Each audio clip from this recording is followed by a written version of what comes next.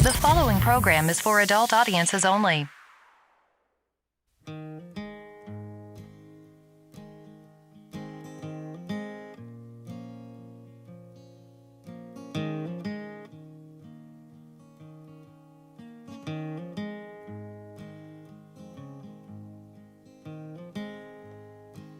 You go your way, and I'll go mine. Maybe someday, one day we'll meet further down the lane. Raise a glass and pour some wine. Do me one more thing if you could be so kind. Drink with me,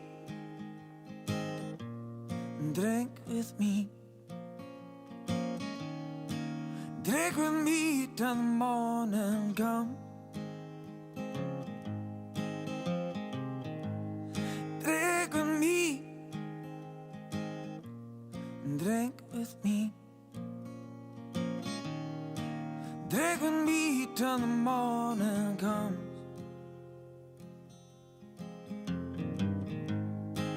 In the morning, we shall fly. Waking up and knowing that we're alright. Raise a smile and grab a chair.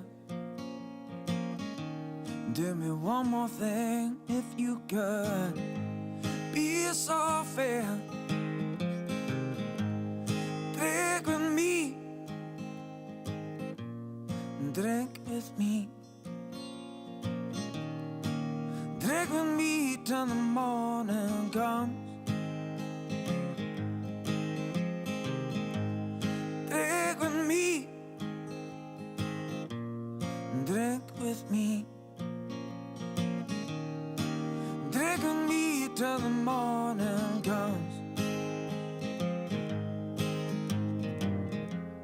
And anytime you feel the strain, just call me up when skies are gray, yeah. Anytime, come what may. Just remember, darling, things we said today, yeah. Drink with me, drink with me. Drink with me when the morning comes. Drink with me, drink with me, yeah. Drink with me till the morning comes.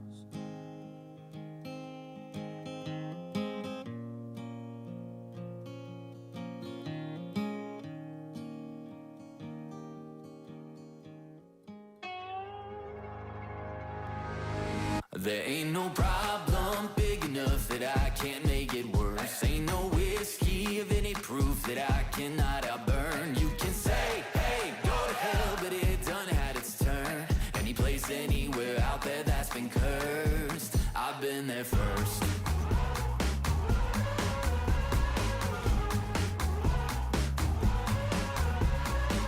I showed up when it was a peaceful little town. A couple weeks and then the troubles tracked me down. And by the time the sheriff finally read me out, there were only ashes left across the ground. There ain't no problem big enough that I can't make it worse. Ain't no whiskey of any proof that I cannot outburn. You can say, hey, go to hell, but it done had its turn. Any place, anywhere out there that's been cursed, I've been there first.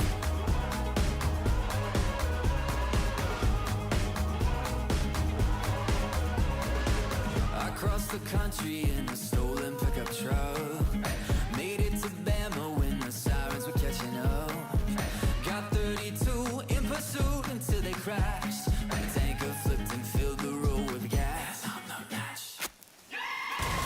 There ain't no problem big enough that I can't make it worse. Ain't no whiskey of any proof that I cannot outburn. You can say, hey, go to hell, but it done had its turn. Any place, anywhere out there that's been cursed, I've been there first. I've been there first. Oh, I've been there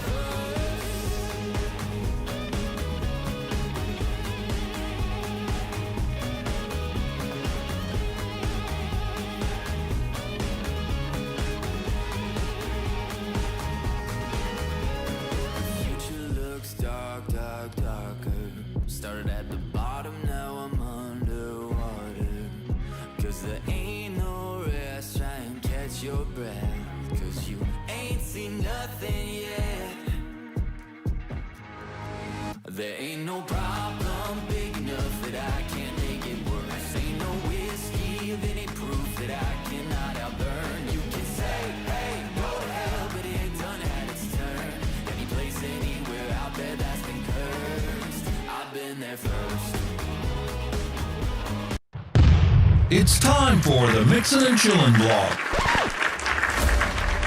Even if they implemented some ridiculous laws, this is something that if somebody truly wants to do this, they can still do it. But it's going to take a lot of effort on the vapors' part to actually learn what it takes to make your own stuff.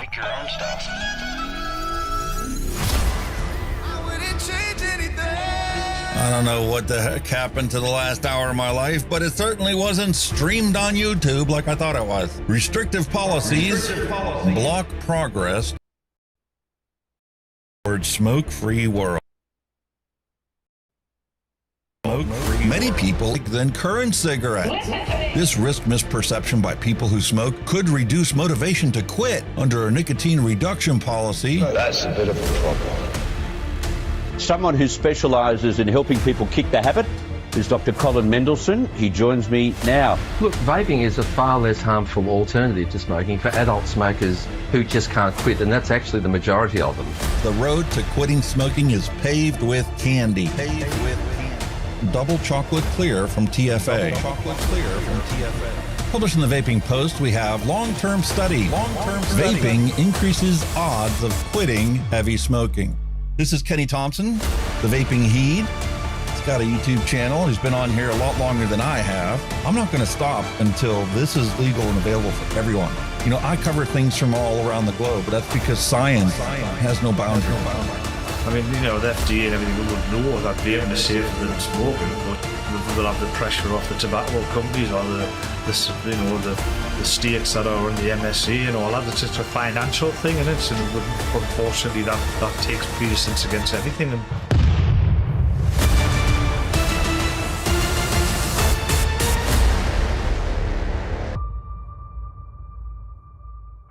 All of the things we went through. You just made my day. Just made my day. You made my day. You made my day. Grab your juice, grab your vape. It's time to get this party started. It's time for the Mixin and Chillin blog. Long-term study. vaping is safer than smoking. Smoke-free world. Hello and welcome, everyone. Time for another episode of Mixing and Chilling. This is episode number 513, Obstinate Bias.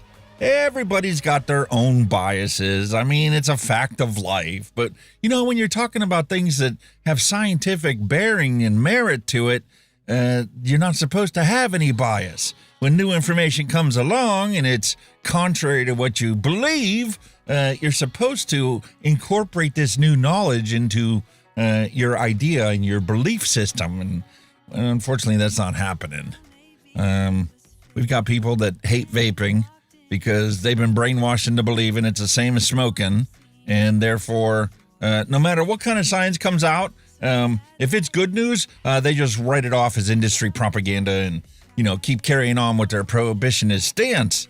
And, that's the reason why, we were having a conversation earlier about, placing orders from different places. And, here we are a month later and it still hasn't shown up. And it's like, well, am I going to get this package? Is Customs going to confiscate it and pitch it without even knowing what it really is or knowing anything about it? They just know what's on a checklist. They know that there's only 41 products authorized by the FDA, and anything else, well, that hasn't been authorized, so therefore you're not allowed to have it. Even though there is no law preventing you as an individual citizen from buying whatever you want from wherever you want in the world. So they have no right to throw your stuff away. But that doesn't stop them from doing it, because what is your choice? What do you actually have to get them to get your package back? It's kind of like the package I sent to Kenny for Christmas, and how because it didn't, how Kenny sent his package to me for Christmas, and because it didn't have the appropriate customs form filled out, because it was a food product, they rummaged through it and practically destroyed everything in the box.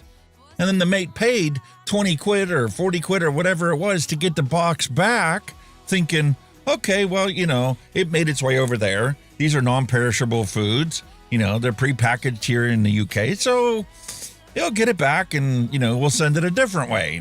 And, luck of the draw, it'll get there. But he got it back and he opened up the box and everything was all ripped open. Like, seriously? How rude could they possibly be? Like, you don't have the forms filled out? You can't let it come into the country? Fine. But when somebody pays to get their stuff back, they pay to get it back in the same condition that they sent it in. And that's not what happened. We literally have the bias of these people literally destroying things.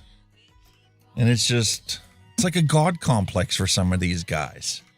I mean, I've seen plenty of that when I was a paramedic for almost 2 decades, and I see what the cops' attitudes are like and how disparaging they look down on people who use drugs and, people that are, in bad situations or made the wrong choice.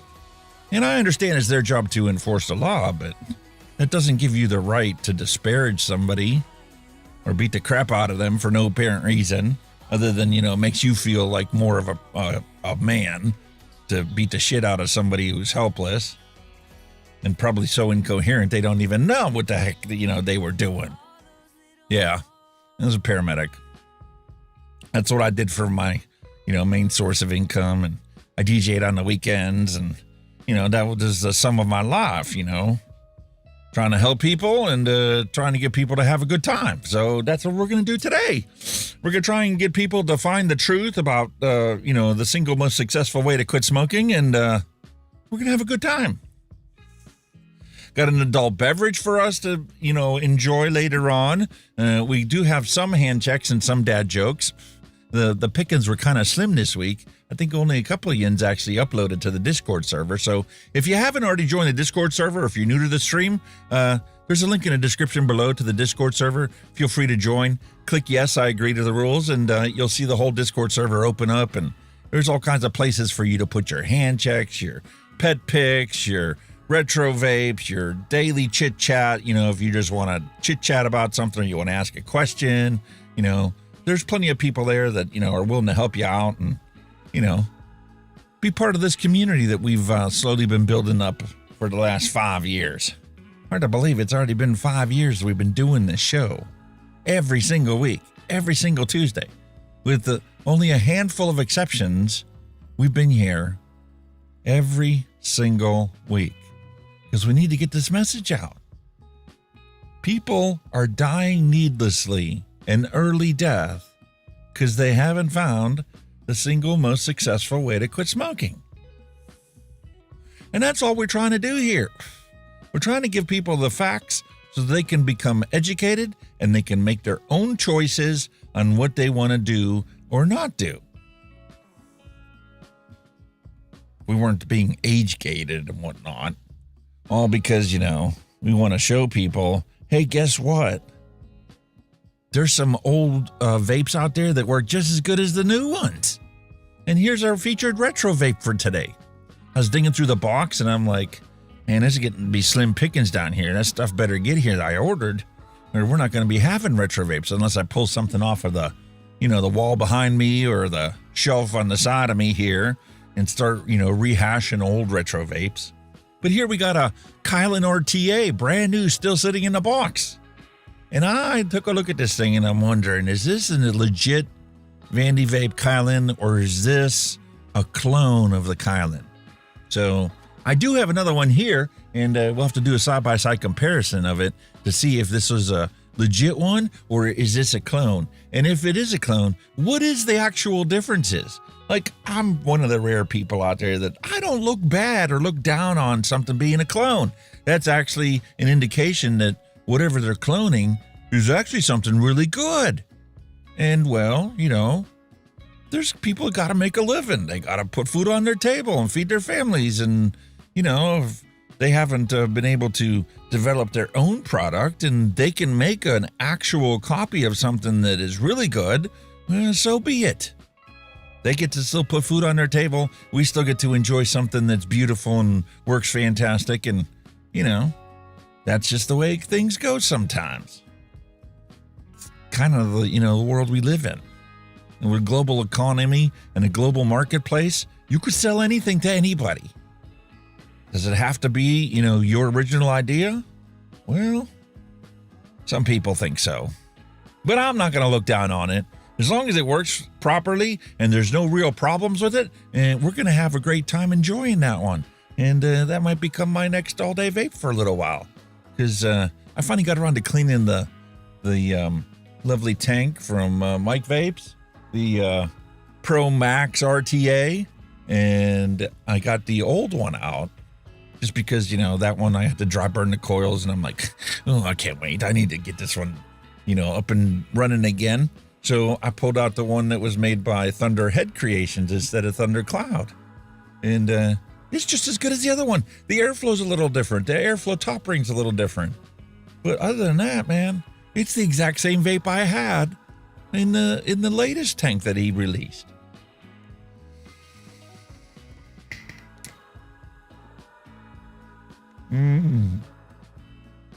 Beautiful flavor. That's that Slurricane that we mixed up. That's my latest, greatest thing. Slurricane. And it's kind of weird because I picked up a retro vape and I was vaping on it today, and something different about this one. Did I accidentally put the wrong juice in it when I filled it up last time? It kind of tastes like, I don't want to say it's like a wine that's gone bad and soured, but it's got some funk taste to it that I just don't recognize. Kind of got an apple-ish flavor to it that's not supposed to be there.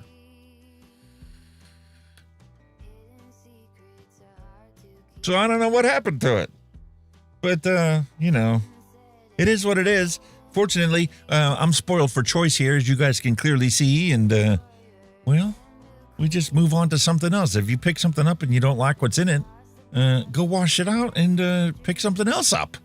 Because you got plenty of things to choose from. Like on the Flavor's Diary this past week, we mixed up this raspberry gummy candy that somebody made for Advocate for Liberty show, and that's what I'm chomping on here.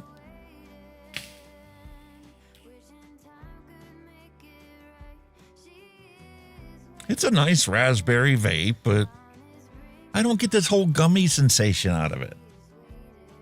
And it's just like, wait a minute, if you're going to call it a raspberry gummy, I should be able to identify it as a raspberry and have some kind of impression of the gummy texture that it's supposed to leave me with, and it doesn't.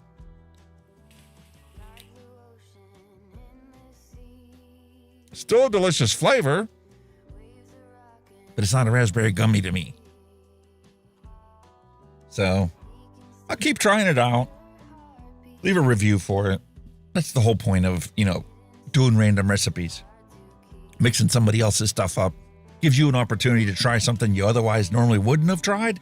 And, it gives the opportunity for somebody who made it to go, man, you might love it, but other people don't seem to like it. Or you made something that other people seem to love. And, So we'll keep on doing that today as well. I also, on the last episode, made some Neotame sweetener. I ordered Neotame and got it all set up. I ordered a hot plate magnetic stirrer, and on the Flavors Diary last week, we took the Neotame powder and we heated up the PG and we put the Neotame in it, stirred the thing up, and once it reached the right temperature, that Neotame beautifully dissolved in the PG, and now we've got an awesome 120 ml bottle of Neotame sweetener, and that's a 10%. And because I know that, Neotame sweetener is like, 6,000 times sweeter than sugar, I also diluted it down, put 30 mils into a 60 ml bottle, and then added 30 mils of PG to it. So now we also have a 5% solution of that. So we're going to be experimenting with that and trying that out. Because, things are getting to be slim pickings out there. I went to go find a Purellum flavor that I don't have in my inventory, and I'm like, how did I not order that? And it's a buttermint. You know those little after dinner mints that you get at like certain restaurants and stuff? Like my wife today is going to out to eat with her boss at work, and they were going out to a place that normally gives you those buttermints after you get done eating before you leave the premises. And I'm like, man, that would be nice to have that buttermint, because that's like not pepperminty, but it is a mint. And I just like got this whole idea. I'm like, you know what? March went by and we didn't make any Shamrock Shake recipes. And I'm like, man, that would be awesome to make that. But all the ones I looked at have buttermint in it, and I don't have buttermint. And to my knowledge, Purellum was the only one that had one. So I went to go look for it, and I can't find it. And I took a look at both Cities Flavors website, and they only have like half a dozen Purellum flavors left. So I started doing some research and Googling, and I'm like, who else sells Purellum flavors here in the United States? According to Google, nobody. They're not for sale anywhere. River Supply is the only place that used to sell it. And, well, they don't sell to the consumers anymore. You have to be a business or have a business license to buy from them. And you have to buy it by the gallon. I can't buy it by the gallon. I just, want a 60 ml bottle of buttermint from Purellum. Is Purellum also going by the wayside like these other people? I don't get it, man. Are we only going to be left with Capella and Wonder Flavors and Flavor Art and TPA for flavors? Have everybody closed up shop besides them? I don't know, man. If you guys know of a place where I can order some buttermint from Purellum, drop it in and let me know. Don't put the whole URL, just the name of the place. And I want to get me some, because I really want to make some Shamrock Shake. And I know it's not going to be the same if I just use peppermint candy flavors or mint flavors, because fresh mint and peppermint candy flavors is not the essence of a Shamrock Shake. It's that whole refreshing buttermint flavor that's the essence of that mint. Obviously with the creams and the milkshake and stuff, but yeah, I don't understand it, man. Things aren't looking good, but it's all because of the bias. Obstinate bias. Tobacco controllers think that they control the world, even though anything they ever did to us, our lives, just made our lives miserable, but didn't actually control what they were trying to control. It never got us to quit smoking when the price of a pack of smokes went up. We moaned and groaned about it, but when we bought that pack, we paid whatever it cost. Even if the price were to double overnight, cigarette smokers would still buy it. It's just, you're stuck in your ways, and they're stuck in their ways. Doesn't seem to be a way that we can get out of this bubble and actually change some minds out there. And it's because of their obstinate bias that it's happening this way. Anyway, we got some news to talk about today. This is April, so, I normally try to talk about Vapril on April because, it's the whole push towards getting a whole new group of people who smoke to ditch their cigarettes and, quit or switch over to a alternative product out there that doesn't have the same health consequences as they get when they light a cigarette on fire and breathe that stuff in.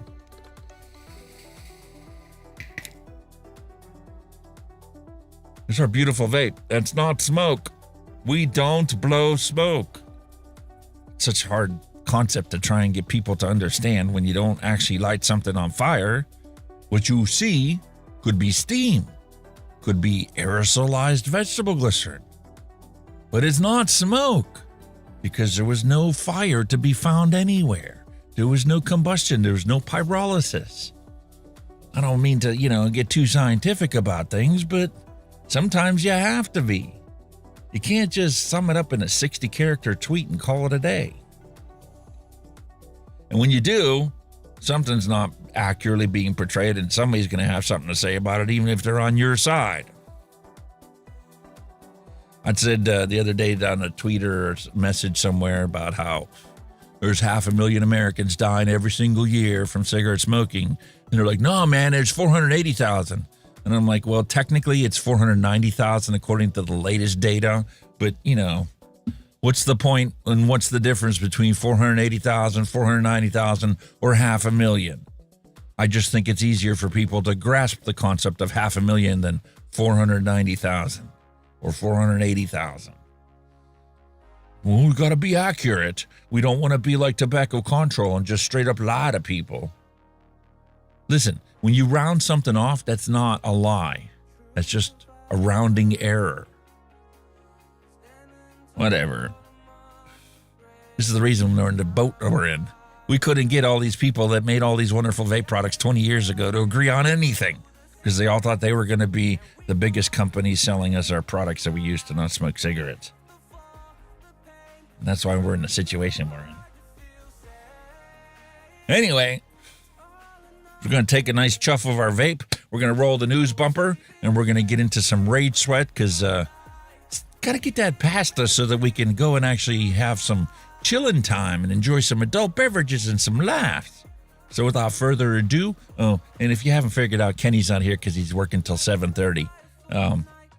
I reached out to Dylan, but he has some medical tests that he had to go and do, so he hasn't finished them up. So you can stuck with me for the next 2 hours, and then Kenny will be along like he normally is. Anyway, time to roll the news bumper.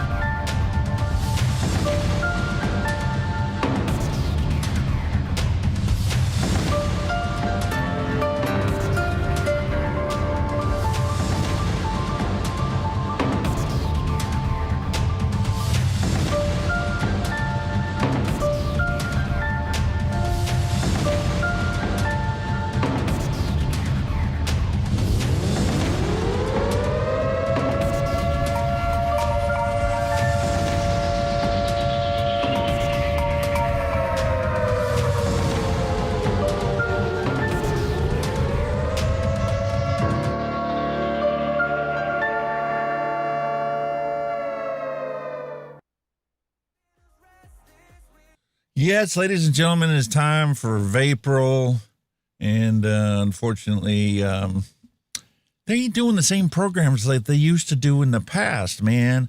I used to enjoy taking their the stuff that they've gathered up and interviews they've done with people, and I used to, mix it up and put my own editorial commentary on it or something, and like we did an interview. They did an interview with a guy who's my age now, and that was like 5 years ago. And well, he talked about how, his quit journey, how he was introduced to vaping as a concept, and he was encouraged to try it. So he tried it, and, he tried his flavor and he didn't like that flavor. So he ended up having to find a flavor that he actually enjoyed that was good enough for him to enjoy it as an all-day vape and completely replace his cigarette smoking. And, well, he was able to successfully quit smoking. And, well, They don't do that kind of stuff anymore.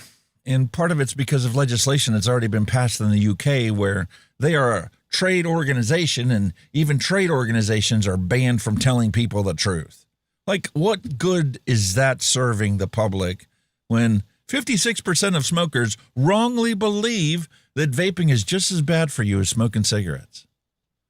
So they're banned from telling people the truth, and they're banned from it because that tobacco industry marketing, even though they're the only ones that are standing up and going, excuse me, but 2 decades ago, when this technology was first invented and became widestreamly available to everybody all across the globe, more people understood the fundamental fact that, well, when you're vaping, you're not smoking. And vaping's got to be safer than smoking because there's no combustion. You never heat anything up to the point where it's on fire. And they understood that. But 2 decades later, more people wrongly believe inaccurate information about it than they did when it was first invented. Part of that may be a statement on the current situation of, social media's influence on society. Part of it may be all of the billions of dollars that Bloomberg has spent to try and, persuade the people that this is just as bad as cigarette smoking, and, we just need to hate everybody that does this, regardless of the fact that they quit smoking or not. And part of it is just straight outright fear-mongering stories that the news agencies keep plastering all over the place. Never a good story about vaping. Never success stories about how, look at the dozens of people, your parents and your grandparents, that no longer smoke cigarettes, and they've gone to the doctors, just like Robert Lawyer was saying. They've gone to the doctors, and the doctors no longer complain about their vaping because, well, they've witnessed firsthand the health improvements from not smoking cigarettes. And you're continuing to vape, and it's what you use to not smoke cigarettes, and they see the health improvements, and they have to drop their obstinate bias and accept the fact that regardless of what the, fear-mongering stories say, somebody personally whose health has drastically improved because they no longer smoke cigarettes. And that's the message that they're asking us to move forward in Vapril. Although they've also added a little tagline about, make sure you don't get a dodgy vape because, dodgy vapes are made as clones, and nobody needs to be buying clones. You should only buy the original one from the original brand because, you just don't know what's in those clones. What would they put in the clone? Seriously, what would be cheaper to put into a vape that they could save money and would make the product dodgy to the point where you shouldn't use it? There really isn't anything, because in order for it to work, it has to follow the same established formula of vegetable glycerin is the primary ingredient inside of all vapes because it's what makes the clouds. The propylene glycol is in there as an antimicrobial so that they don't have to spend a ton of money on other ingredients to make sure that your stuff doesn't go bad prematurely. And, there's flavorings and there's nicotine, and that's it. Well, what are they going to put in there? And this whole argument about, them putting fentanyl in it, first off, it's not chemically or physically possible for that to be vaporized inside your device. Yes, you could possibly get some as a spitback, but why would they do that? Why would somebody put something that costs thousands upon thousands of dollars into something to replace something that costs them pennies to put into the product? People have lost their common sense. And, Vapril's lost their focus on trying to get people to quit smoking, and they're more worried about, all of their member organizations and being able to continue to make a nice, healthy profit that they want you to actually like advocate for, banning the clones. Not that there's that many available in the first place. But, it's a Vaping Awareness Month, Vapril 2026. So go tell your stories on social media. Put a post on Facebook about how this is what you use to quit smoking and, tell the truth. That's all you got to do. It's that simple. Meanwhile, we got some fun stories to start off with. You're going to love this one. Swamp Thing. Swamp Thing has decided to rob a vape shop because, they didn't get their needed supply of vapes, and the economy's so crappy that, they got to go and rob the till at some shop. And, well, they decide to put a Gia suit on and go rob a vape shop.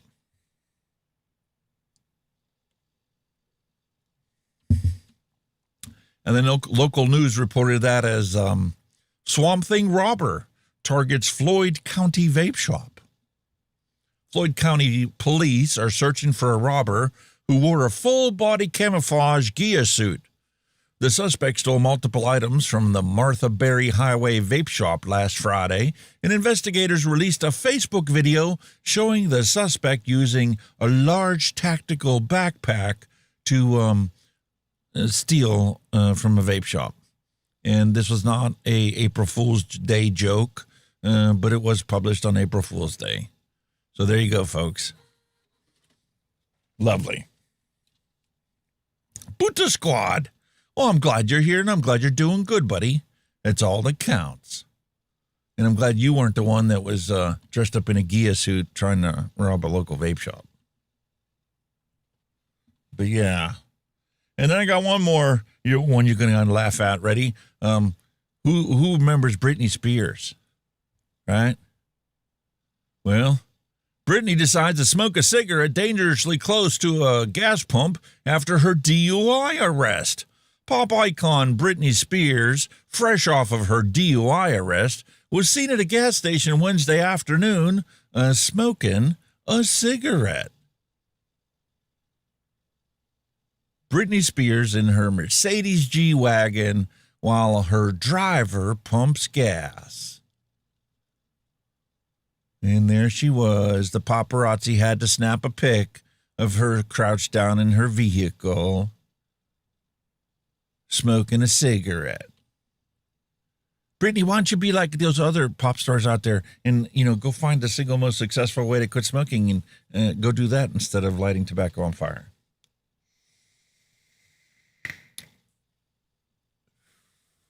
Well, in pictures obtained by the Post, Spears is seen sitting in the passenger seat of her $230,000 Jeep-style black SUV with her legs propped up on the dashboard while smoking a cigarette as her car is parked right in front of the gas pump while someone else fills up her tank. The photos show a window rolled just slightly down with smoke drifting inside the vehicle.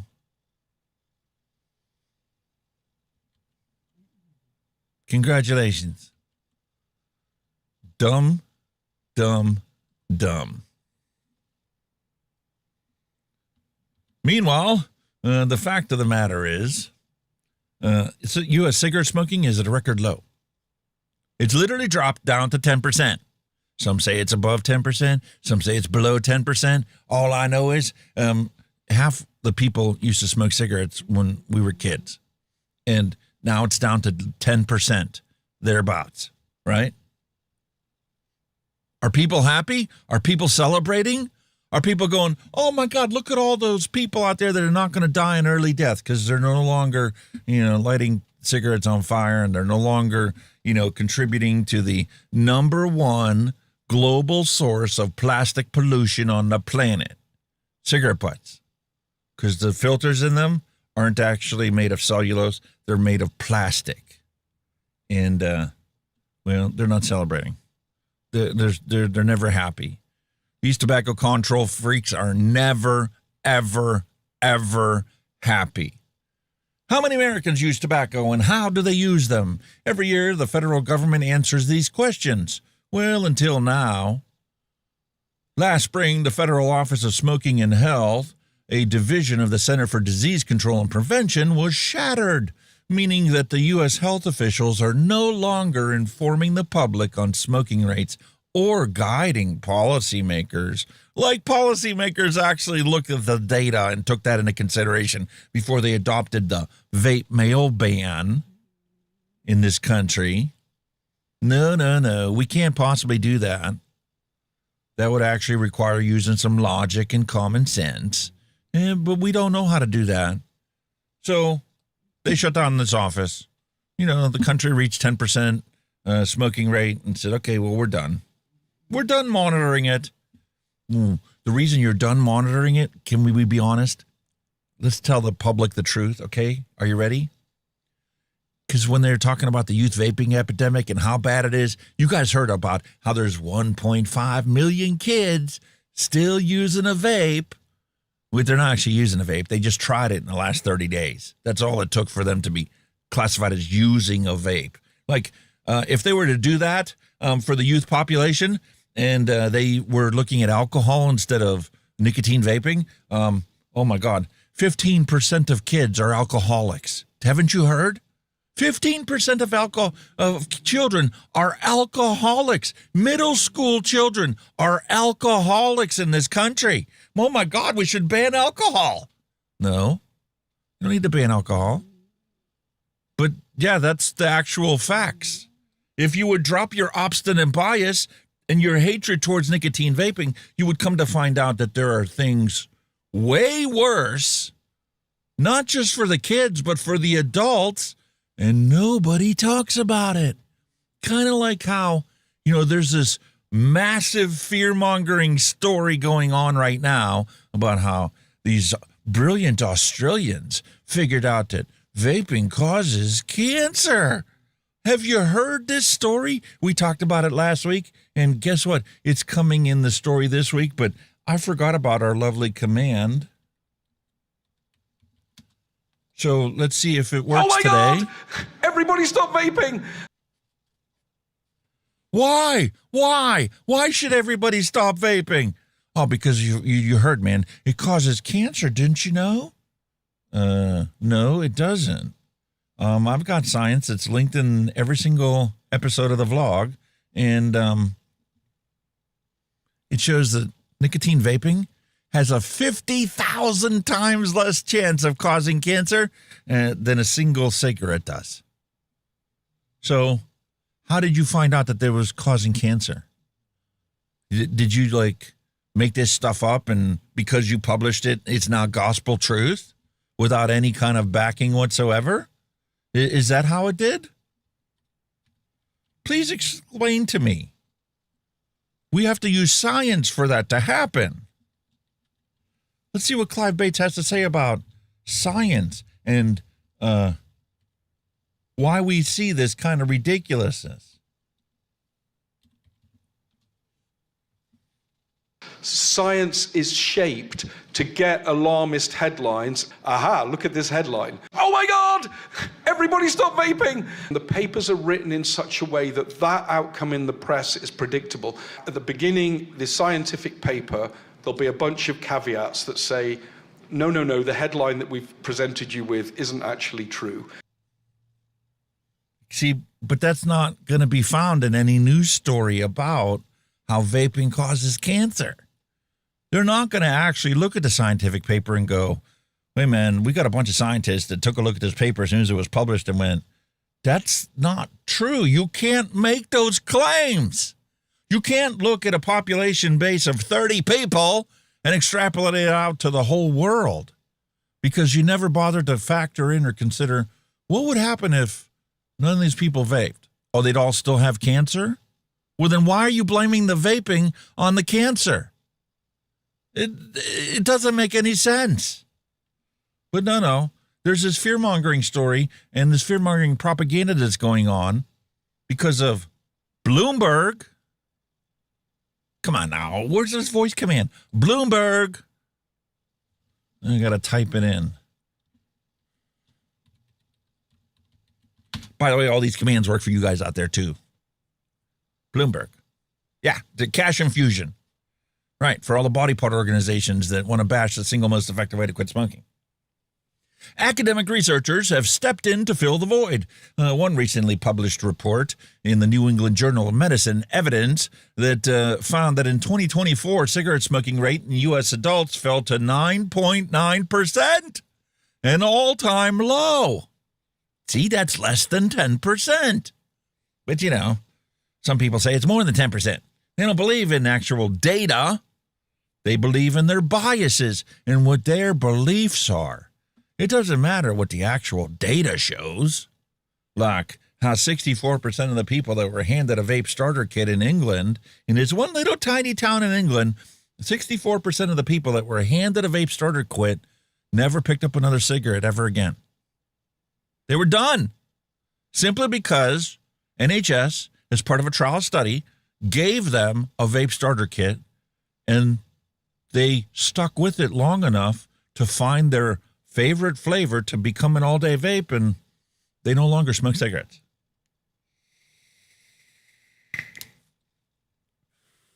Why isn't that being talked about everywhere?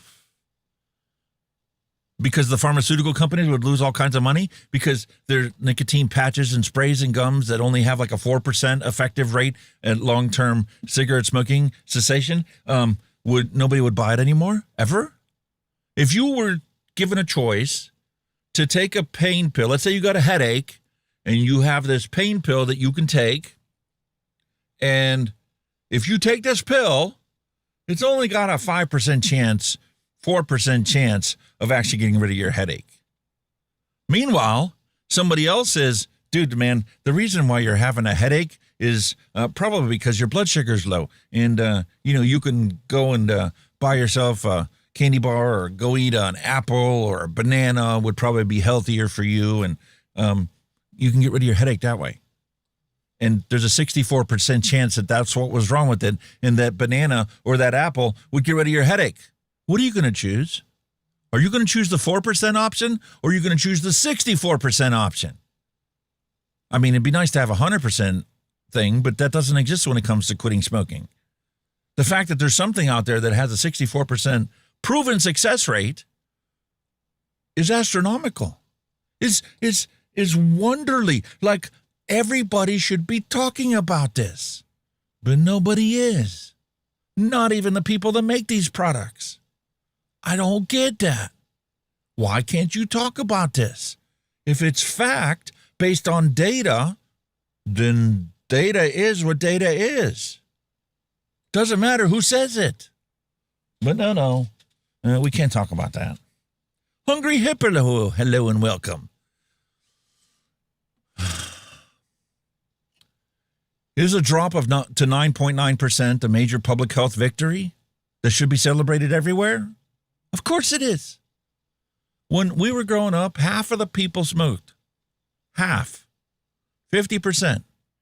When you took a look at a room full of people, half of the people were smoking cigarettes. And we're down to less than 10%?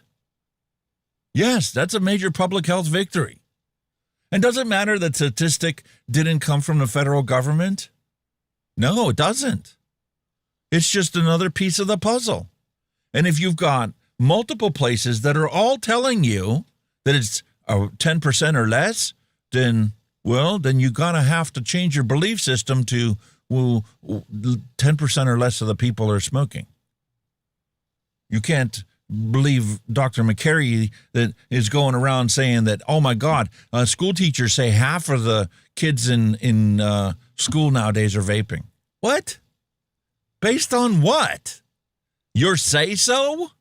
That's not how science works. It requires data aggregation and collection from multiple different agencies and multiple different sources. Some universities, some government agencies, and you could go do science yourself if you really wanted to. Go down to your local school, and they're going to have to sign a bunch of waivers. If you've never done any research before, there's all kinds of, ethical considerations and whatnot that you have to do, especially for underage kids or whatever. You'd have to get the parents to sign off on it. It's a bunch of hassle, but you could go down and do your own scientific study, and then you could write your own scientific paper. There's nothing requiring you to have a master's degree or a doctorate to go publish papers. Anybody can do it. There's a bunch of hoops to jump through that you might not feel comfortable with, but that's a fact. Just like the fact is that you need to be an educated consumer nowadays.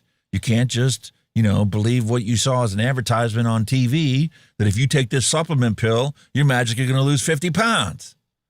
You should know better than that, than to just believe one thing that you happen to glance across or see, let alone something you came across on TikTok, said some, 14-year-old chick that went viral is saying that, she uses to stay skinny. Now she was a fat 8-year-old, and now she takes this one vitamin or this one gummy nutrient, and now she's not fat anymore. And that's the whole reason why she lost all that weight.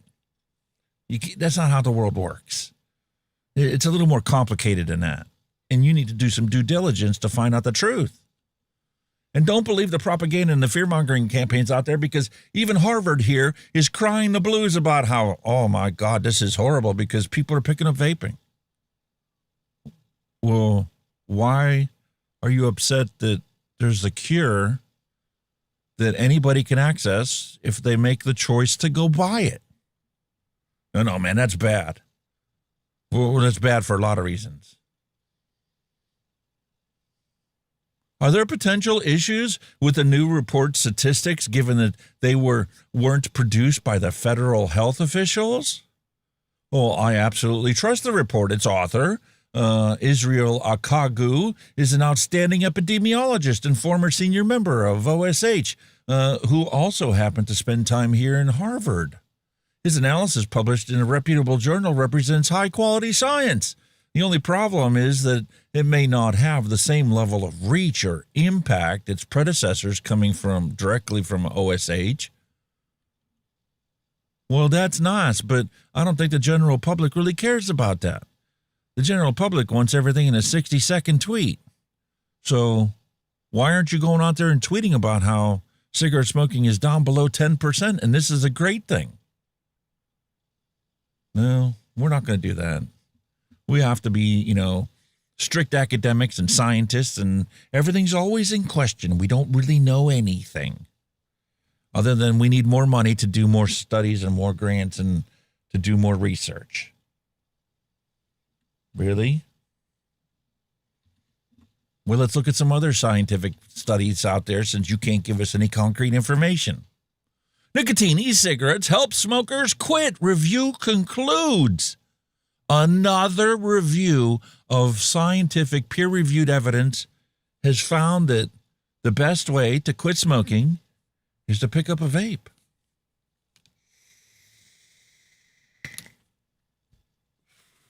Share your email to continue reading. Okay.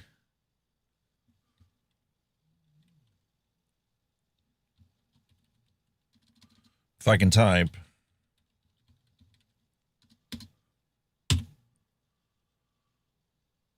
Create a password. All right, create a password. Confirm your account. Oh, Jesus, this is nuts. All right.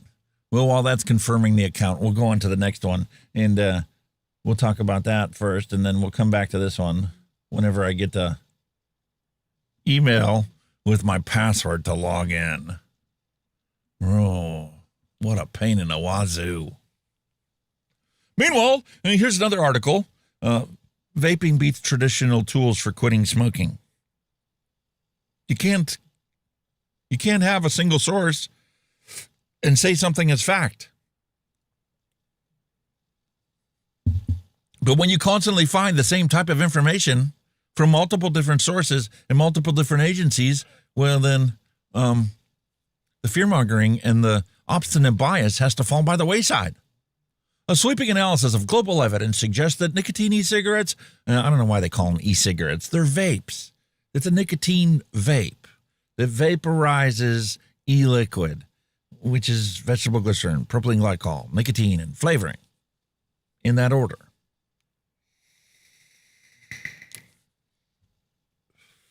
And I love the scientific word, may. It may outperform traditional quit aids. No, in every scientific study that's ever been performed, comparing traditional quit methods such as nicotine patches or sprays or gums or prescription pills, nicotine vaping always wins. It's at least twice as effective as a combination of all of those put together. So no wonder when I finally discovered vaping and I tried it, I was able to quit. Because I was like everybody else on the face of the earth that's been tested and tried this to quit smoking. And once you stick with it and you finally stop dual using both a cigarette and a vape, you're going to see the same health improvements. Your taste buds are going to wake up, and all of a sudden you're going to realize that a bunch of the things you truly loved actually suck for one reason or another. And things that you never liked before in your entire life all of a sudden taste fantastic. It's because you're not smoking cigarettes anymore, and your taste buds woke up and could actually give you actual information that isn't tainted by the tar from the cigarette smoke and all the other 7,000 compounds that you breathed in every time you lit the cigarette on fire. Electronic cigarettes and vapes are often offered to help people quit the smoking habit. Not in the United States, they're not. Try and find a doctor that, willingly tells people, listen, dude, I've already got you to try everything. You've already taken the pills and the patches for it. None of it worked more than a couple weeks. Have you thought about stopping at a vape shop, picking up a vape, or at a gas station or convenience store and picking up a disposable? Maybe you ought to give that a try. We've tried everything else. There's nothing else left to try. So maybe we should actually try what's already been scientifically demonstrated as the most effective way to quit. We've already tried all the things that we know are going to fail. We've already drug you through the trudge and made you get another 50 doctor's appointments to deal with your smoking problem. And, well, I guess we have no choice left either to lie to you and say, well, I guess you're going to be a smoker forever. Or maybe you should try the thing you haven't tried yet. It's actually available everywhere. And the reason it's available everywhere is because when people realize how easy it is to quit smoking with one of these, everybody wants to open up their own vape shop. Because it's like the one thing that we swore we'd never be able to give up. I'm going to be a smoker until I'm in the coffin. It's literally going to be the nail that puts me in the ground. We gave up on it. And then we found a vape. And now we're here week after week talking about how it worked for me. It worked for you too. And we've now formed a community of ex-smokers, all talking about how wonderful this is and how wrong it is when they tax it or ban it. But, they're not listening to us. Not yet, at least.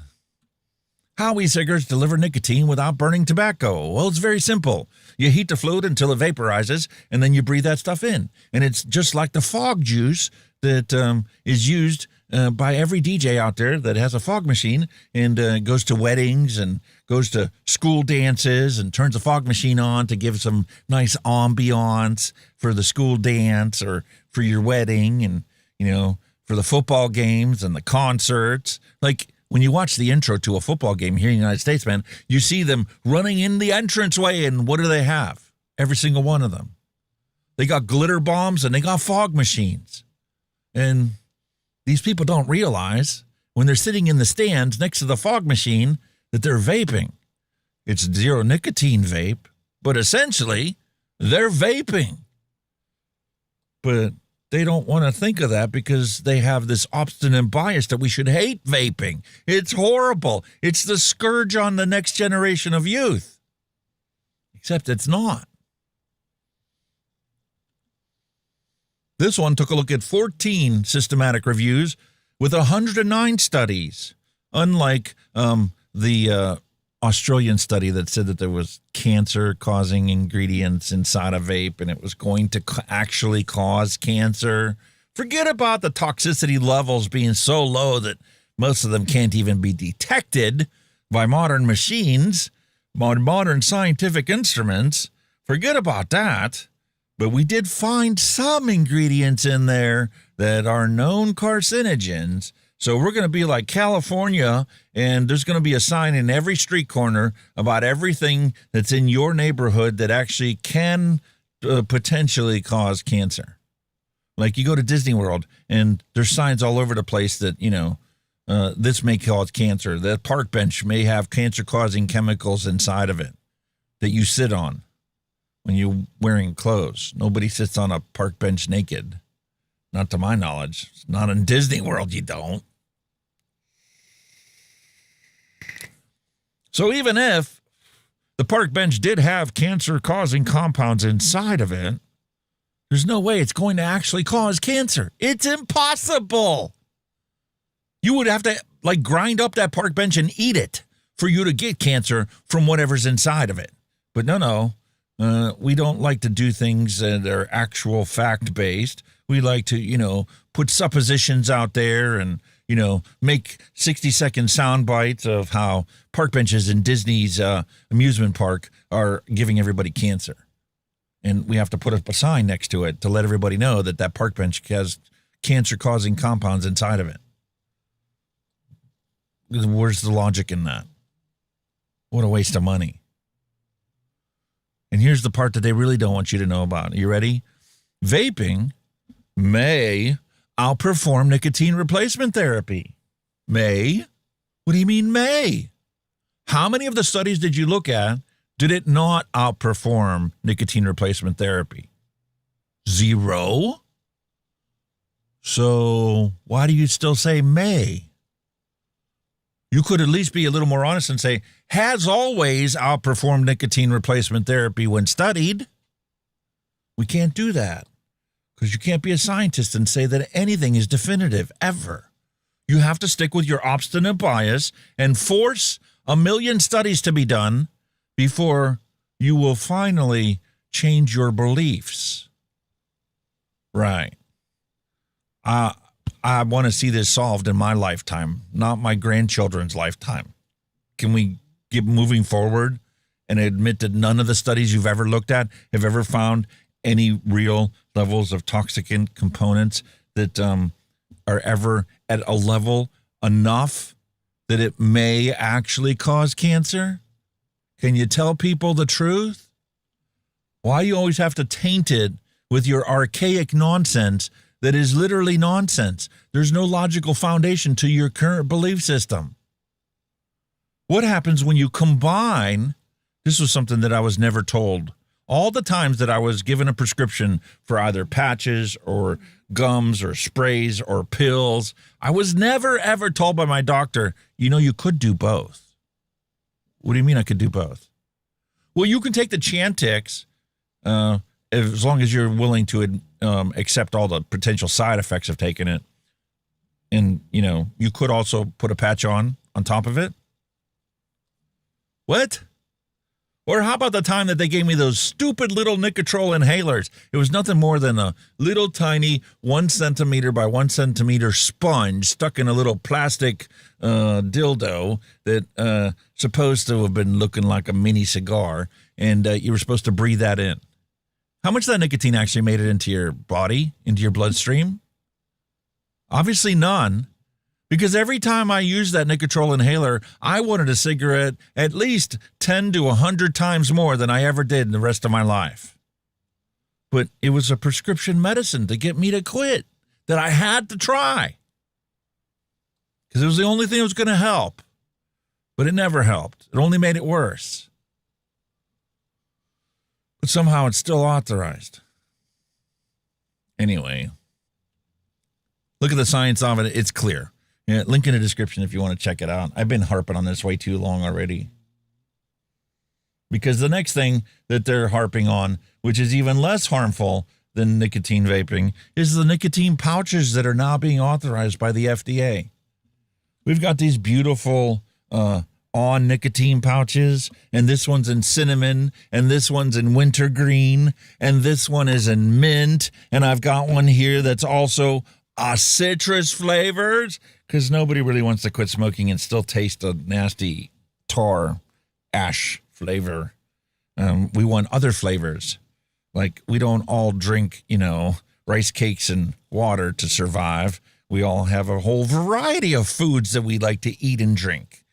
But, you're only allowed tobacco flavor according to the FDA.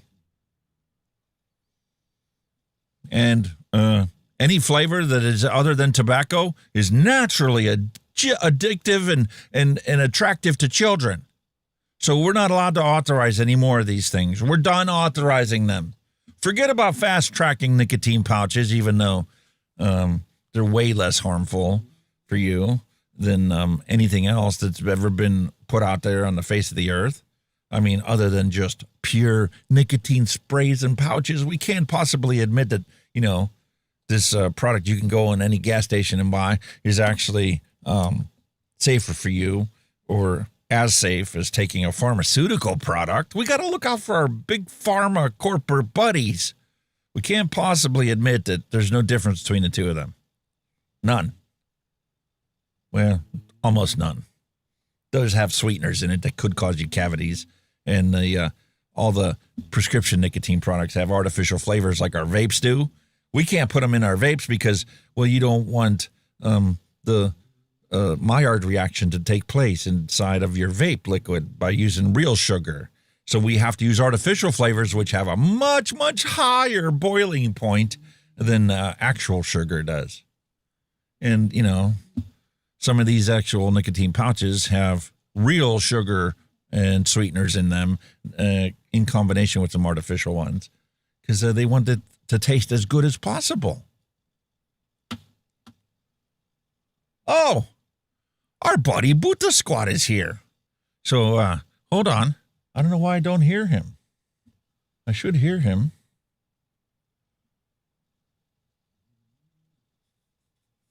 His internet connection's pretty slow. I see that in the yellow. Hold on. Let's get Buta Squad to join us. So you have to excuse me for a moment while I switch to studio mode and switch Kenny out for Buta Squad. Where is it? Ninja. Guest one. I'm going to have to move that scene so it's easier for us to find. VN guest one.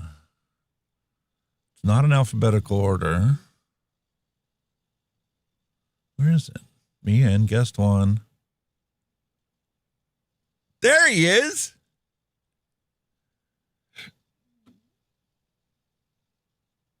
I don't hear you, dude.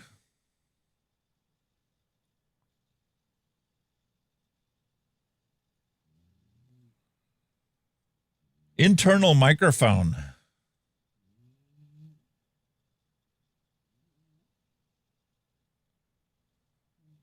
Internal speakers. I don't hear you. I hear you. Say something. Something. Ah, nice. How you doing today? MRIs and everything. They let the vampires suck my blood. Uh-oh. So I may have black and blues after today. Oh, that sucks. No, yeah. Sorry to hear that, buddy. But just laying on that MRI table was the worst part. It's like watching a beach whale being docked on the beach.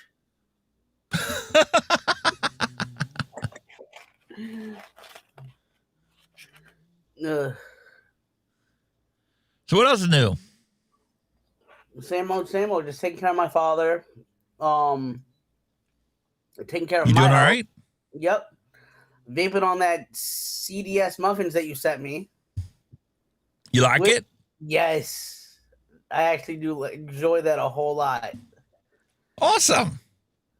I got that in my Typhoon GT4, which is in the other room. Very nice.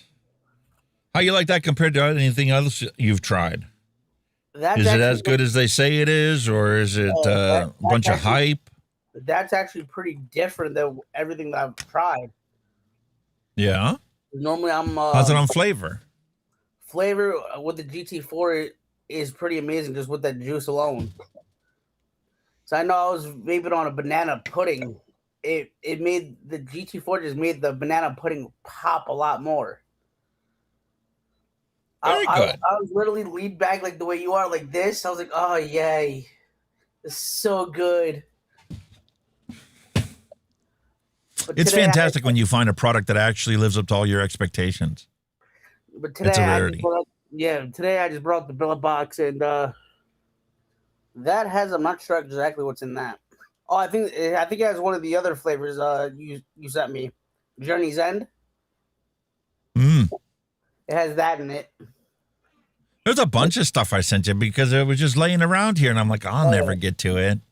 Like, I got the lady stuff here. I still haven't sent it away because I made all that Nicotine sweetener. So they each got a 10 ml bottle of the 10% Nicotine sweetener. And then on Sunday, I was cutting it down with what was left in the beaker. And I'm like, listen, I want to make 5% Nicotine sweetener because, like, the 10% is great if, like, you're putting it into a pod system recipe and you just want to put one drop of that Nicotine in. Right. And that's all you're going to need. Which is actually going to make your coils last longer. And the reason why they're using these in disposables is because you're putting in, like, one drop instead of, like, 10 mils of it in a batch. There's nothing there to go bad on your coils. Right. So that's what I did was I packaged up. I made them their key lime pie with 30% flavoring, 15 milligram. Salt Nick is what I have in there. Great for a pod system, great for an all-in-one setup. And then I made them a 10 ml bottle of the 10% Nicotine and a 10 ml bottle of the 5% Nicotine that's also going to go their way. And then the other thing I have planned for this week is, I'm like, listen, we did this with Nicotine. I'm running low on super sweet, so I might as well make some super sweet. So I got 100 grams of pure sucralose. We're going to make our own super sweet. And I'm going to throw that in their package too. The crazy thing is, Alex, I was talking to Cheryl Demirs about key lime pie on ELR. So we searched it up. We found Lady Liberty's key lime cheesecake. Ooh, nice. It sounds so good. Yeah. We've got so many wonderful flavors that we can make up ourselves. But because of the way that things are going lately and how disparaging things are and how many new regulations are in place and how hard it is to start getting stuff, like I remember I bought that 120 mils of Purellum Super Sweet because it was only $10 for that 120 mils versus Capella's 120 mil bottle of Super Sweet that would cost $15. Guess what? They both cost $15 now. Jesus Christ. The only super sweet that's cheaper than that right now is TFA Super Sweet. It's like $13. Dude, this 100-gram bag cost me $16.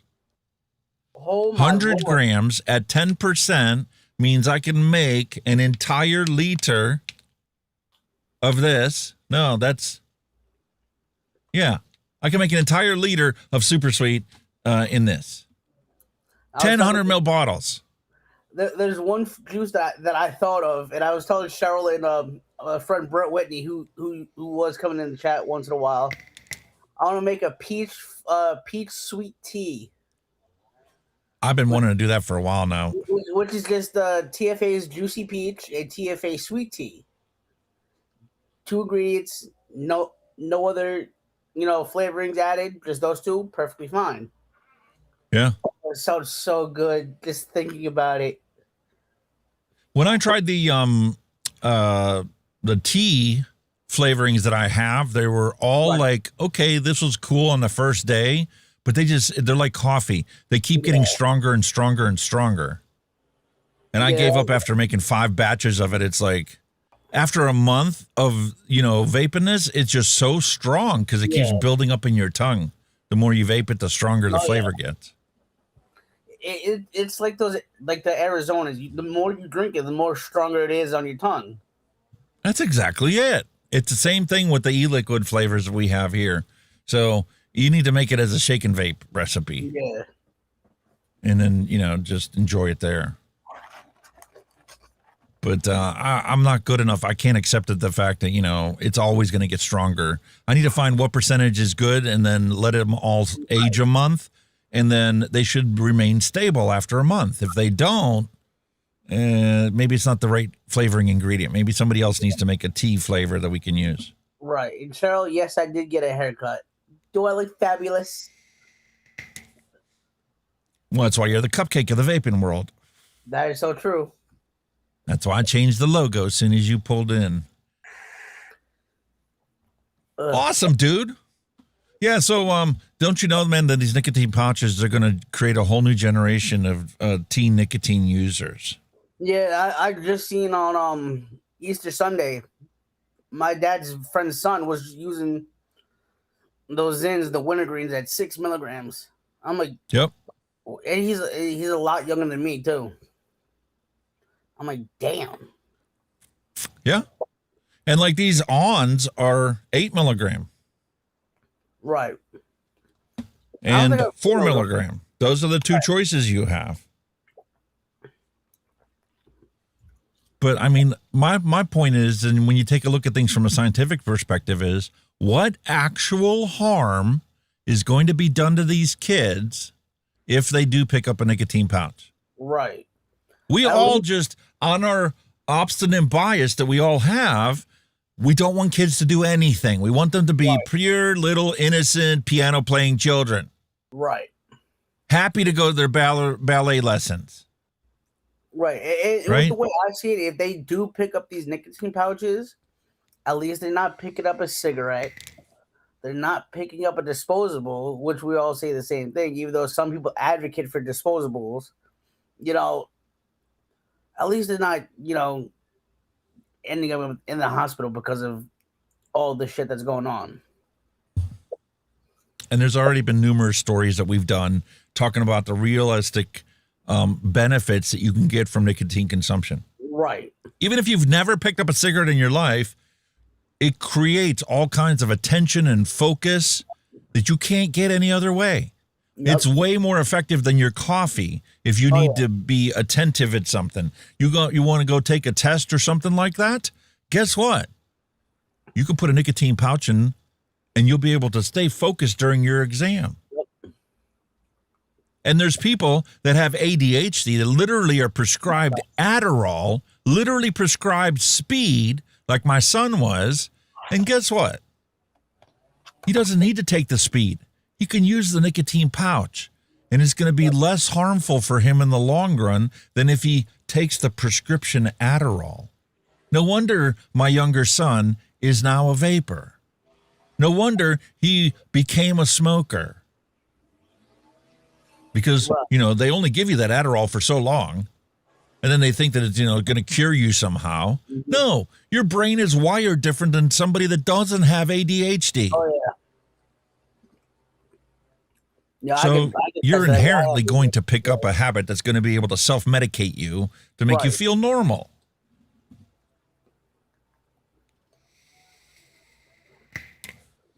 But nobody wants to talk about that. Oh, yeah. All they want to talk about is, oh, no, we can't fast-track nicotine pouches. Look at all the youth are going to pick it up. And the crazy thing is, I have ADHD, and I've tried to talk about this with people and everything, listen, I'm focused. I'm not as, how do I put this? Attentive where I'm going to move around, do something else compared to what I need to do. I can sit there, finish one thing, and then say, okay, I got to get this done. Go do it and finish there. Hell, Advocate for boobies. Hello and welcome. And I forgot to tell you this. My channel just hit 196 subscribers. Awesome. Congratulations, man. That's great to hear. And that was just constantly posting shorts on the channel and everything. I'm like, okay. And then that's when skyrocketed. Awesome, dude. I'm very happy for you. Craig D, hello and welcome. Craig D. Awesome to have you here. All right, well, since we're not going to talk about this ridiculous alarmism about youth nicotine consumption through pouches, and the crazy thing is all these tobacco control people are lying to the public. Well, I mean, they're technically not lying. They're like, oh my God, teen nicotine pouch use has doubled. Yeah. Okay, what the actual rate is? Oh, it's like 1%, and you're crying the blues that it doubled because it was at 0.5%.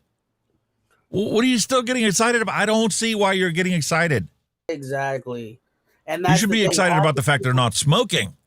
Exactly. And that's the thing. Half these people don't want to show the actual percentage or the charts of all these pouches, being used by the kids. They'd rather show everybody the percentages in the charts of vaping and cigarettes. But when it comes to pouches, we're not even going to bother. Brian Ferguson, hello and welcome. All right, well, here's the thing for you, right? We look at this and we look at things in a realistic perspective and a pragmatic approach and looking at the situation and understanding that, we don't live in a fantasy world where kids all take piano lessons and all take ballet lessons. There are bad kids in the world. There are kids that have a bad lot in life, and therefore they're going to act out for the attention for whatever reason, whatever. We do have kids that have medical issues like ADHD, where they simply seek these things for self-medication purposes. Right. But do you think you could ever go to jail for using a nicotine product? No. Don't go to France. Some countries you can, yeah. Don't go to France. I think Australia is the same way. Don't go to France. You're allowed to vape nicotine in France, but if you get caught with a nicotine pouch, you now face prison time. What? How is this? How did this ever come to be? It makes no sense. They need to get their things together. Need to get their head out of their ass. Exactly. That's what I'm saying about it, but I didn't want to actually say it. I'll say it because it's true.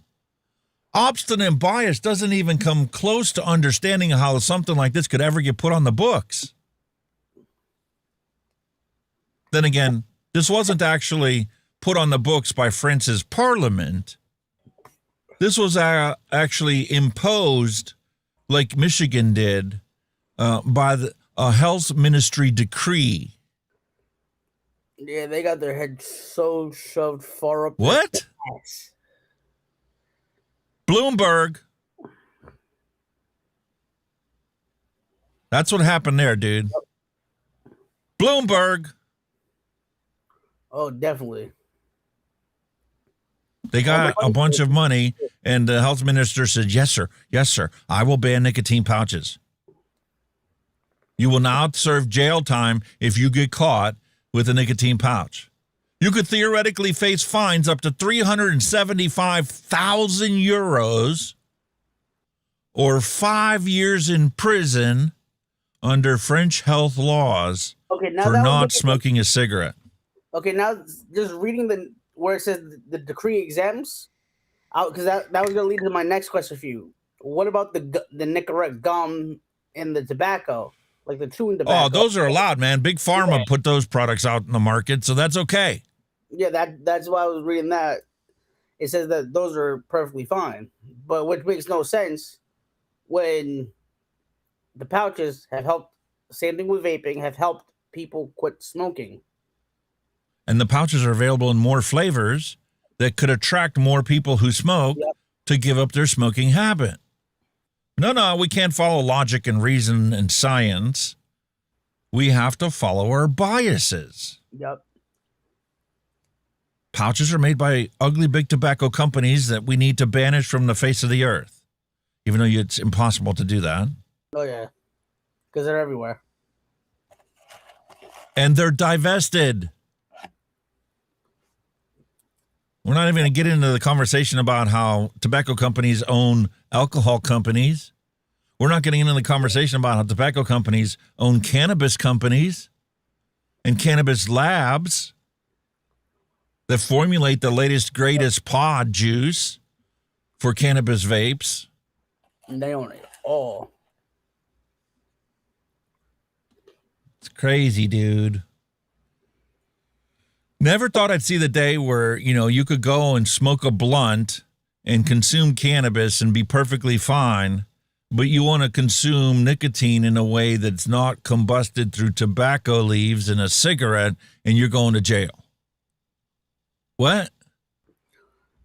I agree with you 100% there. If it's just a matter of time before, if you get caught with a flavored vape other than tobacco flavor in Hawaii, you're going to be in jail. Yep. They'll be the first state to do that. I guarantee you. No, I think Australia is the same way, except for the fact that, from what I think Bogan was sitting there saying, they put some of his juice out there in Australia, mixed with tobacco flavor, mixed with the tobacco. Yeah. But it has to be the specific flavors that have either tobacco or menthol in it. It's crazy, man. And the thing is, yourself, once you actually quit smoking, you don't like the tobacco flavors. Very, very few vapors love tobacco flavors, and that's all they ever want. Mm-hmm. And I have to agree with Robert Lawyer that,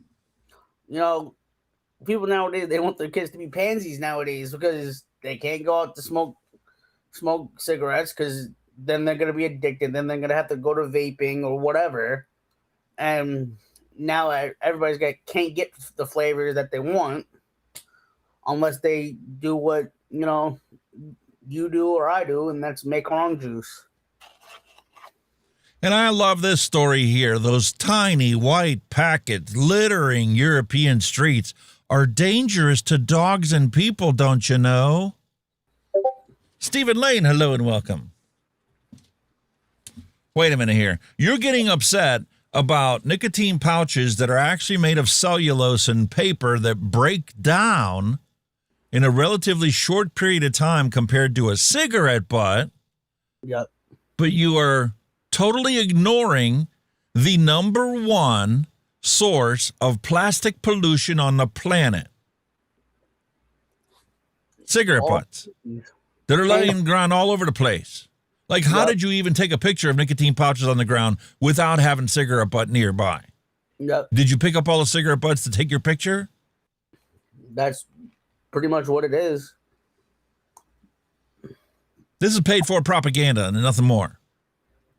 Nicotine pouch waste has the potential of becoming the next cigarette butt problem. No, it doesn't. Nope. First off, it's got to overtake cigarette smoking, and it ain't going to do that anytime in the near future with the way that the laws are on all the books all around the world. Exactly.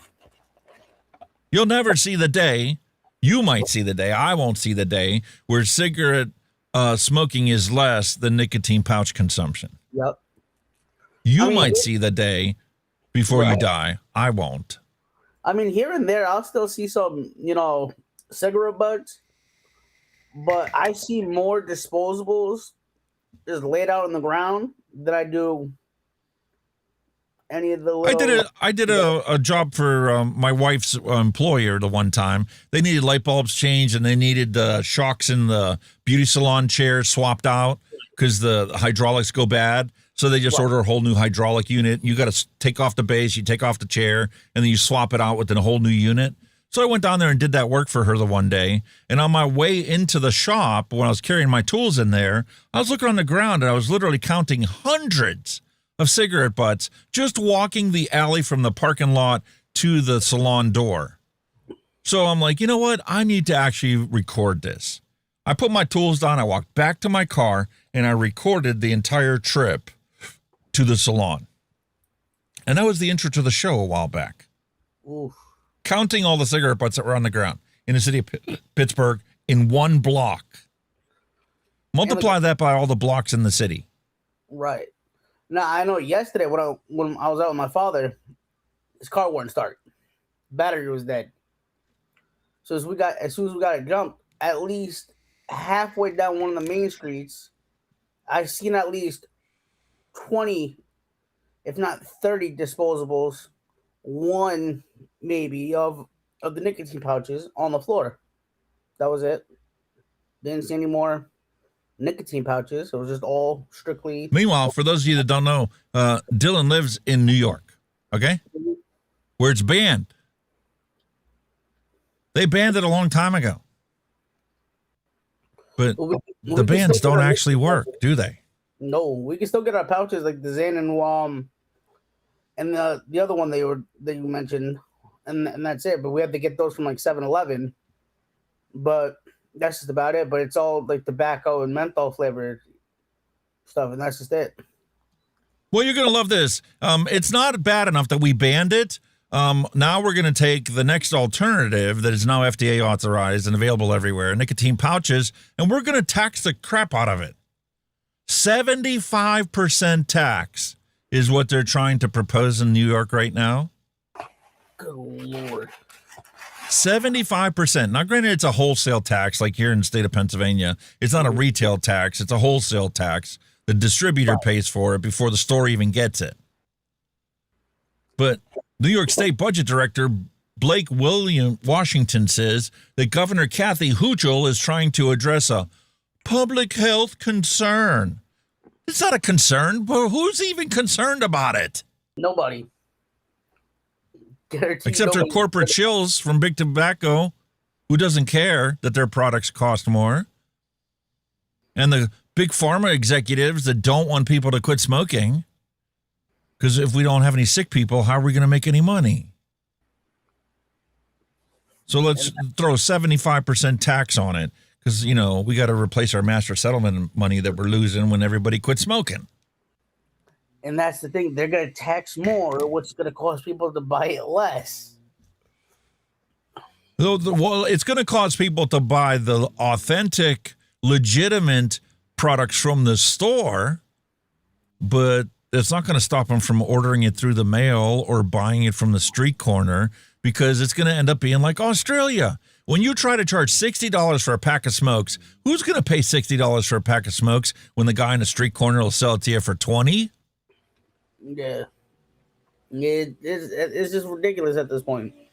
It's the same thing with marijuana, like we talked about the one time. They closed so many shops out here, and they're still selling it, you know. Hell, I was lucky enough to bring some home from Vape and Vegan, you know, the smoke. Well, it's just like California, right? California was one of the first ones to legalize cannabis use, right? But they put so many different fees and taxes and licenses in place that literally cost hundreds of thousands of dollars, if not millions of dollars to obtain. Yep. That the legitimate market can't possibly compete with the people that are growing it in their backyard. Oh, yeah. Because the people in their backyard don't collect any of the tax dollars, don't tell anybody that they even make it, let alone sell it. So you're never going to eliminate the black market as long as you keep expecting people to pay, you know, hundreds of dollars in taxes and fees on a legitimate product. It's common sense. Which nowadays these people don't have. They don't have the common sense to, you know, either do it or handle it. These new products offer greater benefits to population health than they offer risks to anyone, including youth. If they didn't, they would have never got authorized by the FDA. Yep. Meanwhile, we still have the fear-mongering going on this week. They keep trudging this up. Vaping likely to cause cancer. New Australian review of evidence finds. The review, led by researchers from the University of New South Wales, brought together a range of evidence, including mouse studies, case reports, biomarker studies, and chemical analysis of the ingredients in the nicotine-based vape. And what did they determine? Now, on this topic, Alex, now, as you know, we have each other as friends on Facebook. Yeah. Before and after we became friends on Facebook, I've seen the same thumbnail on the site stating, "Oh well, they found new studies of lung cancer or new studies of a disease found within vaping." It's like, where is your proof that any of this is even happening? Like, where is it? Like, it's here's the answer to your question, dude. It's not rocket science. Science is shaped to get alarmist headlines. Aha, look at this headline. Oh my God, everybody stop vaping. The papers are written in such a way that that outcome in the press is predictable. At the beginning, the scientific paper, there'll be a bunch of caveats that say, no, the headline that we've presented you with isn't actually true. But they're not going to talk about that. They're not. I thought that was Kenny for a second.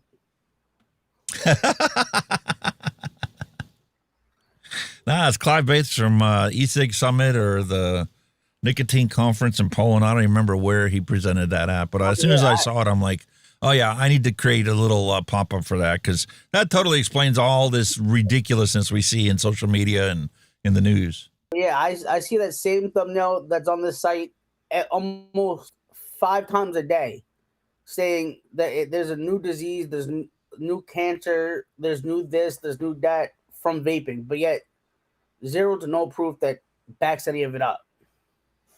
Well, it's just like, here we go, Rutgers University, right? You would think that, you could find somebody that would tell the truth about everything and not put something out that is strictly for fear-mongering purposes alone.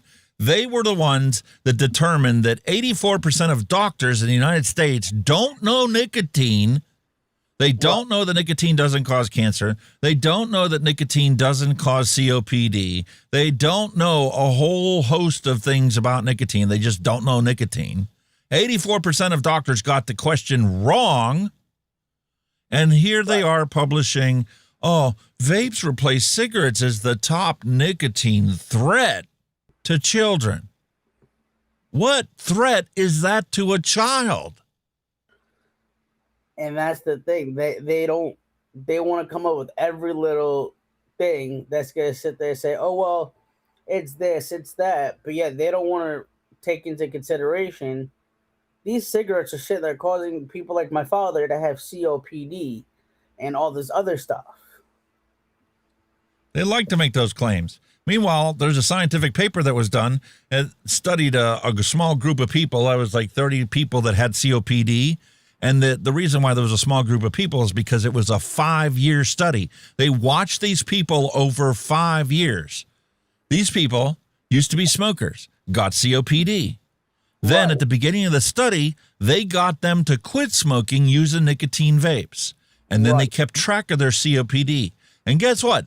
Every single person that completely quit smoking and was only using a nicotine vape or had completely quit altogether, they studied them. And the people that continued to vape for the 5 years that they did the study actually had more health improvements of their COPD going away than the people that completely quit smoking. You continue to get better if you continue to vape with COPD.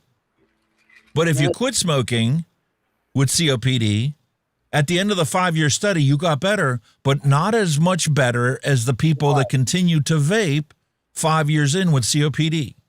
And this is why I'm glad my father is now, I believe, officially 3 years smoke-free since he switched to vaping. That deserves a round of applause. Yes.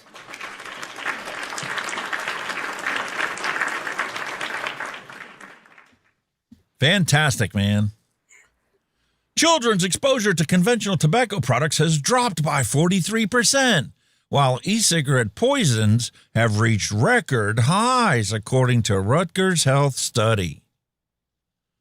Researchers at the New Jersey Poison Control Center, based at Rutgers New Jersey Medical School, used a national poison data system to analyze more than 92,000 reported nicotine exposures in children ages 5 and younger between 2016 and 2023 to understand how the rise of newer products, specifically disposable vapes and nicotine pouches, has changed the risk for young children.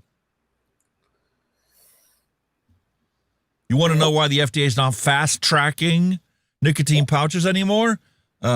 This is why. Because of this study here saying, oh, no, man, this stuff is horrible for our kids, and there's going to have a whole new generation of nicotine addicts if we don't stop these things from being available. You're not stopping anything, dude. And this was the same school, I don't know how many years ago, that went in it, and I don't mean to bring them up, that came in a Jay store. Jay Hayes, yeah. And they were firing it. They wanted to know what the hell was going on. And he's even told him, you're burning the metal in it. There's no juice in it. So, of course, there's nothing that's going to happen, you know. Except you'll see fire and smoke come out of it. Exactly. And because you do not operate it. It's like an airplane. We took an airplane and we dropped it from 50,000 feet, and every time we did it, it crashed. Well, yeah, it's going to. Yep. If you don't start the motor up on the airplane and get the airplane to fly, like you have to have a motor and it has to fly at a certain speed to create enough lift so it doesn't crash. And you have to have somebody in the pilot seat controlling it. Yep. So you direct which way it goes. It's going to crash every single time. Yep. So if you took a vape and you didn't put any liquid in it and you just push the fire button at 200 watts, yeah, it's going to catch on fire. Yep. That's not how you're supposed to use it. Exactly. No human being is going to use it like that. Exactly. And that's what most of these people that don't vape don't realize. You need to put the juice in it. And some of them and you need to breathe in. You can't Exactly. just push the fire button. Like somebody asked me the other day, how do you get these coils to last longer? You know, if you want to chain vape on something. Well, first thing you need to do is let go of the button in between you taking a breath. Because when you're firing the button and there's no air moving, you're overheating those coils and the juice and the liquid inside. So you're going to get your coils to turn gunky really quick. Exactly. Even though you're not breathing it in. You don't need a dry hit to ruin these coils. That's one of the reasons why, if you want the healthiest form of vaping, disposable vape's the way to go. Oh, yeah. Because it detects if there's actual enough air movement to put power towards those coils. And a matter of fact, you get a product like this one, the Oxva X-Slim Pro 2 with a DNA chip inside, it will actually tell if the pod is empty. Yep. And won't fire the coils. And that's this right here prevents a dry hit. Brian Ferguson, amazing super chat. Thank you.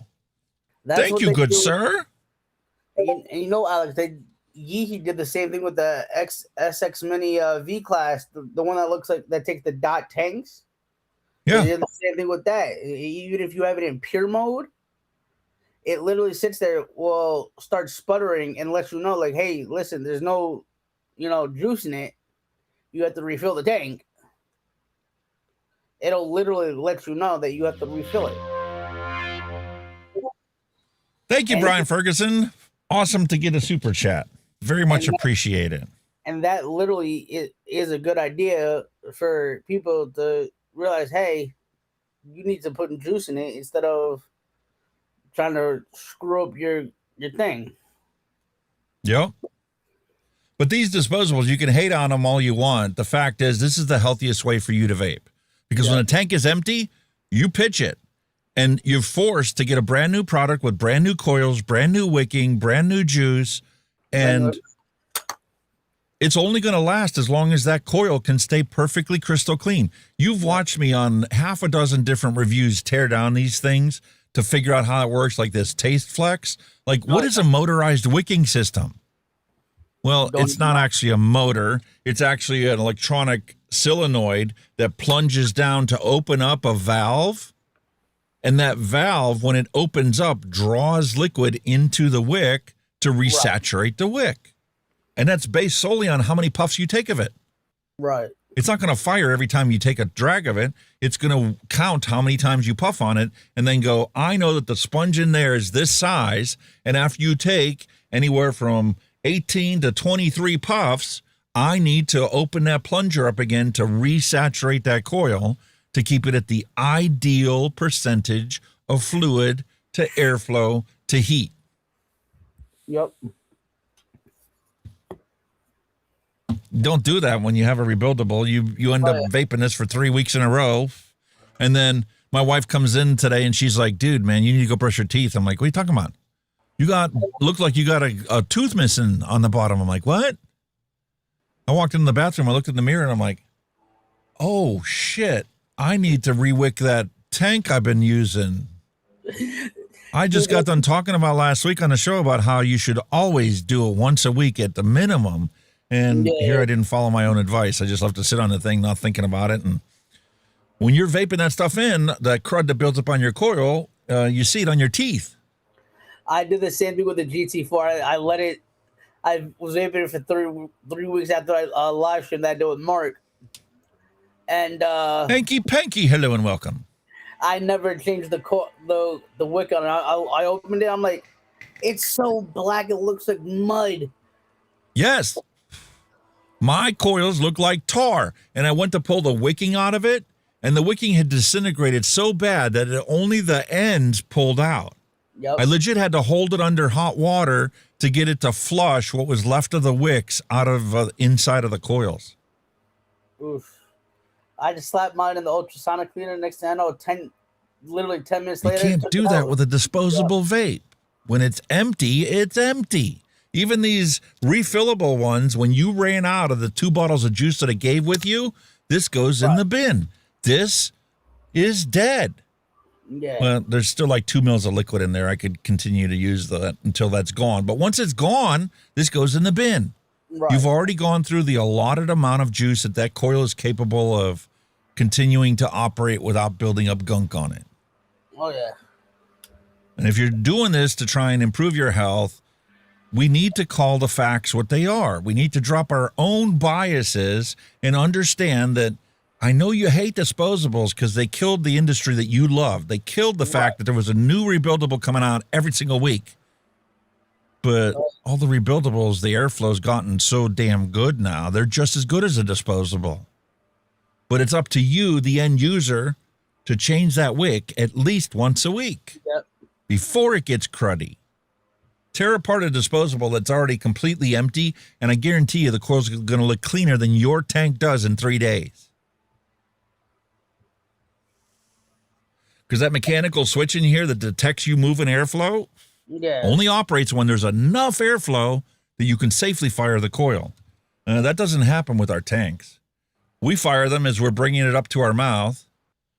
And so that it goes through a whole heating thermal cycling situation that doesn't exist in a disposable.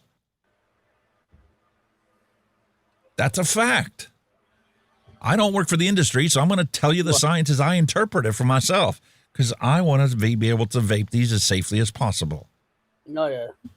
And when I don't do it as safely as possible, I accept the fact that I'm doing this damage to my body because I was just damn lazy. I should have cleaned that coil last week when I talked about it, but I didn't. It sat on my desk, and then I came back in my studio the next day and was not thinking about the fact that that is the tank I was talking about yesterday. I should have cleaned. That's me. There are times where I tend to forget to clean it. Well, they're crying the blues now. Rutgers is crying the blues, saying the current laws which focus on child-resistant packaging for nicotine liquids are no longer enough. Well, none of them's actually been authorized by the FDA, so why you got to put laws in the books that aren't going to affect anything? Because you're not going to affect the black market. Right. They have child-resistant packaging and child-resistant pods up in Canada that make their way into the United States once in a while. But they don't have those in Europe. Can't get everybody on the same page. You can't. Well, this study underscores the need for safety regulations at the device level. Okay, you want to talk about safety devices at the device level? Juul has a Juul 2.0. Yep. That just like the glass device requires fingerprint authentication and Bluetooth connectivity to an app that age verifies the end user. The FDA, in its infinite wisdom in trying to enforce the PMTA rules, hasn't authorized it. So here we are in the United States stuck with 2015 technology in the authorized, FDA-authorized Juul product. 5 years ago, Juul released that product into the UK. So if you're in the UK, you could buy Juul 2.0 if you choose to want a device that's going to Bluetooth authenticate you and prevent your child from using your vape. FDA hasn't bothered to enforce that and push this brand new product incorporating new technology where no youth could possibly abuse it. Yep. Why? It's good. In my opinion, it's just the fact that they just want everybody to quit vaping and just go back to smoking cigarettes. When they quit or die. It's the old school mentality, quit or die. And that's exactly what it is. It's the quit or die method. It's either quit smoking, quit vaping, go back to smoking, or just don't do it at all and die. You know. It shouldn't cost any money. They should regulate vaping products the way they regulate lettuce. You want to grow lettuce in your backyard, you grow lettuce in your backyard. You want to sell that to the public, you need to register that you're manufacturing lettuce for the consumers out there. And then only if a consumer gets sick by your lettuce, do the FDA come after you to go, what did you do that made these people sick? Because we need to stop that from ever happening again. If you want to continue to sell lettuce, you need to make the changes to prevent this from ever happening again. Like they do with E. coli. But yet, how many times does Walmart and Giant and all these other grocery stores have to recall products because the big corporate agriculture who has systems and ISO standards in place to prevent you from getting sick with their food fail all the time? Well, it should be just like it is in the EU. If you want to make e-juice, you register with the government agency and you start selling your stuff. And if there's a problem, somebody reports your juice made them sick, we come to your door knocking on it going, excuse me, what did you do on this batch of the liquid? Show me your records. I want to know who mixed it up and why it got this guy sick. Right. And that's where it should be all the time. Because it's 95% less harmful than cigarette smoking. Yeah, Mallory. We were just mentioning that they sent the Rutgers student over to Jay Hayes' old shop and everything just because they didn't know how to use the device properly. I remember watching that video where he showed a security camera footage of the university students coming in asking how to get this vape to work properly and why, they keep detecting combustion when it's not supposed to have combustion.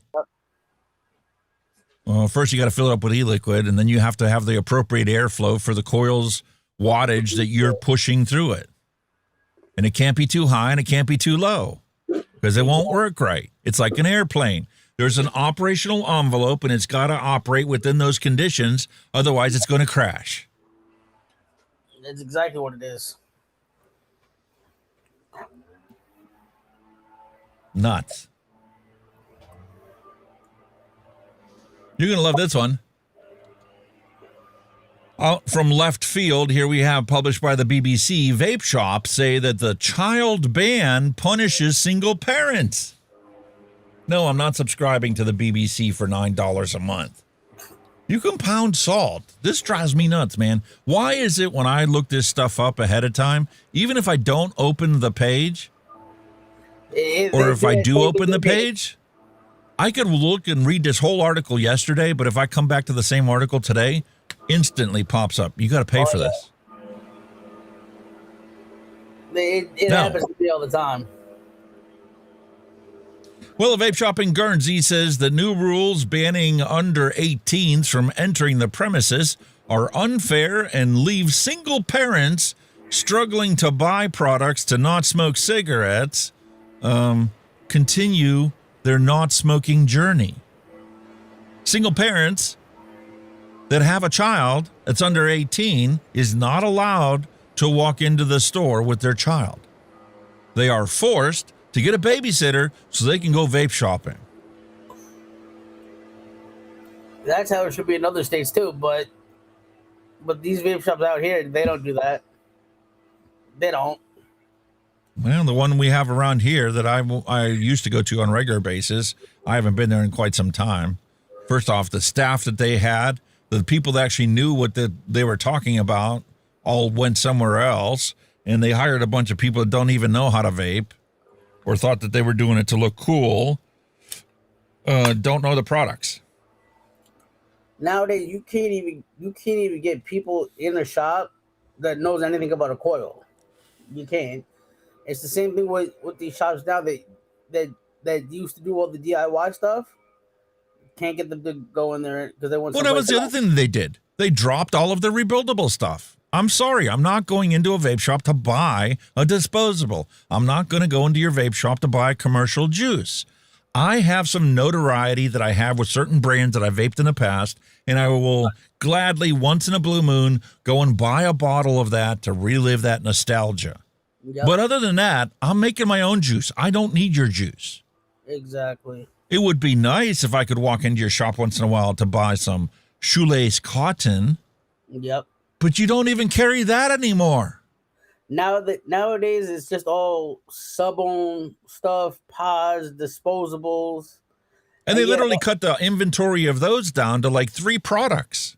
And I understand why they did it because of the laws and whatnot. And they didn't want to have to one day throw $1,000 worth of in-store product in the dumpster, especially when you own 4 stores.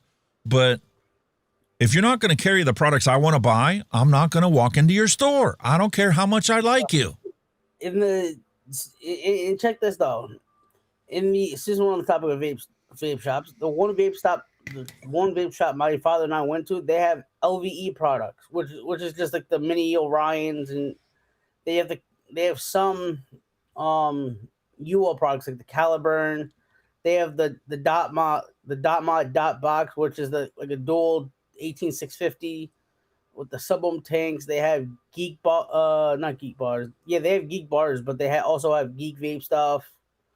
And they have Juul stuff too. And they have a whole back shelf full of e-liquid too. It's like, why would I get any of this when I've tried almost every flavor? It's just disgusting to me, you know? Yep.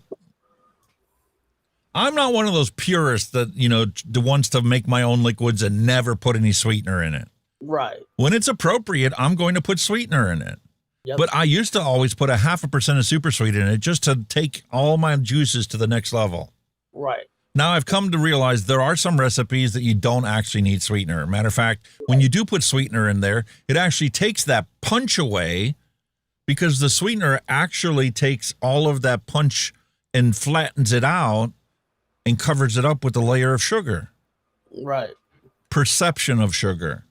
And you don't need that with some of the flavors. Some of the fruit juices are better when you don't add sweetener to it. Oh, and some of the things, now that I've made my own neotame and tasted it and knuckle tested my own 10% neotame, I can pick up this disposable and go, I know for a fact the sweetener in this juice, in this disposable, is neotame. It is not super sweet. They're not exactly the same. And Cheryl's got a point. A lot of the weed sells more in the stores than sell vapes. You know, it's just they sell all CBD stuff, THC, cigars, everything. But a majority of the stores now, they don't sell any vape stuff nowadays. Well, it's just like the store that I used to go to had all kinds of vape stuff, had a whole wall full of juices to pick from. They legit used to have one cabinet that was rebuildable, one cabinet for stock coil sub-ohm tanks, and one cabinet for like your pod style systems, right? Well, the pod style systems doubled and pushed the rebuildables completely out of the window, out of the door. Nobody's doing rebuildables anymore, so we don't carry anymore. What do you mean nobody? I think Canada. You couldn't keep like one of the latest 3 products on your store shelf. Right. I will come in and buy it. If not when it first come out, I'll buy it as a retro vape for use later on. Right. I go to Brick City Vapors in North Olmsted, Ohio, and every time I walk in, I'm like, okay, I need a product I've never had before.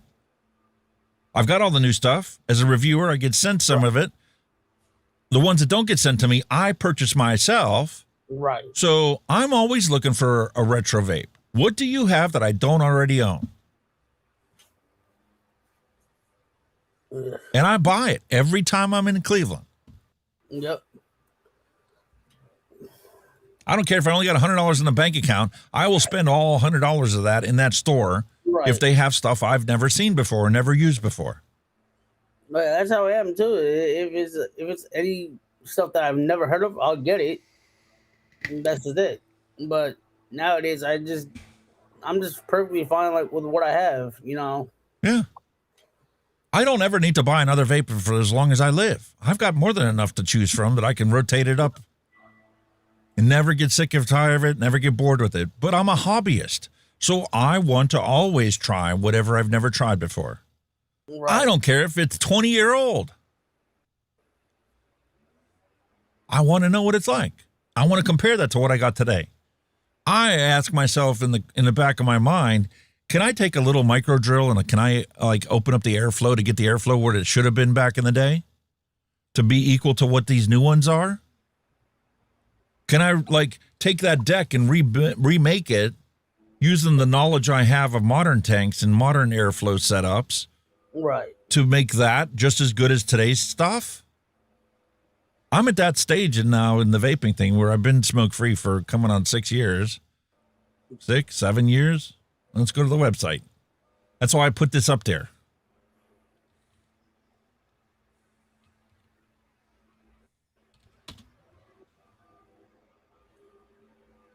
Because it tells me automatically. 6 years, 192 days. Congratulations. 2,384 days without a cigarette.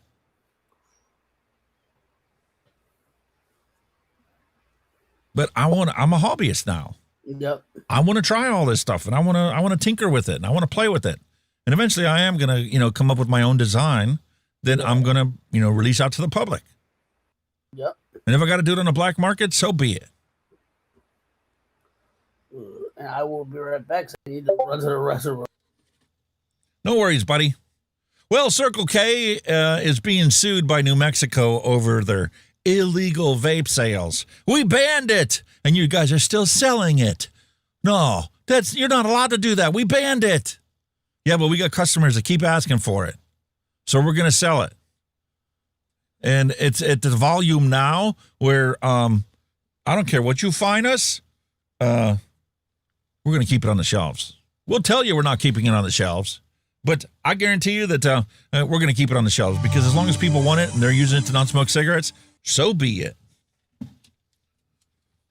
Archimedes, thank you for the amazing super chat.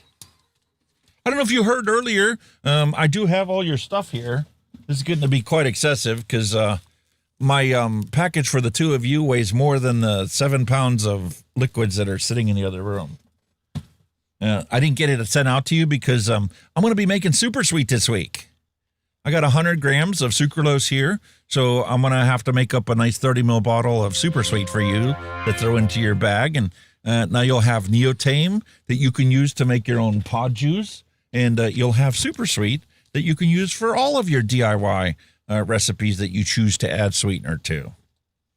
Thank you. 2020 for me was when you quit smoking. That's awesome.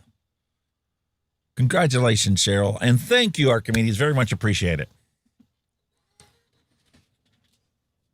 Hot diggity dog diggity. No, I don't need any more money to send it to you. Thank you. I appreciate the super chats, though. That really helps out on the channel.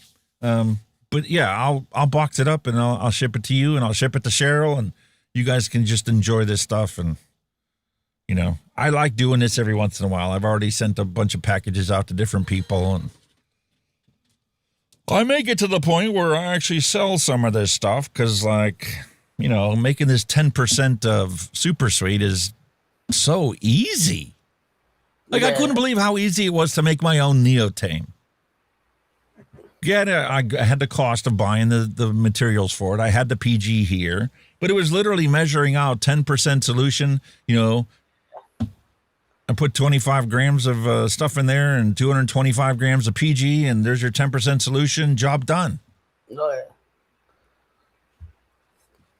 yeah. Awesome. Cool. Yes, I will get your package out to you within next week. But I do want to make the Super Sweet, and I think I'm going to do that Friday on the show. And then Saturday, I'll box it all up, send you the tracking information, and then that'll go out Monday. I'll have to drop it off for UPS. But yeah, Circle K is getting sued by New Mexico for continuing to sell illegal vapes.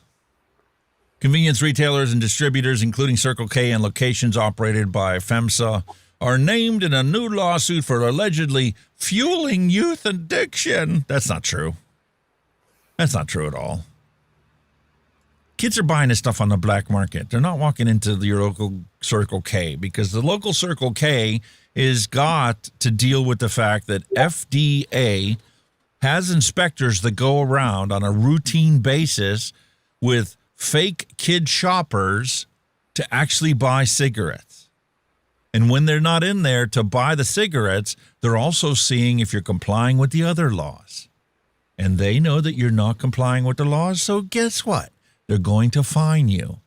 And you'll get published on the naughty list on FDA's website. But, yeah, they're starting to put this enforcement stuff into play, and it's not cool. It's literally getting harder and harder to not smoke cigarettes. Oh, yeah. Virginia legislation targets underage vape sales with brand new lovely cash making for the city and government authorities, new permits, and new inspections for tobacco shops. Obligatory commercial? Yes. Tim and Z, hello and welcome. Great view. You've got a... I should create a mute button, but it's easier just to push it on the screen usually. No, but yeah, the more I vape on this one flavor that you made me, it's perfect every time. Every hit. Well, I'm glad you love it. I think I still have the tiny bottle of the strawberry milkshake. I didn't finish it off yet. Come on, what's going on? You didn't register? I listened to your commercial. Oh, Google's got to throw another ad up. Okay, come on. Play your video. I want to see what you have to say about this.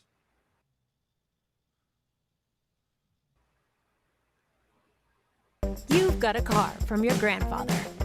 You got to have another commercial. That's always a pain when they throw way too many commercials.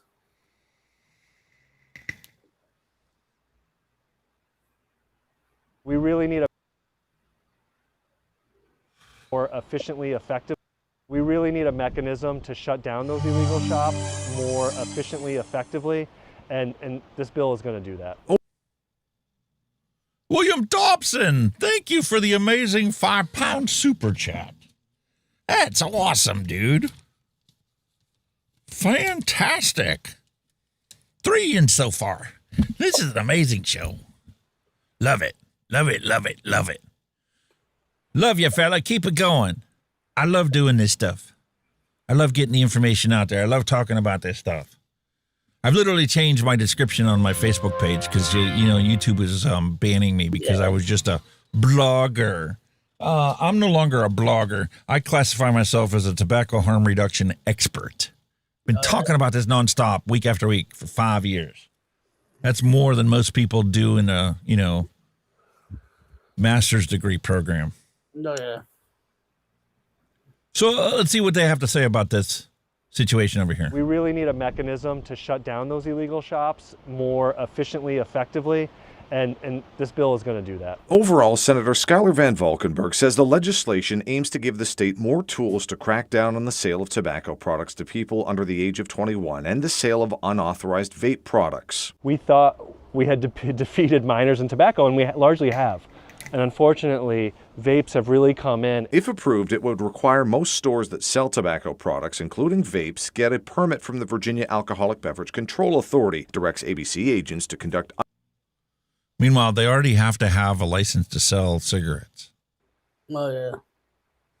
Undercover operations at every store at least once every 2 years to ensure they're not selling to people under 21. And Virginia Attorney General Jay Jones says it also gives them stronger tools to enforce 2024 legislation that says stores can only sell certified vape products registered with his office, which has 190 currently listed. The fact is, vape shops have been allowed to get away with selling unregulated products with documented negative health consequences.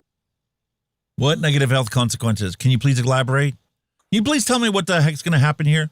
And are you actually considering what happens when people smoke cigarettes? Right. No, you're not going to do that, because then nobody's going to pay for your licensing thing. Nobody's going to accept the fact that you just want to, scrape more funds from the people that just don't want to smoke cigarettes. That's all it is. We just want to be left alone. We quit smoking. We'd like to leave our vapes alone and just leave us be. Please go do something else with your life. Not only to adults, but to minors, and they do so without penalty. But different industry groups are opposed to the legislation for different reasons. Speaking more to this cigarette sales, Michael O'Connor with the Virginia Petroleum and Convenience Marketers Association says Virginia's youth cigarette use and underage sales have been declining, and the law punishes good actors with inspections and costly permits. Aww, poor babies. They're losing all their young cigarette smokers. We already looked at it, and their vape youth epidemic, that's not an epidemic, it's 1.5 million kids. Continuously for the last 5 years has lost 500,000 kids.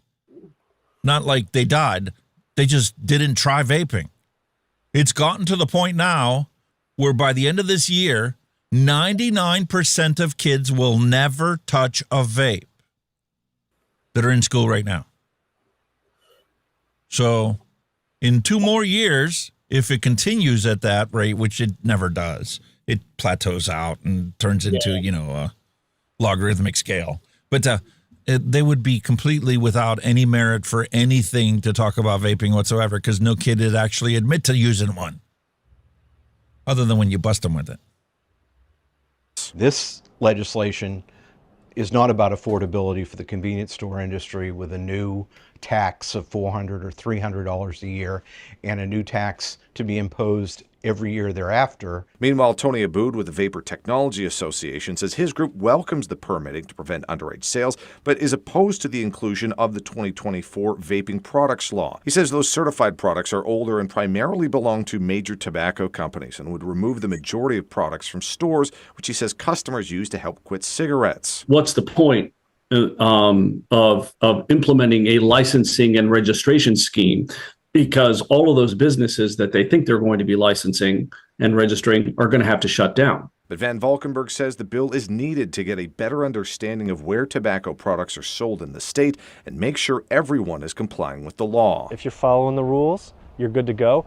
If you're selling illegal products, or if you're illegally selling to minors, you're not good to go. Governor Spanberger has until April 13th to take action on this legislation. However, if it is signed into law, instead of taking effect on the usual July 1st, it has a delayed start date of October 1st. In Richmond, Cameron Thompson, CBS 6 News. Right. Delayed start is supposed to make it better. Let's do the math. They just talked about how they know for a fact there's 190 places so far that they're aware of that they know are selling these products. And they're talking about a $400 license. Right. Let's pull up the calculator. We'll do 400 times 190. $76,000 of new money for the city because of this license. For doing nothing. Right. They're really worried about the kids, aren't they? Meanwhile, in Wausau Daily Herald, they published a beautiful article. It says, April is vape disposal month, don't you know? Get rid of your vapes that you're not using anymore. And in Marathon County, we'll even take your stuff and recycle it for you. Residents are being encouraged to safely dispose of their nicotine vapes, according to a community announcement in Marathon County. The Nicotine Prevention Alliance of Central Wisconsin, the Marathon County Alcohol and Other Drug Partnership, Good News Project, and the Marathon County Department of Health and the Marathon County Solid Waste Department are collaborating on an effort to be able to recycle your vapes. Most disposable vapes contain lithium-ion batteries and e-liquid, which can contaminate soil and water or ignite fires if thrown into the trash or standard recycling bin, according to the announcement. In 2023, an estimated 5.7 disposable vapes were thrown away every second. Nearly 500,000 disposable vapes every single day, according to a report by the U.S. Public Interest Research Group Education Fund and the CDC Foundation data. Discarded vapes have caused fires in waste facilities, and newer devices with screens and Bluetooth and games add to the growing electronic waste problem. At the landfill, we see at least one small fire a week from vapes and other lithium-ion battery devices, like cell phones and laptops and power tools. And like, I got this new beautiful vacuum for my keyboard. It has a built-in lithium-ion battery. After so many charges, it's going to have to get thrown in the bin. Wouldn't it be nice if you could not have to tear it apart yourself and you could just, put it in a recycling bin that they collect with the rest of your trash, and it would be appropriately recycled and appropriately treated with a separate metal canister on the outside of the trash truck so it doesn't catch the whole truck on fire if your battery does happen to go bad?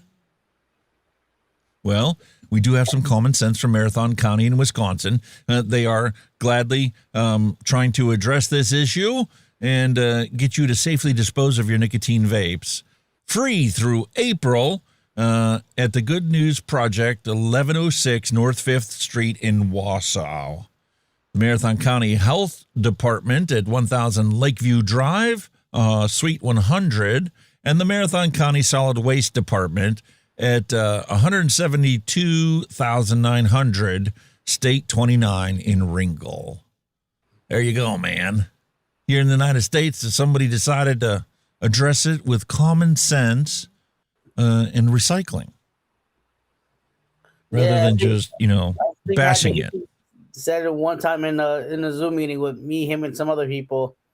Somebody dropped off a bunch of disposables to recycle. Yep. That's a video I need to get done. I've got a whole box of disposables for my wife using them, and I need to get them all torn apart, and I'm going to actually video me dropping them off at the Lowe's across the river where they collect lithium-ion, batteries from your power tools. Well, they're also happy to take your lithium-ion batteries from your disposable vapes. They just don't want to see the rest of the vape when you drop it off. So if you bring in a bag and all the batteries are taped up so nothing can short out, and you can recycle it yourself. Don't rely on the government to do it. Do it yourself. As Fina Colada says, please pray for me as I'm experiencing vapor's tongue. Oh, well, make sure that you hydrate appropriately. And when you do a vape, make sure you change up your vape flavors and your liquids. I had that happen one time. And it becomes, it's fatigue from your taste buds. Or they constantly are exposed to the same thing. It's like sanitation workers. Well, how can they stand the smell of the trash week after week after week? It's because the longer that they work on that trash truck, the more immune they get to the smells that come out of our trash cans on the curbs, especially in the midsummer. Or what you can do is also, if you like sweets like Sour Patch Kids, you can also eat that to kind of replenish your taste buds as well, depending on what kind of juice you're vaping. Hydrate appropriately and switch up your flavors so that, your taste buds have a chance to perceive something other than what you've been vaping all the time. And drink citrus helps get rid of it, according to William Dobson. And when he says drink citrus, like actual orange, not the fake orange juice that they sell in our country.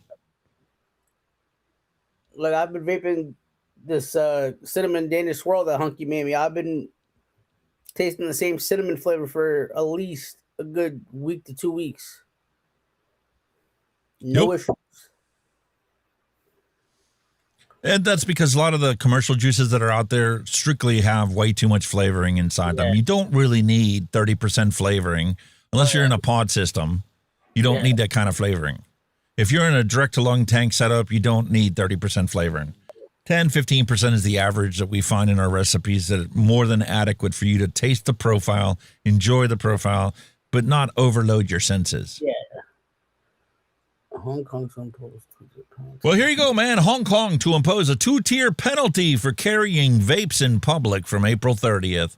People carrying a small number of e-cigarettes face a 3,000 Hong Kong dollar penalty. Those with larger quantities risk a maximum fine of 50,000 Hong Kong dollars and up to 6 months in jail for not smoking cigarettes.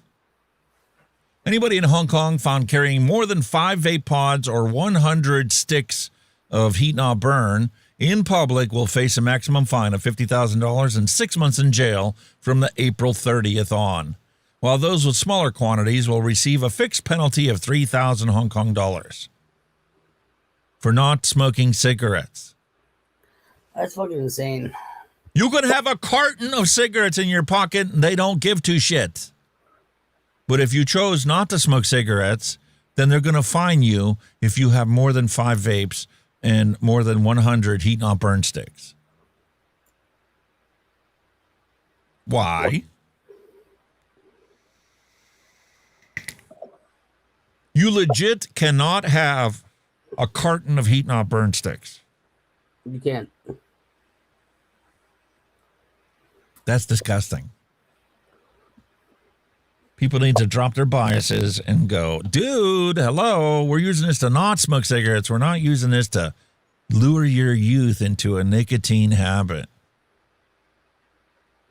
One man has decided to start his own collection service advocating for vape recycling in Wisconsin. Vape Recovery offers small-scale collection services for vape waste. Raymond Tucker also advocates for recycling outlets, infrastructure support, and formal vape management rules. Don't just tax it. Recycle it. Create a recycling program exclusively for vapes. A Wisconsin firefighter has started a one-man vape collection service in an effort to prevent fires and littering, particularly in rural parts of the state where such services are limited or outright non-existent. Raymond Tucker launched Vape Recovery earlier this year and is focusing on small-scale collection services for vape shops, schools, and other community groups. Recycling isn't Tucker's day job. He repeatedly encounters littered vapes during his work for the Wisconsin Department of Natural Resources, where he does forestry work, trail maintenance, and monitors for wildfire incidents. Our state forestry area is pretty remote, and I still find them in the furthest parts of the horse trail, just laying in the woods, when I'm out there mowing or something else. I was wondering, shouldn't we be recycling these things? Why hasn't the government done something about it? So I might as well do it myself. Vapes are the leading cause of waste and recycling facility fires due to the lithium-ion batteries inside and to the sheer quantity of them as opposed to things like your cell phones and your laptops. The fact is, you can take your cell phone and get it recycled. You can take your power tool batteries when they die, and you naturally assume that you can take it back to where you bought the replacement battery from. Lowe's and Home Depot. And yes, they have a bin as soon as you walk in the store where you can put your power tool batteries and recycle them. But you can also take your own vape batteries and drop them off there as long as you tear them apart yourself. They don't want to deal with the nicotine in your e-liquid, even though the pod's empty and there's not any real nicotine there to be spoken of. But if you tear apart your vape, you can drop it off there, just like you do your power tools. The state also has an ongoing plan to prevent youth vaping. Funding youth prevention education initiatives as part of a $14.7 million settlement with jewel maker Juul Labs over targeted e-cigarette marketing and underage consumers. More like it was cheaper to pay you $14.7 million than to drag this out in court and win because their lawyers and the experts that would have provided testimony would have cost more than just simply giving you a check. Tucker's business is a self-funded operation that charges for collection services. He hopes to partner with more businesses and entities to increase collection over time. He has also started reaching out to local recycling organizations and lawmakers to move forward with a larger scale recycling initiative. He hopes could target vape waste in a more formal scale. We talked about this before. How easy it would be for the vape shops to charge $1 for every disposable device they sell. And then, imagine this, anybody could bring these back to the store and get $1 for every device they turn in. Job done. The store partners with somebody that actually recycles it if they don't want to do it themselves. And there would be no vape waste because any Joe Blow walking down the street that picks it up and drops it off at a vape shop could get $1 for every one he picks up. Piece of cake. But we don't actually solve real problems in this country. We just, ban stuff and tax stuff. Seems to be the only way they can actually deal with things. If you can't tax it, ban it. If you can't ban it, tax it. Vape shops north of the border expect to cash in on the Mexico ban. The Mexico vape ban, that is. In San Diego, we have this beautiful report. Says, as soon as you walk into the United States from the Yendro port of entry, you'll be within a mile of 5 tobacco and vape shops located across the boulevard just north of the border. Border Report discovered most of these establishments are very private about their business operations and their products. All 5 refused to speak about the Mexico's ban on vaping and how it could potentially impact the vape shop sales on the U.S. side of the border. As of January 17th, the importation, sale, marketing, and distribution of vaping products and e-cigarettes were ruled illegal in Mexico and can result in heavy penalties, including 8 years in prison for not smoking cigarettes. Sounds dumb, doesn't it? It really does.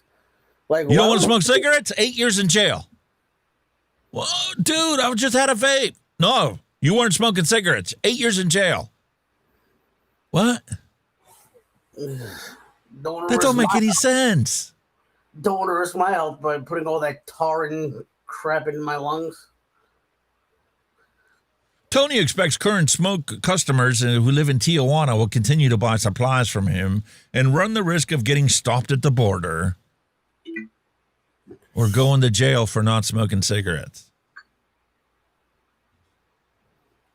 Mexican customs will reportedly confiscate vapes and will consider them illegal imports, which could lead to fines or detainment at border crossings, airports, or cruise ship terminals.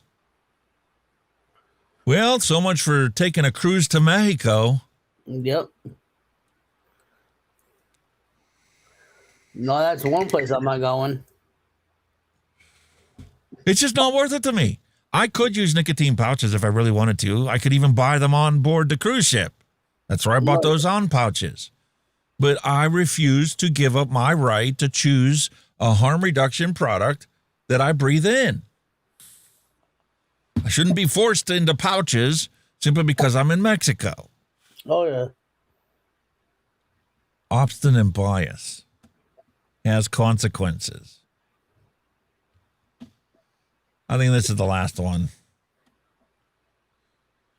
You're going to love this one. Smoking is making a comeback in the age of wellness. George Will, Washington Post columnist, and U.S. state governments addicted to lucrative cigarette tax revenue, young people are turning to smoking to escape the harsh world we live in. But we must recognize smoking is harmful as a plane destined to crash, because half of those who use it as directed die an early death. In the 1950s, half of adult Americans smoked. Upperclassmen paid by big tobacco companies used to hand out free cigarettes to incoming freshmen at universities as a welcome ritual. Even before the U.S. Surgeon General declared in 1964 that smoking causes lung cancer, most people already sensed that tobacco was bad for your health. A character in the O. Henry's short stories published in 1906 asks, "Say, buddy, got a coffin nail?" Coffin nail, serving as a metaphor for tobacco. Sarah Mollive's 2019 book, A Cigarette, A Political History, vividly depicts medical professionals enjoying their smokes on TV as a cigarette advertisement. The book describes how members of the medical board gathered in a room at a National Library of Medicine, and the air, thick with smoke, covered the tables that had papers and ashtrays littering them all over the place. Until the mid-20th century, smoking carried an image of sophistication and allure, but once it became seen as foolish and outdated, some followed the change. The broadly educated and well-informed middle class heeded public health warnings, while the working class chose to vape and not smoke. So now this is actually class warfare going on. Those of us living in the middle class choose to continue our nicotine habit through vaping and pouches. And we're having to pay more because, you know, the filthy rich just does whatever they want and never has to deal with any consequences from anything. Yep. In a world where everything that you buy in a store has an expiration date, smoking is making a comeback. During the COVID-19 pandemic, people isolated in fear reached for cigarettes again to fill idle hands. Now some celebrities are lighting up. Like at the story beginning, at the Vape News beginning, we talked about Britney Spears sitting in her car smoking a cigarette while her driver filled up her $500,000 vehicle at a gas pump. And she's there, you know, flicking ashes out the window at the gas station. Anyway, I'm not going to beat a dead horse. Links in the description if you guys want to check this story out. But you should feel wonderful that with all these vape prohibitions in place and all the stigmatization that's going on from all these obstinate, biased people that look at vaping and say that's the same as smoking cigarettes, no wonder smoking's going to make a comeback. And pretty soon, the next generation of youth picking up cigarette smoking is going to become a reality because of tobacco control. Schmucks. Drives me insane, dude. Oh, yeah. I know the feeling.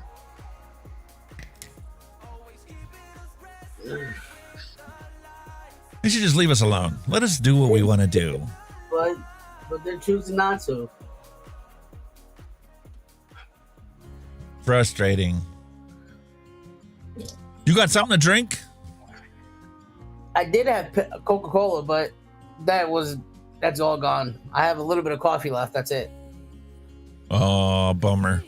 All right, well, I'm going to have to enjoy a beverage without you. A nice adult beverage. So with that, it's time to cue the flavor explosion.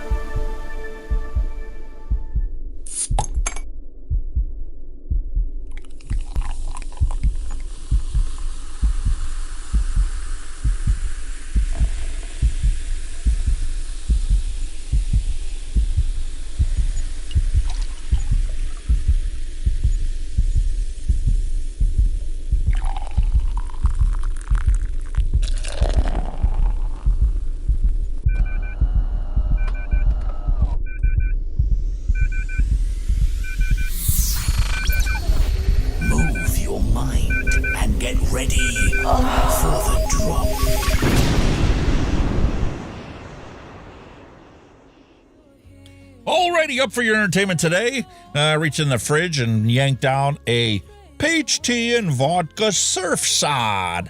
Delicious stateside vodka, served well chilled with peach tea, which is what Dylan really wanted me to make for an e-liquid. Yeah, that's one flavor that I was taking a look at and thinking about making myself when I got my flavorings in. 'Cause I did get the VG and the PG, All I'm missing is the extra flavors and the nicotine. Both city flavors. Use Hunky V as your code, and you'll get 5% off. Ooh, I'm gonna have to do that now. There you go, man. And you can order just the, the peach flavor, and you can order your beautiful sweet tea flavor, and job done. Yeah, because I found them off of TFA. Yeah. Fantastic. Which for the Flavors Diary this week, we only have 6 more flavors left that were just released last year. So we're going to cover that. And we're going to make our own super sweet from sucralose and propylene glycol. That's all it is. Why pay for it in a store when you can make it yourself? Yep. And like I said, this 100 grams cost me $16. Picked it up on Amazon. Oh, shit. And I picked up a gallon of PG for, I think it was $24. Yeah, a friend of mine actually gifted me about a 500 ml bottle of VG and a 500 ml bottle of PG. $20. Yep. $20 a bottle. Yep. Comes in a kit. You get one box. It's got the propylene glycol, 500 mils, and 500 mils of vegetable glycerin, and job done. Yep, my bottles were a lot thinner than that, but it perfect. Piece of cake. Anybody can do it. It really is that simple. And if you don't want to get complicated, you don't want to do it on a scale, you can use syringes to measure the stuff up. Oh, yeah. Measure it by the drop and measure it by the syringe. But if you want to do this and be consistent about it and always get the same exact recipe, get a scale. Yeah. You can pick one up for like $15. You don't have to spend a lot of money on it. As long as it reads to the 100th of a gram, right? Piece of cake. I had to agree with Cheryl. She said, "Too bad there isn't a way to make our own nicotine." Yeah, that's the one thing you still gotta buy. Yeah, but there's plenty of places to get it. Yeah, like Central Vapors. Yeah, I really miss not having my Freedom Smokes. That's where I used to order my Nick from. But, when they closed up shop because they didn't want to deal with the FDA and the regulations and stuff, the last place I ordered from was Delosi Labs. And I ordered from there because my wife wanted Salt Nick. And no matter what I made, no matter what flavor it was, no matter what recipe it was, she was like, it's not as good as my disposable. Yeah. She got spoiled. Yep. So, to each their own. I do know, and you might consider this a retro vape. Someone sent me Mike Vape's old recurve that he did, the RDA. Oh yeah, that's nice. So I had the dripper or the tank. The RDA. Cool. So I have to put that together. I have his rebirth someplace on the shelf. That's what I need to do for next week for the retro vape. I'm going to pull out the old recurve, and I'm going to pull out his old semi-mech squonk that he's got. I remember he did the clutch. I don't remember he did. I never knew he came out with a squonk. Yep. The large brown glass bottles from My Freedom Smokes. Ooh, damn. This is empty. 5 years later, it's finally empty. Yeah, I gotta get my nicotine and stuff soon. But I do know out here in New York, I can't get the nicotine. Time to rinse this thing out and throw it in the recycle bin. It's been sitting in my desk, taking up space. Oof. The last one I ordered from them.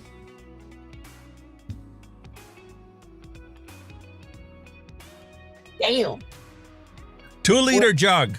I was just about to ask, is that a liter or 2 liters? 2-liter jug, half gallon of nicotine, 100 milligram per milliliter. I know I was talking to Cheryl and Brett. I think they told me that they get like 250 milliliters of worth of nicotine.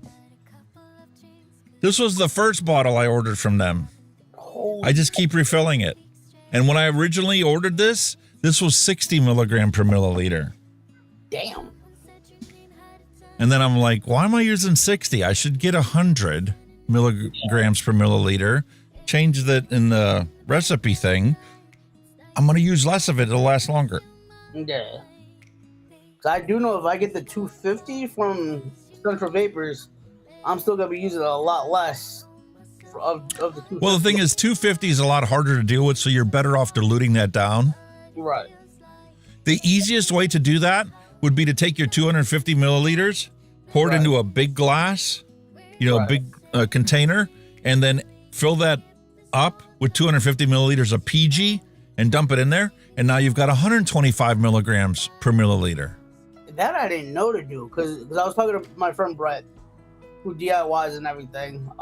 He what he was gonna help me do was put it in like smaller glass dripper bottles. Yeah, decant it into smaller bottles, but don't keep it at 250 because if you spill that, first off, you're gonna waste all of it. Second off, you have more of a chance of getting a bad reaction from nicotine getting absorbed into your skin than if you keep it down below 100 milligrams or around 100 milligrams per milliliter. Right. That's why I was just taking a look. That's why I've been asking around. I talked to Cheryl on occasion about it. I'll talk to Brett. I'll talk to my sponsor Stevie Marquez, who sponsors my channel and everything. I'll talk to them about it just to get their ideas and their thoughts about it. Just to see what they think and I should do and everything. But both Brett and Cheryl told me just to stick with the 50. But I may take your advice on it as well, just to do put the PG into the thing, and that's it. There used to be at least a couple videos on YouTube that showed people making their own. Right. They legit bought real tobacco leaves that were dried and processed appropriately, and they steep them in alcohol, pure alcohol, ethanol, right? Everclear, essentially. And they just leave it steep there for a month. And then they purify it and filter it. But the thing is, you don't really know what the dosage is. Right. You don't know how much you extracted out of it. And the purity isn't the same as if you buy from a lab. Right, it's not. Because the lab actually distills it and goes through a multi-step process to actually know what the purity and the strength is for you. Right. But, I mean, if they completely banned it all and they were actually able to block pure nicotine from getting here from China, which you can technically order at literally 1,000 milligrams per milliliter powder, you could reconstitute that yourself and make your own. Yeah. And they'll never stop that because the bag that you're ordering is legit smaller than this piece of paper. No, that's small. It's going to come in a regular envelope. Yeah. So nobody even know what you ordered. Oh, yeah. And it could kill you. Possibly. Because of the fact that it's pure. And if you were to breathe that in, I mean, that goes instantly to your bloodstream. You get a massive spike. It's not worth it. Don't mess with it. You should have a respirator, in a proper environment to reconstitute that. That's why, 250 milligrams is fine. But don't use that as your working concentration. Yeah. Because you literally the difference between one drop of that and then when you have it at like 100 milligram per milliliter, or you could even cut that in half again to go from 125 milligrams per milliliter down to 70 milligrams. 72 milligrams is what the UK has as their standard. That's probably a lot safer for you to be dealing with when you're making your own e-liquids. It's a lot more accurate when you're dropping, the nic into your recipe. No, yeah. That's what I was just doing, like what Cheryl, you, and Brett told me to do. Just look on ELR just to see what's there. I've got a 2-liter bottle of 250 milligram per milliliter in my freezer in the garage. And the crazy thing is, I've seen so many recipes that have like 6, 7, 8, 9 different flavors just off like a 30 ml bottle. I'm like, that's not bad. I have a couple of 30 mils that I know that you gave me and everything. And some of them are really good, and some of them need all 5 of those flavors in there to give you an accurate flavor profile. Some of them is just, people experimenting, and, you could do the same basic flavor profile with less ingredients. Sometimes you would require you to switch brands of your flavorings, but Some flavor profiles, require 10 or 15 ingredients in there. And I'm not even going to talk about commercial juices. Even Jay Hayes talked about this. When he formulated his own liquids for sale, he purposely had like 21 ingredients in there so you could never duplicate it. Yeah. Nobody could ever come up with those 21 ingredients exactly right to duplicate the juice that he was selling. Oh, yeah. Like, did it need all 21? No. Like, I know that the chewy cake that you sent me. I didn't know that there was strawberry in it. I thought it was just all citrusy stuff. So There's all kinds of stuff in there. So I'm sitting there, and I meant to call you and tell you about this. So I'm sitting there vaping in the car. I'm vaping it.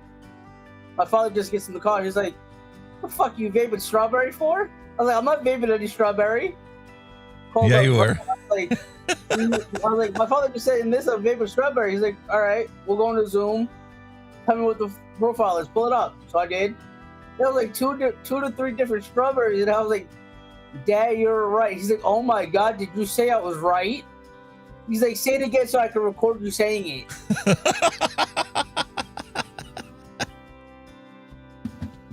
Yeah, it's awesome. All you got to do is pull up ELR and you can type the actual name on the bottle and you'll find the recipe. Oh yeah, but I know I got the 2 bottles I'm vaping on. This one that I'm vaping on, which is the muffins, that's in the GT4. That one's actually pretty good. I'm vaping that currently still. I may need to go for a rewick. And this one that I'm vaping in the billet box, still perfect since I redid the shit yesterday. Still perfect. And this is the only other bottle that I haven't finished, the strawberry milkshake. That was it. Cool.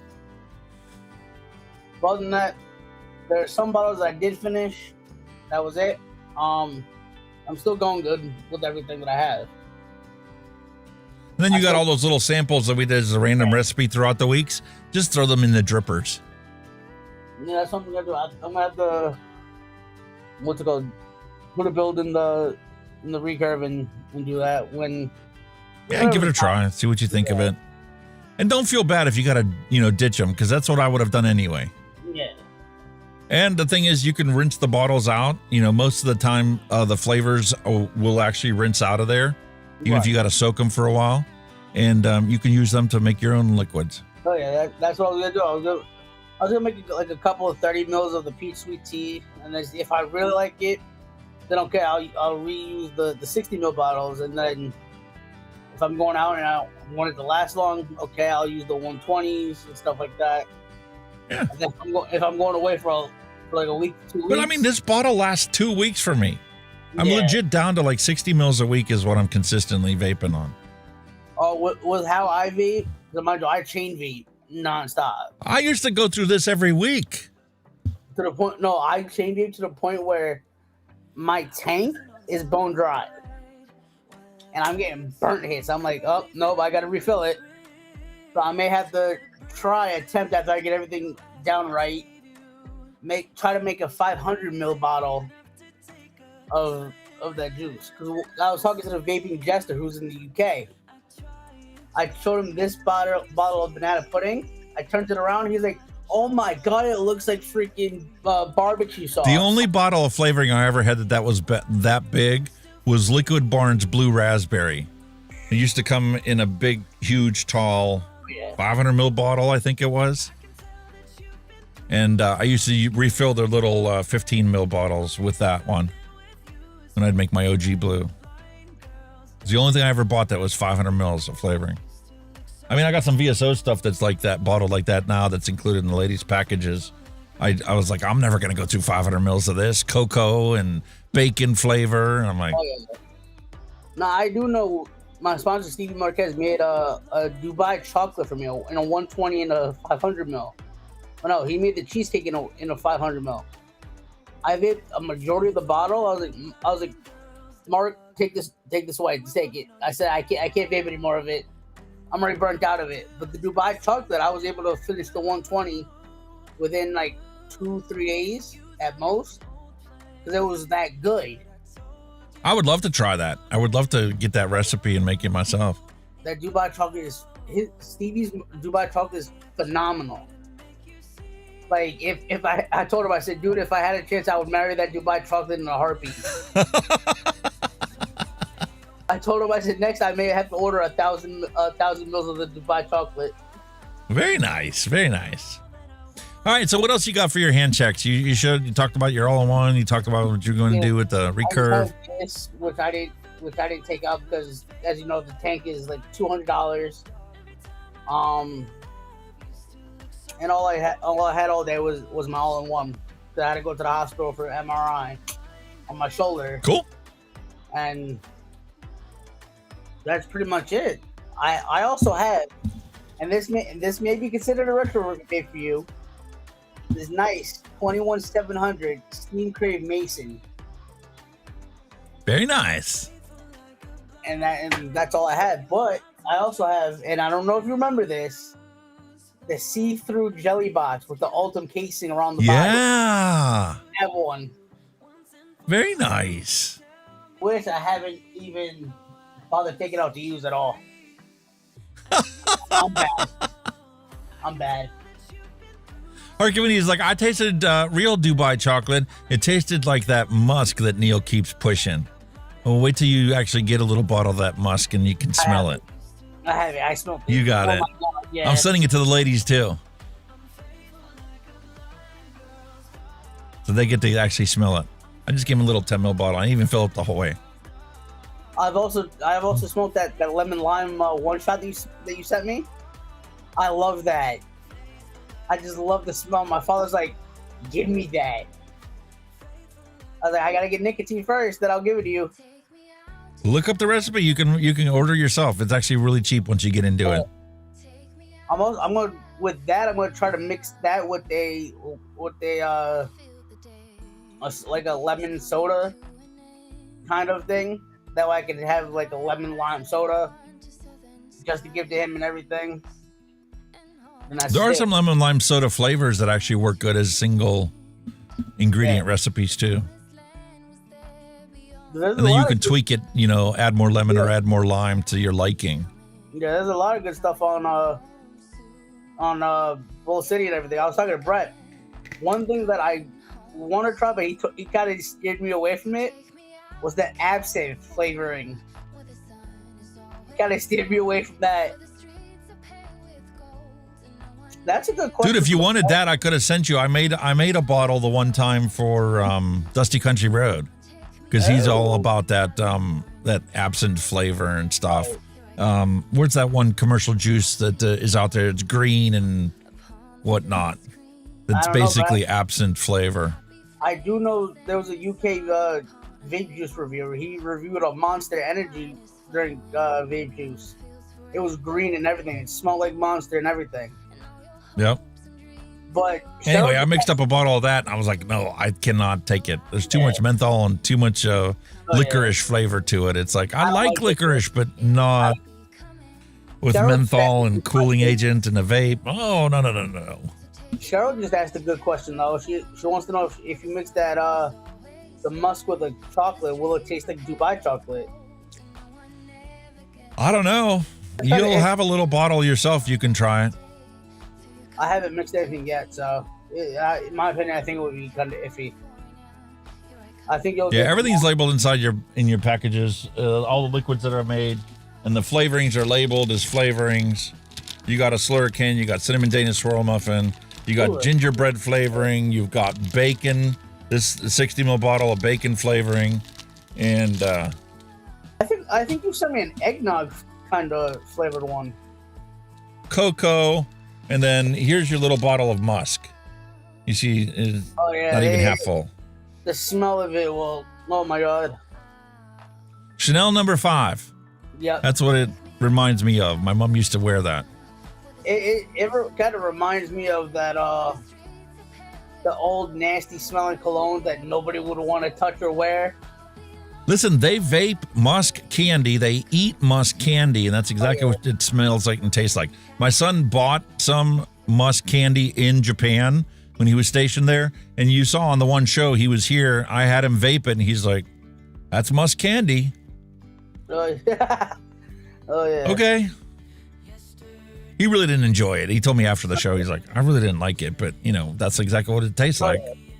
But Okay. Heads up, I on ELR, since I know we're gonna do the mixing portion of the show soon. There was a juice, right, on ELR, 2 flavors. Some sour watermelon candy from the company name was like OOO or something like that. I can't remember the full. One-on-one flavors. They're in Las Vegas. And then there was another Nevada. There was another watermelon candy to it. So it was just two portions, just 2 candies. That was it. The guy said to let it steep for like, I'm guessing 5 days. That sounded so good. That's where I got the idea of the peach sweet tea from. Just from that, I'm like, okay, now I'm gonna have to get ideas. Yeah, you can order directly from One-on-One Flavors. You can Google it and find their actual website. You can order bottles of stuff. How long would I have to steep though? Oh, all the juices that he sent me, they're perfectly steeped. Oh, I've heard about that one. Dr. Soda, One-on-One. Supposed to taste like, Mountain Dew, not Mountain Dew, Dr. Pepper. I haven't tried it yet. Yeah, Cheryl, all the juice that Alex sent me, I vaped right away. You got some flavorings, so you can start mixing up your own. Single flavor, test them. Start off 5%. Try it out. You don't even need to put the nic in it. Just make a little test bottle of it. The mixing flavors. It depends on what mix you want to throw together. But there was somebody else that said aloe to your juice, I guess, or that kind of thing. I mean, you can if you want to.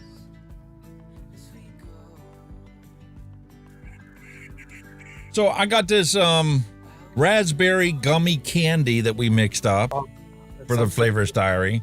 Random recipe. It was made for Advocate for Liberty show. Right. I get the raspberry. The raspberry is beautiful. It's not really punchy. I kind of get why they say it's a gummy.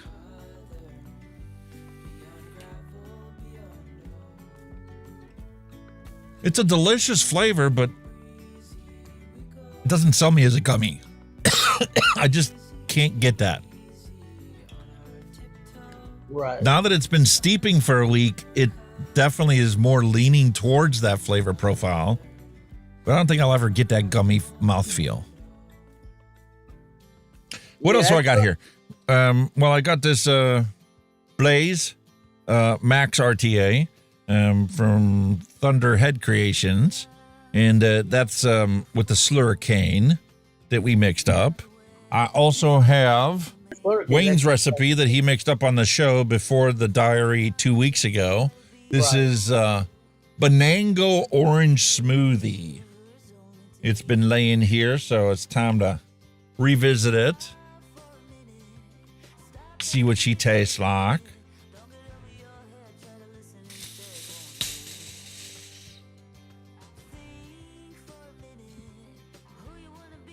Okay, I'm starting to get the milkshake now. And then the banana and orange flavors are balanced very well in this. I did get some spitback on it when I first lit this up.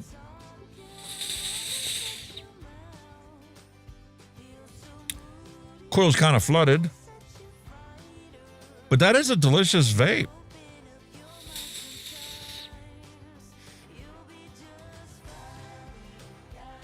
I'm wondering what this would taste like if I swapped out one of the milkshakes for yogurt.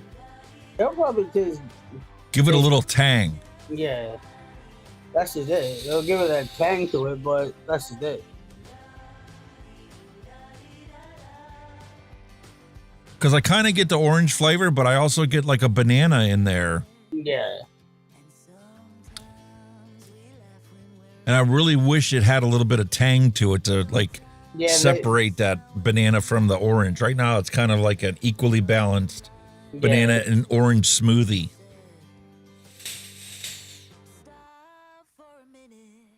But I mean, Wayne knows how to freaking mix. I'll have to give him that. Oh, yeah. That's a delicious recipe. But it's got to steep for me to get the milkshake out of it. Advocate for Boobies would like to know what RDA you're using.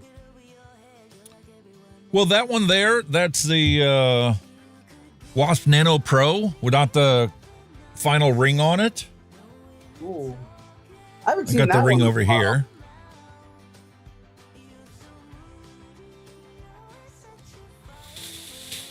And Advocate for Boobies would know this person, but Twisted Timmy just came out with a new RDA. Did he? Yeah. All right, so we got that one there.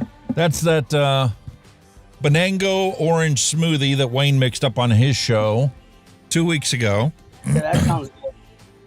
I also have Baja cream soda that's been sitting here, and that's on the Bushido V3 with the flip-top dripper. I think Advocate for Boobies, didn't you have that same RDA that he was just talking about? The Bushido?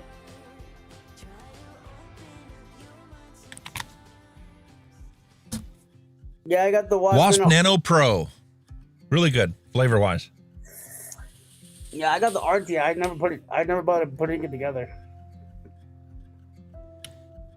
It's throaty. It's a negative. The Baja cream soda. That kind of sounds like a if they slapped the Baja Blast and a cream like a A&W cream soda together. That's kind of what it tastes like. And I'm not just saying that because I know Advocate for Boobies personally outside the YouTube space, and he loves his Mountain Dew. Okay, but instead of it being like a Baja Mountain Dew, it's more like a diet Baja Mountain Dew. Diet one, yeah. Mixed with a diet cream soda. Yeah. Well, Mr. Brett Whit, the new RTA. Okay, I've heard some bad things about that MTL one. But and the thing is, it's not like a cream soda.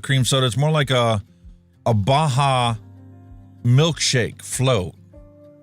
The cream's wrong. It's not like cream soda cream. It's more like a milkshake cream. Well, the thing is, Brett Whitney made me a what did he make me? Oh, a root beer float. I didn't know about this. He put some cream soda aspects into it. It tastes to me and some people are trying to say because I don't watch the chat go by. Some people are gonna say this is kind of weird. It tastes like that toothpaste after feel where after you brush your teeth, you still get that like that feeling. I have that stuck in my mouth after I would vape it. It was like, oh no, it's really good. No.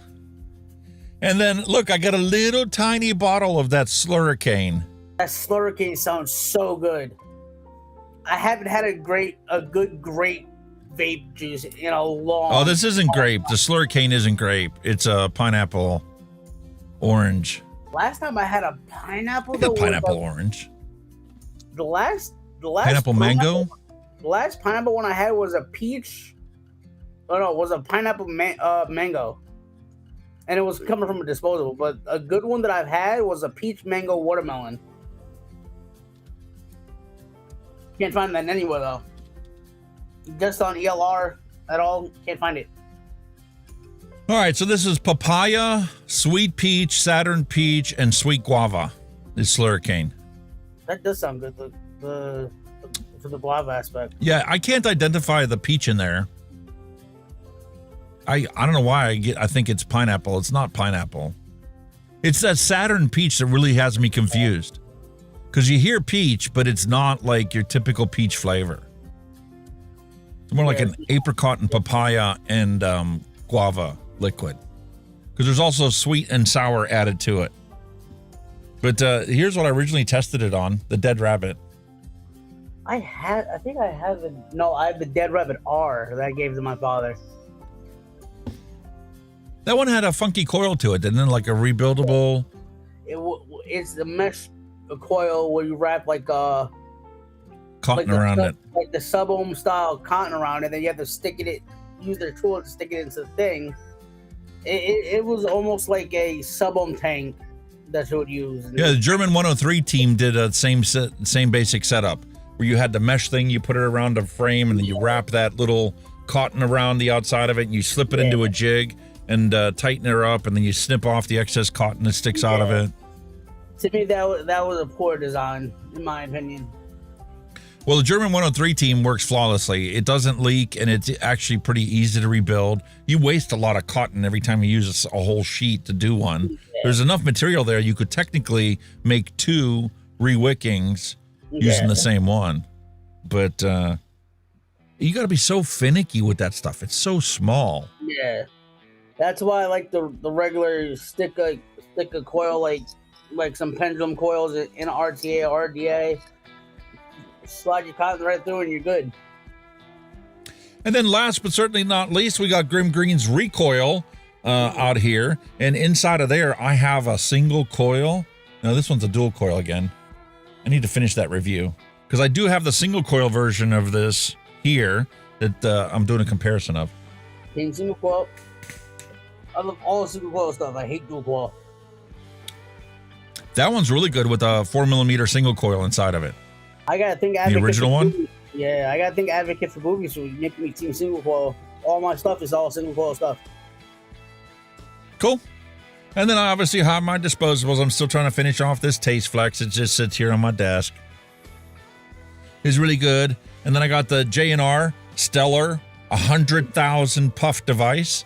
This comes with 2 bottles of liquid, so you can refill the pod system inside of here. And it obviously comes full of liquid.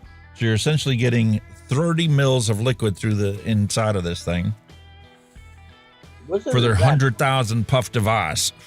I have that both in a strawberry and in an apple flavor. Ooh, that sounds good. And then for the review, I also have it in a lemon flavor. And my wife finished off this one, which is Fab Fox flavor.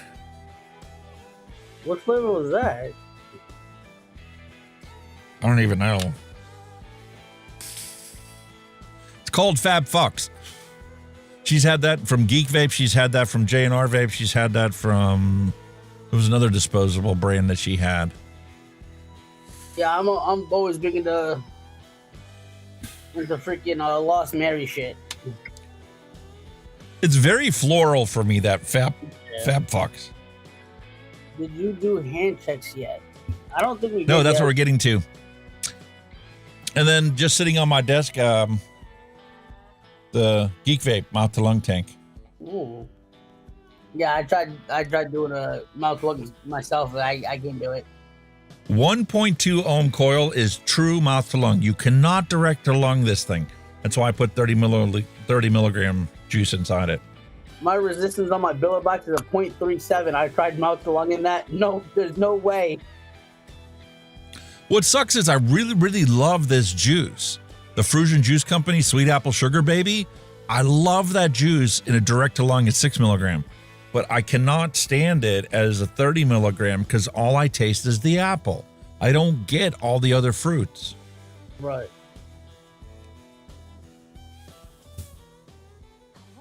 And then I need to finish up this review. Hyperion. Yeah. I can't get my hands on it anymore. It's sold out. Well, this week is going to be tough because I got laundry to do tomorrow and put the timestamps in for this video. And then Thursday, I need to change the rear brakes on the wife's Explorer and seal up the rear hatch, the leaks that are there. I got seam sealer. I got a tube of that. And I got body prep, paint prep, thinner to de-wax it and stuff before I put that on. So that's my goal for Thursday. So Friday, I will actually finish the one review and get it published. And I want to do one on Saturday and do one on Sunday. Yeah, I got to fix my spotless car. I don't know when he's getting parts in for his engine and everything for me to get up under there. Yeah, so that's my goal for this week. I got 3 reviews I have to get published this week to try and get caught back up. Yeah. Because I got 6 new products here sitting on my desk, plus the ones that, if they ever get here from Source more, I got some new stuff there I want to review. Right. But let's take a look at what you guys submitted on the Discord server for your hand checks. Sure.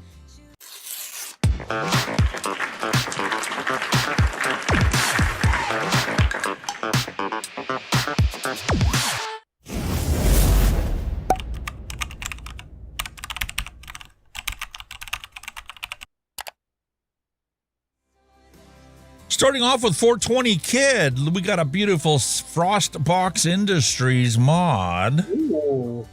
And what is that tank on top? Can anybody identify it? That is one beefy RDA, though. Very nice. You got the honeycomb airflow half closed off. You can see inside here.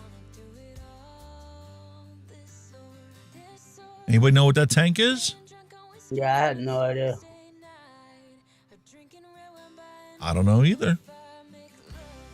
You ever hear of Frostbox Industries? That's the first time I'm hearing about them. It's new to me. So that mod is absolutely beautiful, though. Oh, Very nice. Vaporboy 77 says that early bird tombstone RDA. Oh, turnstone. Oh. Cool. They got 2 RTAs out, that RDA and an RBA. I should have picked up on that. Do not have that one. Look at those honking coils in there. Beefy coils. Oh, man. I can think of all the cloud production with that. I do reviews on disposables. The last one I uploaded was the 75,000 puff from Oxbar with the Nixamide in it. And that's a 30 millimeter RDA too. Holy good Lord. Yep. Like my Tauren Max. It's another review video that never got finished. Recorded it, edited, never made the thumbnail and got that uploaded. So I need to get that one done too. But yeah, I got this Stellar vape from J&R. I do everything. I don't care. As long as it helps people quit smoking. That's my only requirement for products. Yeah. Cheryl Demers, look at her beautiful all-in-ones. The billet box that I convinced her to buy. Yo. Very nice. I was all happy with that red colorway that she got. Red doors, red everything. I like the mouthpiece on it. Yeah. I like those way better than the, tiny duck bills. I do like that Cthulhu set. I'm starting to like that Cthulhu setup that she keeps showing off time and time again. Here's her liquid that she's vaping on. Peanut butter banana cake and a fruit variety. Okay, peanut butter banana cake. Okay, banana cake I understand, but peanut butter aspect I'm gonna have to check. You ever have peanut butter and banana bread with peanut butter? Nope. Peanut butter on bread with bananas on it. I've heard about it, but I never tried it. Never tried it? Nope. Oh, you have to try it one day. You like peanut butter and jelly sandwiches? Yeah. Okay, well, this is peanut butter and banana sandwich. Oof. I do know Brian made me a peanut butter, I think a peanut butter banana coconut vape juice, which was really good. Flavor West cake is actually a really good flavor to use. I don't know what you're using for peanut butter flavor in here. I don't like the TPA or TFA peanuts. Right. It tastes like peanut shells, not peanut butter. Robert Lawyer's got 3 beautiful setups on there.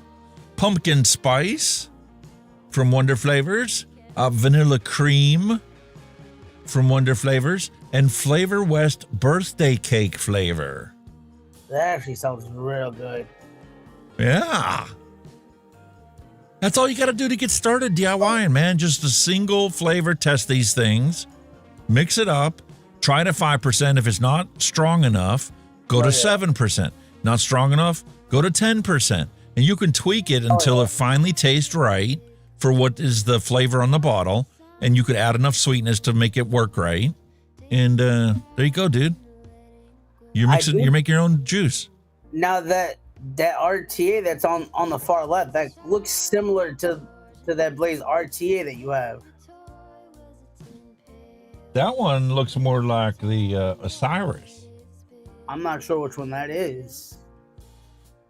The BMW of vaping, the Osiris. Oh, that's the Osiris. That's what that is. There's a little lever on the bottom you got to flip to get the deck to come out. Nick 420 kid, how's it going? Oh, That's what that okay. is. That's the Osiris. Ooh. Yeah, that's a beautiful deck right there, though. Over-engineered. Look at how thick the walls are on that. Yeah, they're thick. They're definitely thick. But the flavor's really good. Yeah, I've never owned one. I've heard people talk about it, but I never, owned one. And as myself. long as, your O-rings don't get a slice in it when you put the thing together because the tolerances are so tight, it's a really good tank. That's what I think Brett, who just texted me before, and Fagan said the same thing about the GT4. And that right there is the Pyro V4, I believe. I pulled up that one, yes. I've got the Pyro V3 and the V4. That one, I'm not too sure. I don't remember what that one is.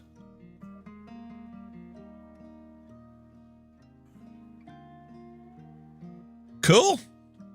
And that's all I got for the hand checks. That's all you guys uploaded this week. So unless you put it in right before the show and I missed it, I checked it this morning.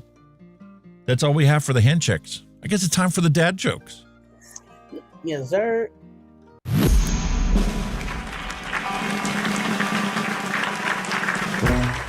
No more despair.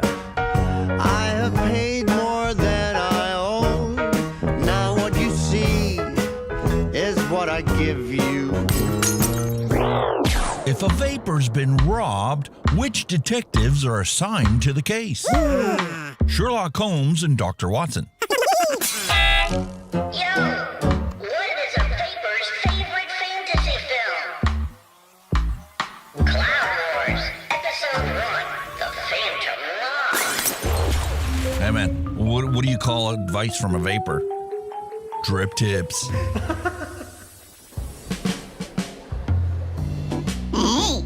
is that a mechanical mod in your pocket? Or are you just happy to see me? Hey, don't throw your mod at people or else it's battery.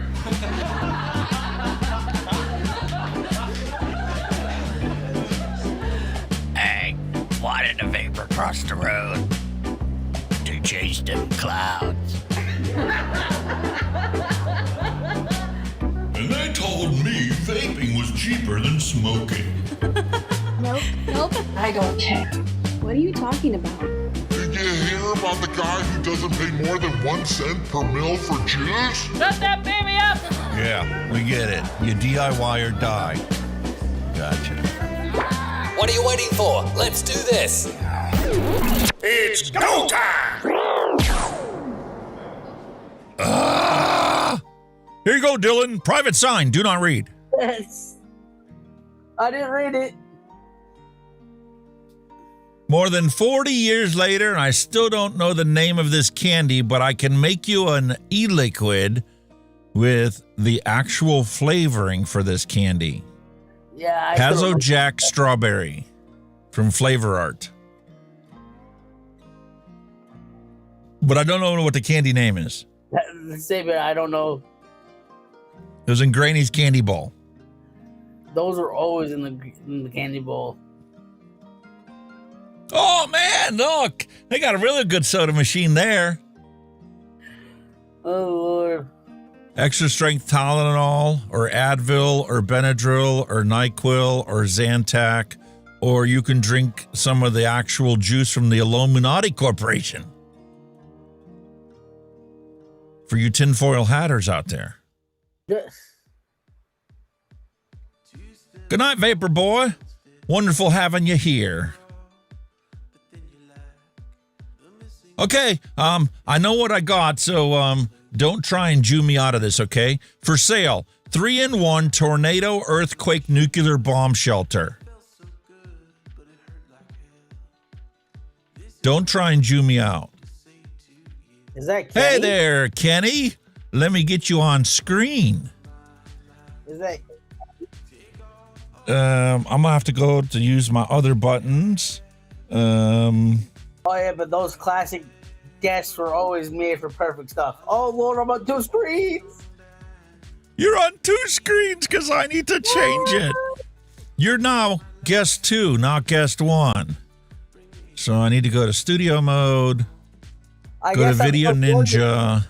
You know, Alex, I guess I'm so gorgeous that I had to be popped up twice. Get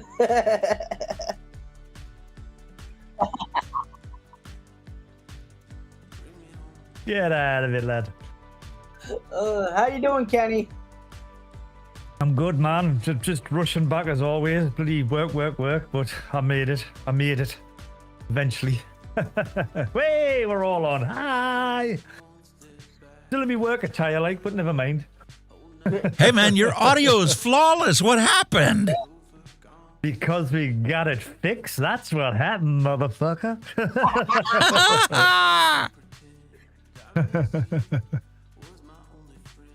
Is that the right logo? No. Works, it works. That contains facts. And you can hear him. Yeah. Amazing what happens when you actually listen to the right source. Yes. You're listening to Ninja, so you get to hear him, and it's mix minus.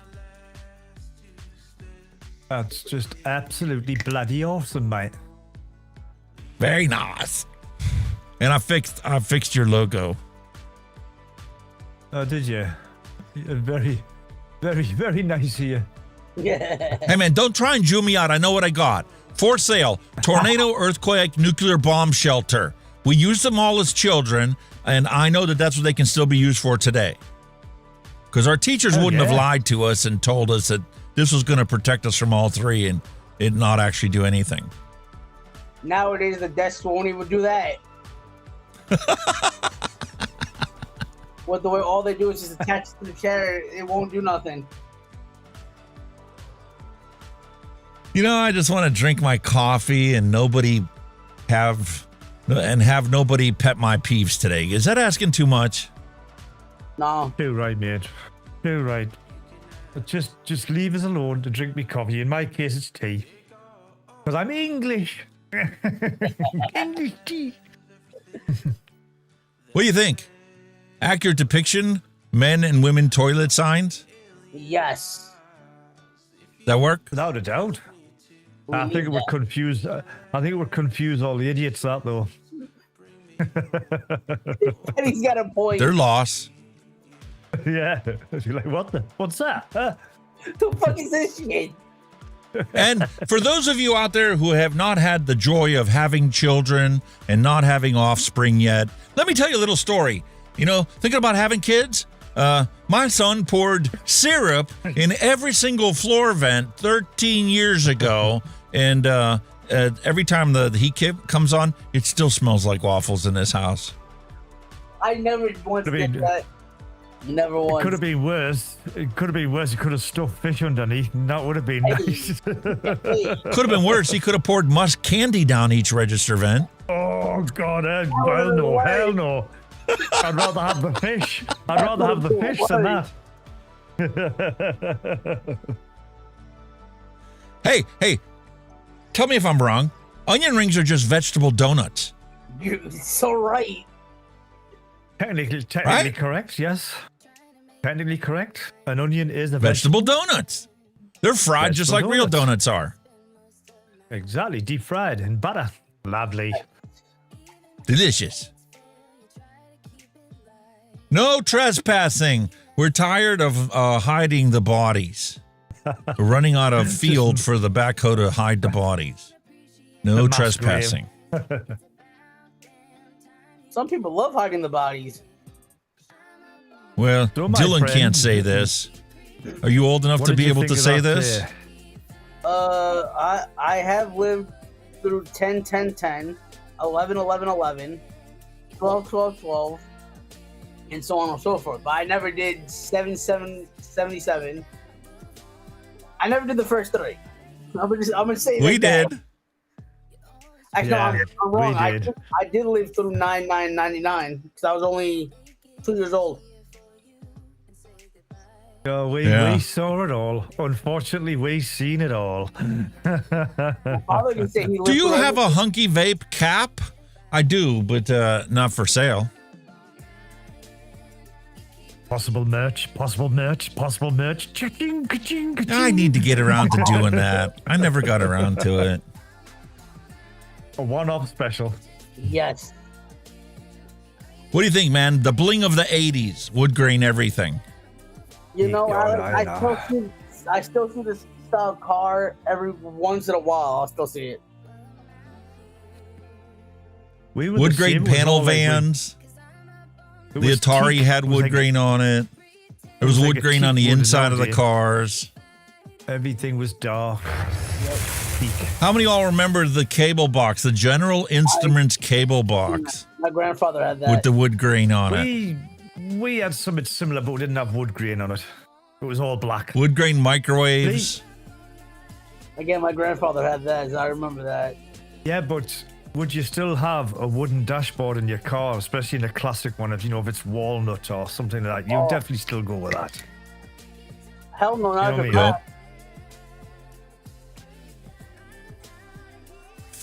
My dad had a station wagon like that. Yep.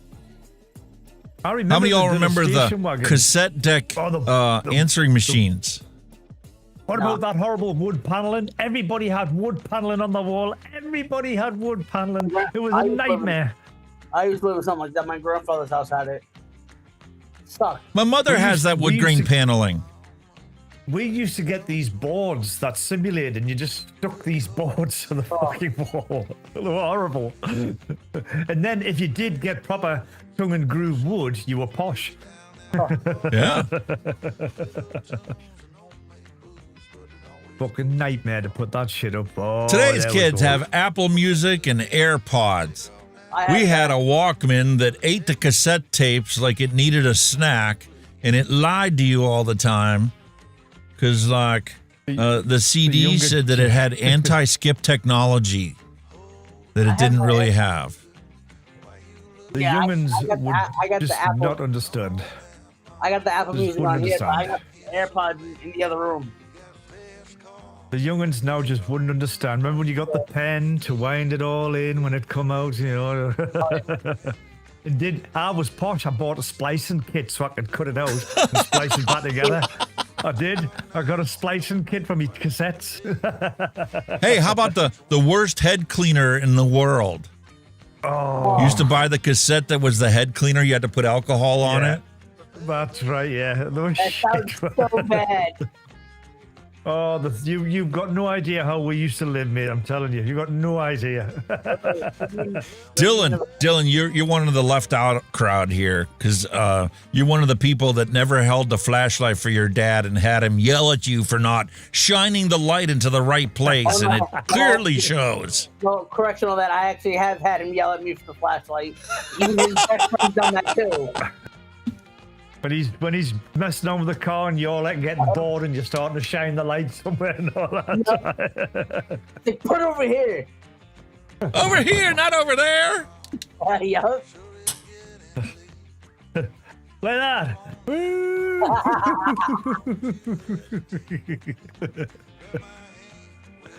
I can hear this picture.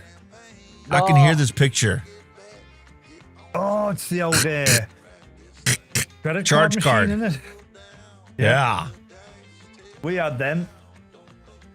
Oh, many moons ago. Oop. There we go. When you were at Grandma's house and you saw these bad boys, you knew you were getting Kool-Aid and leftovers. Tupperware. Good old Tupperware. Okay, Kool-Aid, yes. Leftover pasta was a big no. Do not give me leftover pasta. I hate the taste of leftover Tupperware. pasta. I'll tell you what, is that Tupperware was indestructible. It lasted and lasted and lasted, didn't it? You could throw it in the sink, you could drop it down a friggin' hill, roll it off a cliff. It would still be in one piece. It just wouldn't die. I can't say that about one thing. As long as you didn't leave it on a stove and it melted. Oh, well, obviously, yeah. I'm just going to reheat. Not Dillinger, I'm going to reheat the pasta in the bowl. Eddie, bro. Oh my lordy. We dude. were cool, Dead man. In the rabbit's foot. 80s, we carried around a foot of a dead rabbit for good luck. Mm-hmm. Gen Dead X, rabbit's we foot. were savage. Everybody had them. I remember some you used to have earrings with them. He had piercings and you had 2 rabbit's feet hanging over his ears. Some Looked of like a them right had dick. Some of them had that, yeah. Behind every great man is a woman rolling her eyes. Yep. Oh, hell yeah. Jesus. That's so true. Oh, yeah. Not again. Oh, no. Not another car. Not another this. Not another that.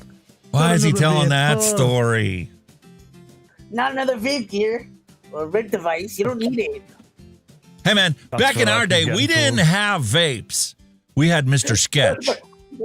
Started the Scented watercolor markers. Yes, the snorting man. Woohoo! I remember them very, very, very much. Hello, Alex. You thought you guys had it best with that, and you guys thought you were better with that. Some of the kids in my generation, when I was in middle school, were snorting freaking hand sanitizer. Listen, our generation got blamed for having to age gate glue because we had glue sniffers. Yeah. So you had glue sniffers? I had. There was a couple of people in my middle school that would eat the glue. Oh my god. And then you wonder why the Tide Pod Challenge got to be so popular. Exactly. Yeah. Hey, you know what doesn't kill you mutates and tries again later. Yep. True. Chernobyl. Of course. Because redneck. And because building supplies cost you an arm and a leg nowadays. Oh, that's class. Old school. But a bus. used bus is cheap. Yeah, man. Being a perfect greenhouse. Oh yeah, for sure. You can cut the roof off and put clear plexiglass on top and job done. Greenhouse. Boom, job Perfect. done. Yeah. I will be right back. 'Cause I had just received a phone call from my godmother during the show. I didn't mean to. No worries. This is real. What is that? It's a chubby Mary. Ah. That do not look appetizing at all, mate.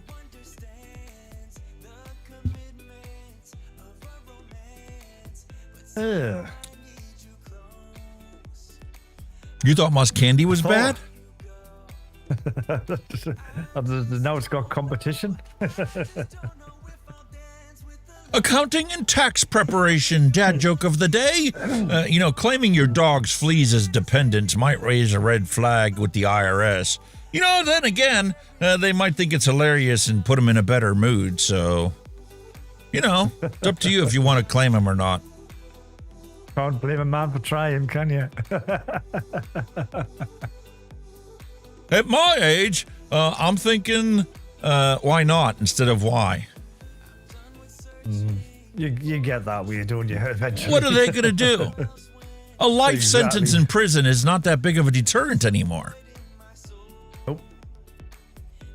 We only got a couple years left. Hotels. That's what I'm saying.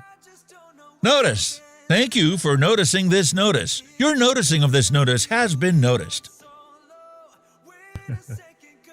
I heard one of that. If you notice this notice, you'll notice this notice that is not worth noticing at all. That's one I heard.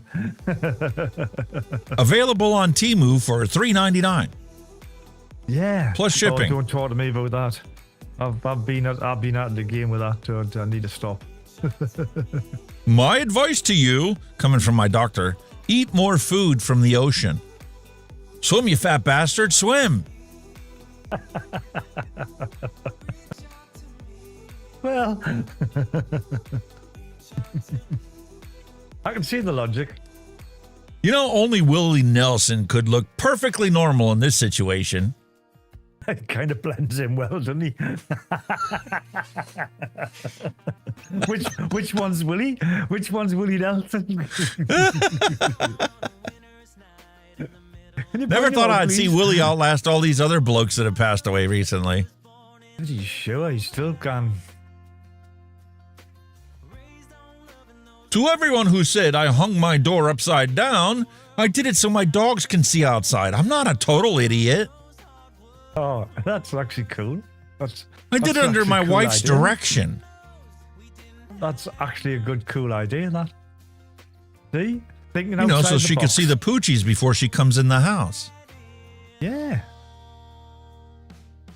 Don't mess with me. I'm a wooden spoon, lead paint, no car seat, no bike helmet, pick up, bed, riding, garden hose, drinking survivor. And you want to worry about vaping killing me? Yeah. Mm-hmm. We know. Please. Exactly. Of course, I didn't mean to offend you, but on the other hand, it was a huge bonus. Oh, yeah. Who is that? I like it. That's Adam's family, isn't it? Gomez? Gomez Adams. I was trying to think who played him again, the original actor. Oh, God. Who played him again? I never did know his real name. I used to know it, but I can't remember it off the top of my head now. Gomez Adams, man. They were class, them, man. Adams family was brilliant. Loved it. Solar energy is actually nuclear energy from a safe distance. Kind of correct, like, isn't it? When you think about it. Using the sun. No. It's true. Yeah. When I was little, I didn't care about things like what to wear. You know, my parents dressed me, so... Well, looking back at some of my old pictures, it was obvious my parents didn't really care much either. Yeah, that was the worst thing when your parents gave you your clothes. You went, oh my God, no. Yeah. Not to mention the haircuts you used to get as well. The old basin.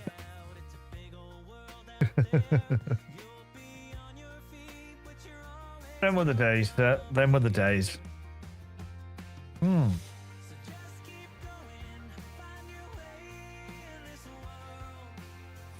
The draw doesn't work. What's going on? Oh, is your end not working this week, is it not?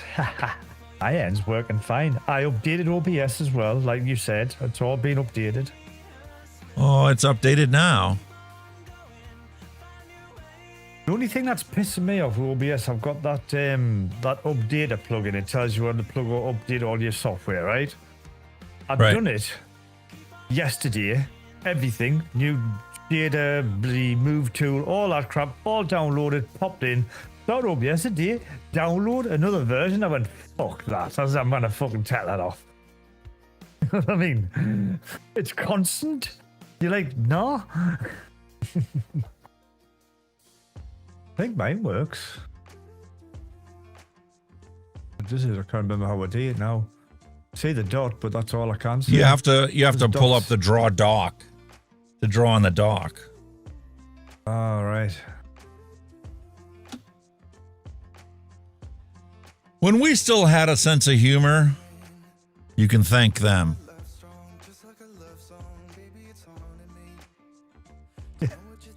Bloody hell, Zen. Archie Bunker and Red Sanford from Sanford and Sons. Ah. Got yeah. There's me doorbell. Honey, do you want the headache medicine that causes heart attacks or the fever pills that cause liver damage? Yeah. Both. In this day and age, I want both. You know what they're talking about, right?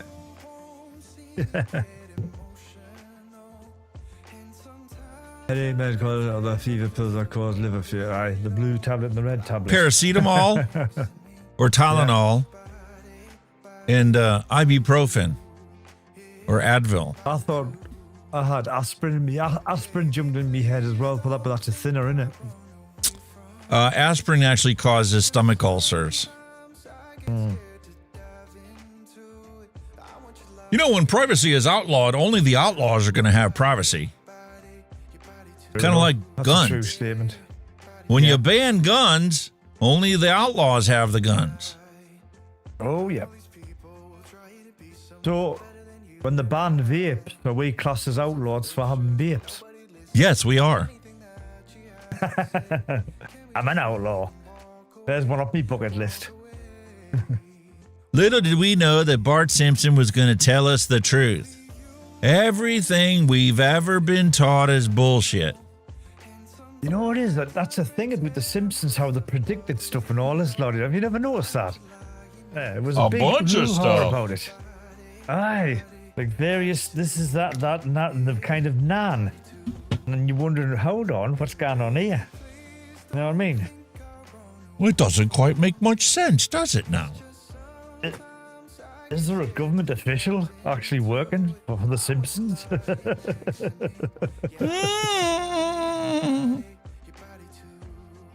had a weird one the day. Very strange one. Driving the bus What's all that? day. It's an automatic gearbox, right? It's an automatic bus, right? You just press the pedal and go, right?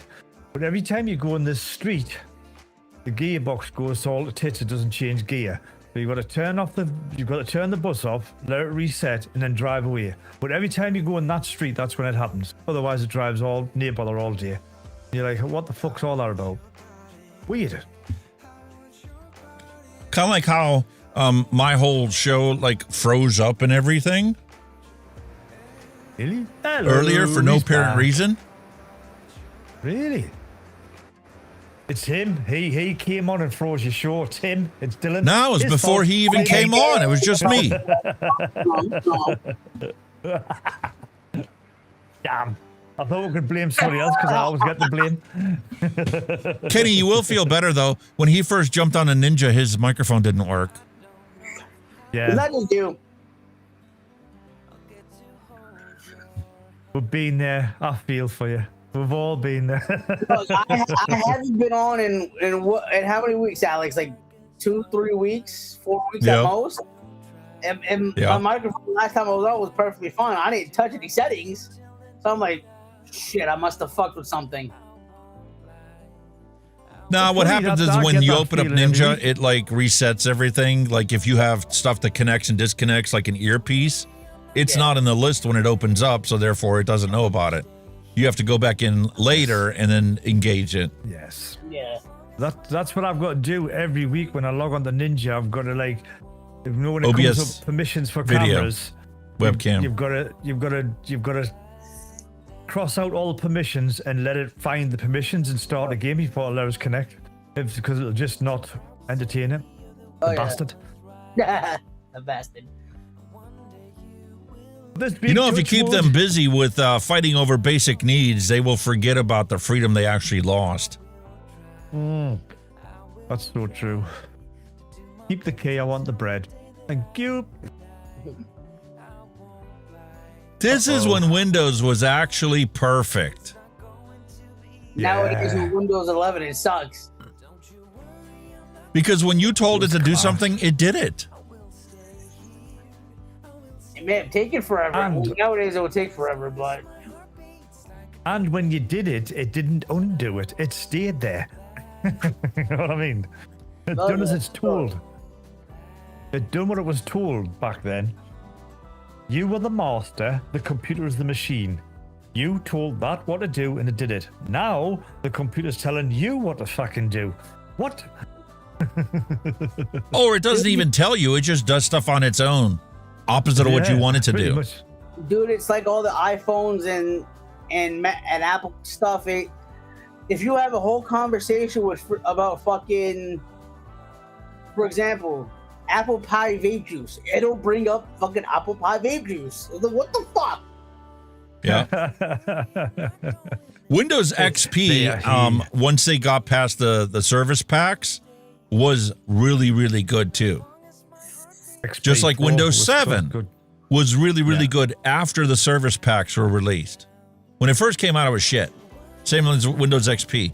When Windows XP first came out, it caused more blue screens than Windows 3.1 ever had. Yep. I used to like Windows 98. I was all right on 98, but that's when back then I was building computers back then. And yeah, 95 and 98 were both decent. Yeah. But they used to When you're randomly inside crash out. for no reason. It's like, what? The blue screen of death. Da, da, da.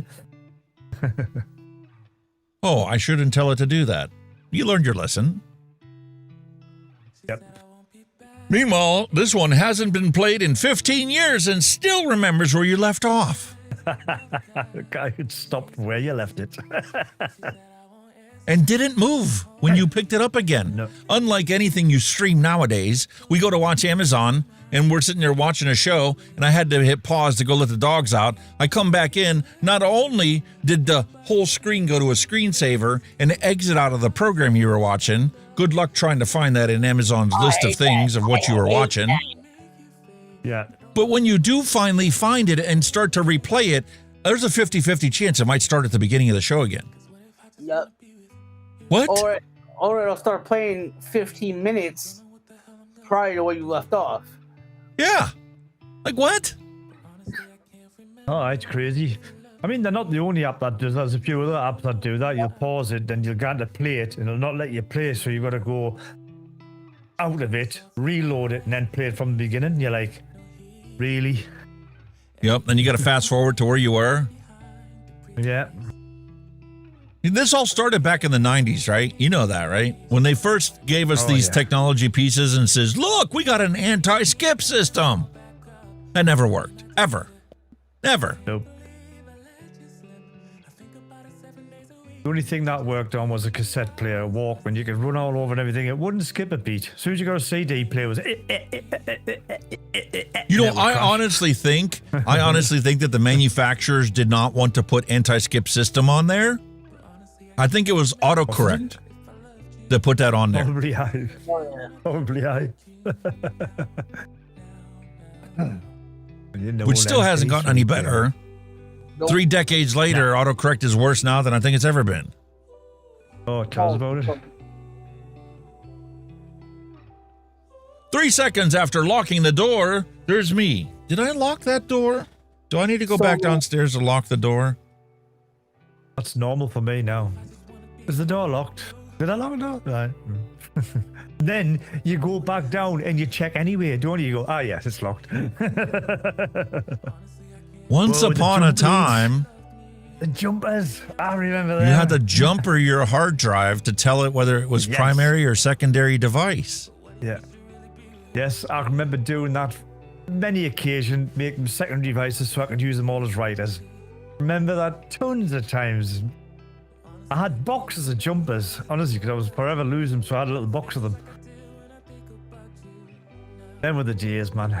See, you could tell. That's the end of the dad jokes.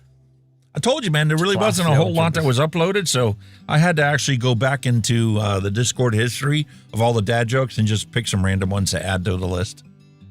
Hey, whatever. It's still just as good, mate. Whatever. It worked out pretty good, though. Yeah, it's just as good. Sometimes it's nice to see some of the old ones again because you remember how funny they were, so you laugh at them again. So yeah. Good joke is never a dead joke. You can always listen to it time and time again. There you go. That's the way I love it. So true. Love it. Just like I love the fact that I still have these scenes set up in here to have 3 people on. Cool, isn't it? Now I need to go to the next layer and create one for 4 people, and then 5, and then 6. Yep. Notice how he's on the top, like, so you're spoiling the guest there, aren't you? He's the top dog, aren't he? I didn't expect to be on the top. Oh, there you go. A rose between 2 thorns. Oh, I wasn't got that far. A black rose. Yeah. Some people would also look at this picture and go, look at those 2 balls hanging next to that. Trust you to go on dinner. He had to get in the gutter. You know what I mean? That's normally my job, but he's took it down there. He's took it in the gutter. He beat you to the punch. Oh, so now I'm the dick, am I? No, I'm the dickhead. We can all take our turn. Yeah. Love it. Love it, love it, love it. Love it. Very simple to do. Pretty awesome. And the thing is, once I have it set up, I can legit just copy all these things and add a fourth one. He always says that, you know, Dylan. It's very simple to do. He's telling us that with me sound for ages. He's telling us that with me sound for ages. It took us how long to get it right? How long did it take me to correct your problem last week after the show? 30 seconds. 30 seconds. He said, have you got that? No, right, put that back, done. There you go. I was sitting like, I know his computer as well as he does. he knows it better than me. But now that it's perfect, it's going to stay perfect. You got pro audio, I got pro audio. You process it all on your end, I process it on my end. And look, he showed up on the scene today, and it's processing all of his stuff, and we all sound perfect. Yeah, I sounds got good. the lighting you sent me all hooked up. That's it. Nice. Looks we can better, see your ugly mug. Isn't it beautiful? Have a little bit of light on you. I still have that the light that my father got me off Amazon, just right on the desk right there. I have to find out where I put the other lights, and that's it. Piece of cake. You could even take it and just throw it behind you, shining up at your dresser. That's what I did when I first started my studio. Oh, yeah. I legit just plugged it in into a power strip on the floor and turned the thing on just to have some color behind you. Oh yeah. Yeah, man. Everything else is perfect. I gotta set the screen script. I'm gonna put it between the two frames. And the lights I have to figure out because I gotta clean my whole desk area and that's it. Very nice. Got my light now. Yeah. It looks like Kenny had. May the force. Looks like Kenny May had. the force be with you. May the force be with you, Luke. Ooh, ooh, ooh.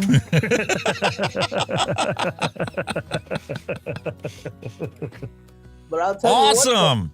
I'll tell you what though, Alex, this GT4 has amazing flavor coming from it. Only thing is, I can't agree with the price. Yeah, the prices are ridiculous. What's that? Even the clones are outrageous. Typhoon GT4. Oh. Yeah, Happy Hippie, I think, found one on AliExpress for like $40. Wow. Not cheap. Well, let's see if the retro vape we have for today is actually legit or if it's a clone. You ready to take a look? Yeah, man. Oh, then.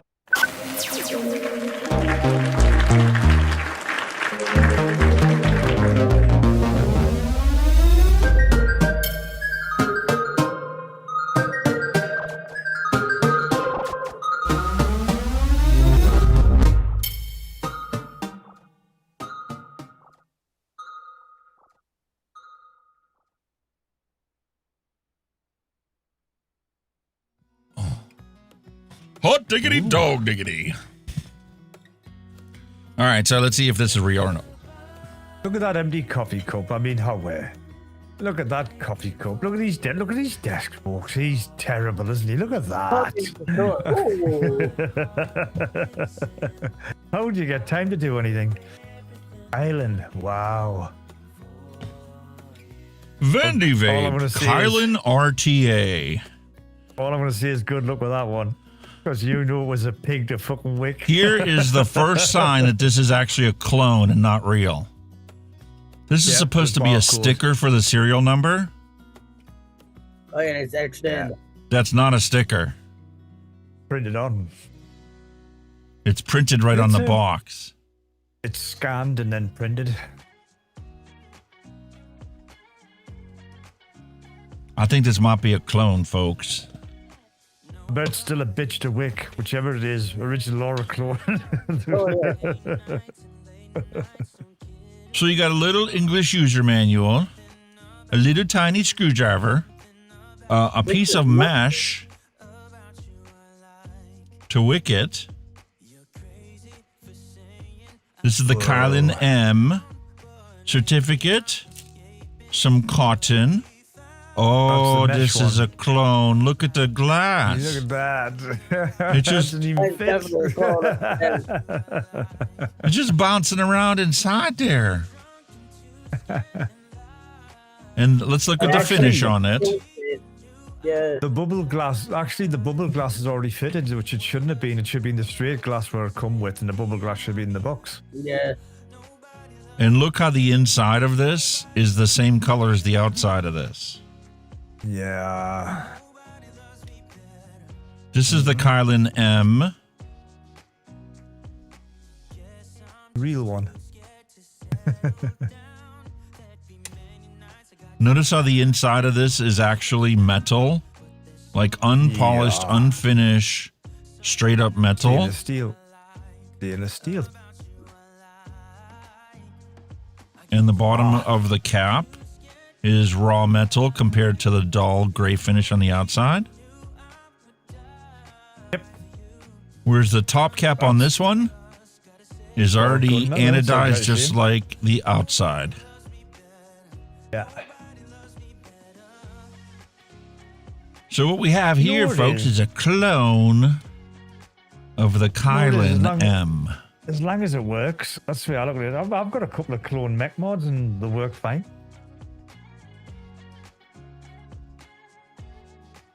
Deck the same? Oh, it's the mesh deck. She is the mesh deck. The mesh deck.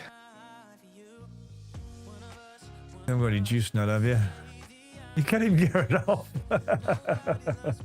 That's because I How didn't long's take that her been apart on? properly.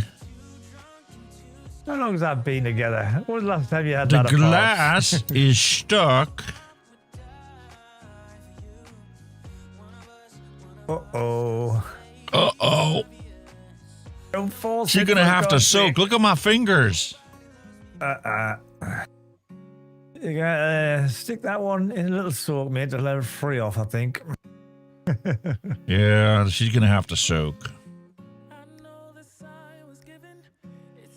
So unfortunately, that's where the comparison ends. Yes.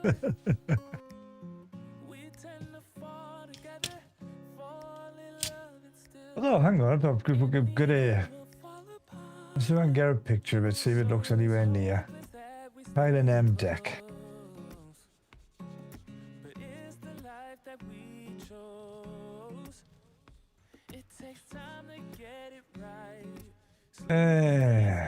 Images.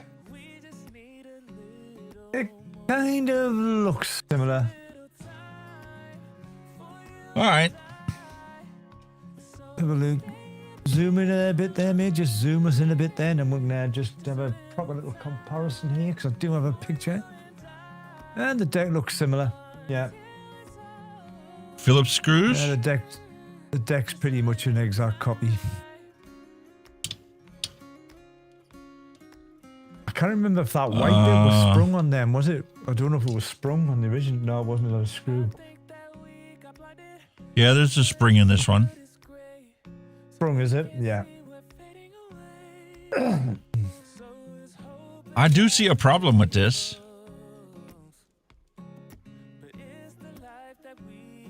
They give you plenty of mesh, right? And they give you a little tiny screwdriver. There's some spare grub screws and there's some O-rings. They gave you cotton wicking, which looks really thin.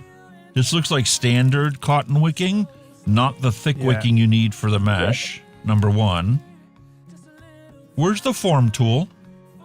Exactly. Where's the bendy tool? You need to bend it. Not there. Nope. That's a bit of a... You can't sucker bend punch, that without a isn't forming tool. it? Oh dear. That's a no-no. That's no good.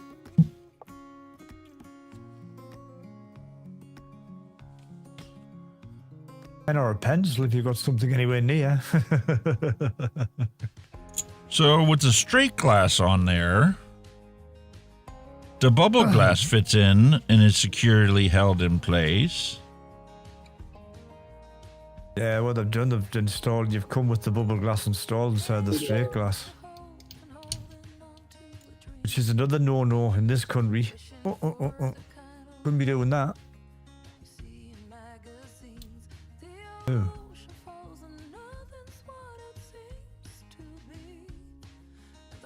And how are you supposed to line a deck up?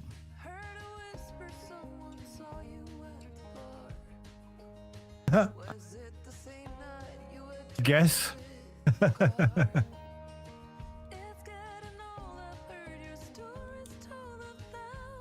Oh dear. Does it line up? It does line up. I think like straight glass might be a little too short. I think that's the case. So she ain't gonna get much liquid in the straight glass. It'll be what, 2 ml pretty much. Yeah. So I need to go and find the actual Kylin box to get the form tool to bend that mesh to fit it in there. Because I do not know what diameter that rod is supposed to be. I've got some rods here that I could use as forms. Got a stepped form tool here. I got a smaller one I could use. Just put it on the deck and see width-wise where it's gonna, land in the deck type of thing. Like, see how wide it is, and then it might give you a bit of an inclination to where I'd like sit like the smallest end between the deck. Would that be? No, that would work. Smallest one.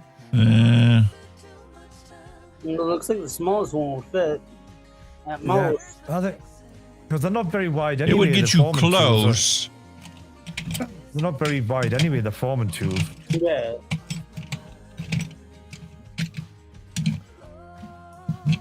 When you think of it, as long as your 2 ends reach the clamps, that's all you need to worry about. And that'd be too. I don't know. No, that mightn't be too bad.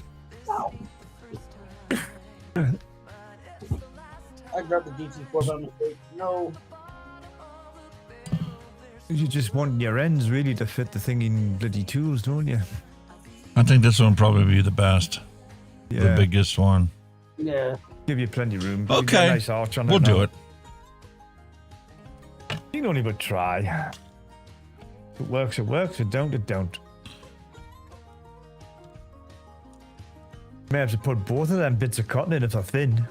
Tie them both in. Well, there's other cotton I have here. I could do it. I could use the BP mod stuff. The 3 mil. Oh yeah, that's nice. That Nice ought to and work fluffy. pretty nice. That's the 2.5.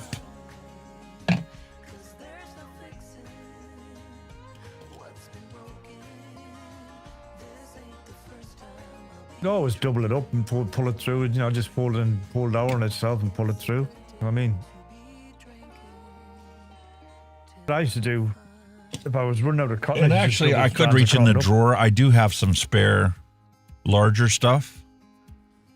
I also have the Muji cotton I sent you. Oh, the Muji. I never tried Muji cotton. Brilliant for drippers.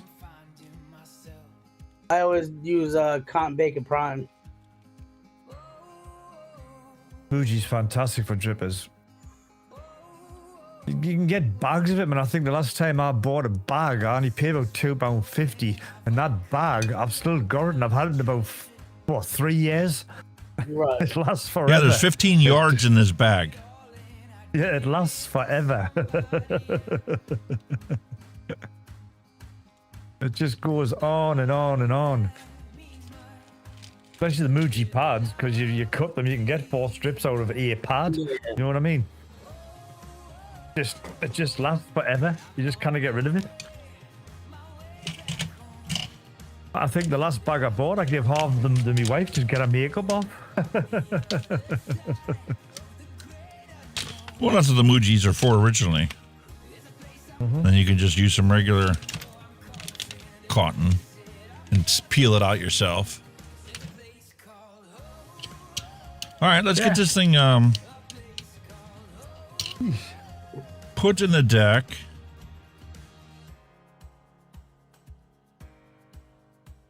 She got some spin to it. I wonder if I can tighten that middle screw. I mean, you could.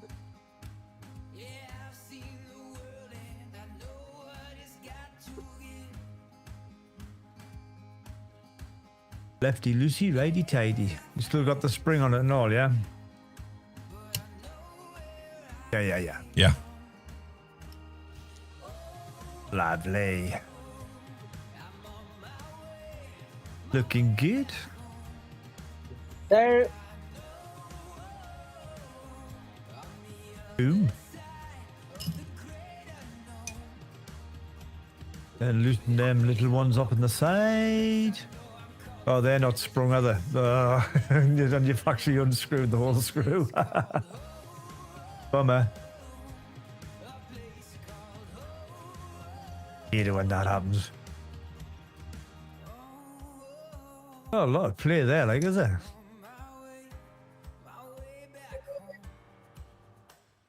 Wow. No, there isn't. Oh, there you go. Gotta wedge him out. There we go. There's enough. There we go. Enough there to get in there. Lovely jabbly. It being mesh, it should still have some decent flavour, I'd imagine. Yeah. As long as I don't give myself a dry burn. Oh, that's, if I wick it what properly. No, that's what we're all waiting on. That's why you were like, go ahead, you can do it. Yeah. I know you can do it. Yeah, go on, you do it. Get it done, son.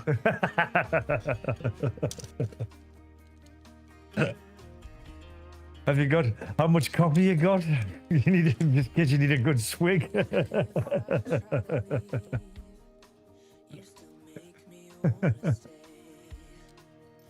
Love it, man. You can do it. Of course you can do it. Return the mini screwdriver and the spare screw. There's a little tiny mesh wick. One of them are the stainless more. Look like them, don't they? The stainless one oils. Could be. Aye, aye.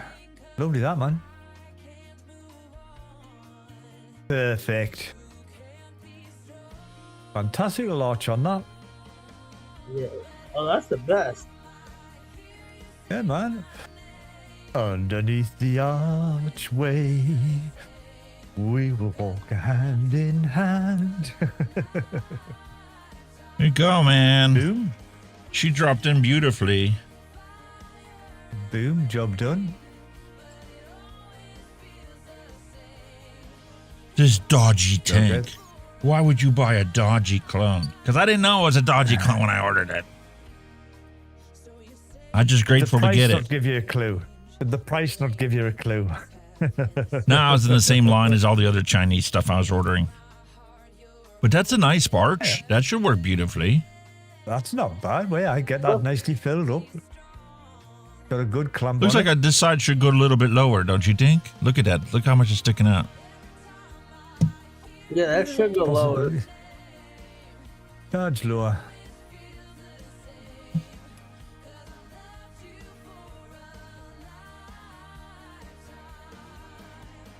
Yeah, she's not even in the right hole.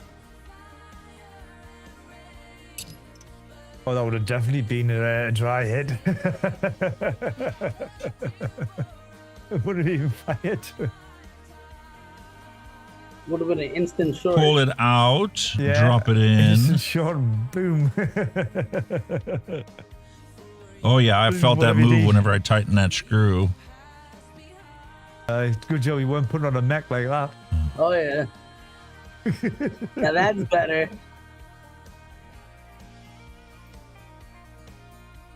There you go. I just put your adjustable one through and just round it off a bit. Go all the way, get the big one in. There you go. There you go. Nothing wrong with that, man. Yeah, and like I said, this wick looks way too small to fit down in there. Yeah. I'll pull it through just to put both of them in. I would have put both of them in one hit. I wouldn't have put one in on its own.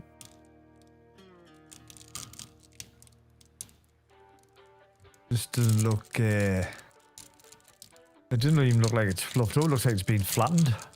Yeah.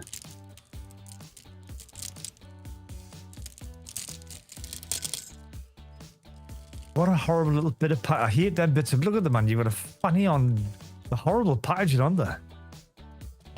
And they stick a little fucking envelope out the end of it. You're like, what the why?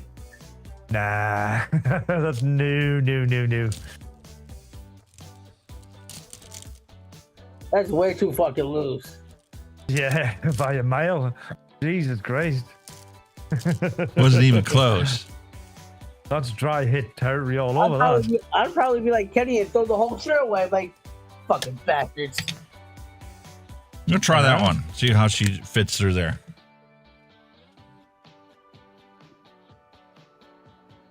Even this is too loose. Yeah, you want a bit more. A little more. Little more. I mean, you don't have to, like, you know, if you just want to burn your friggin' throat out, you know.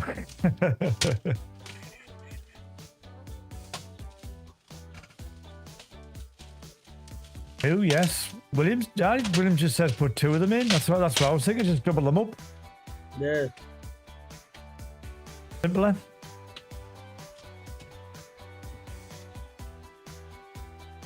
Double them up. It does the same job. Oh.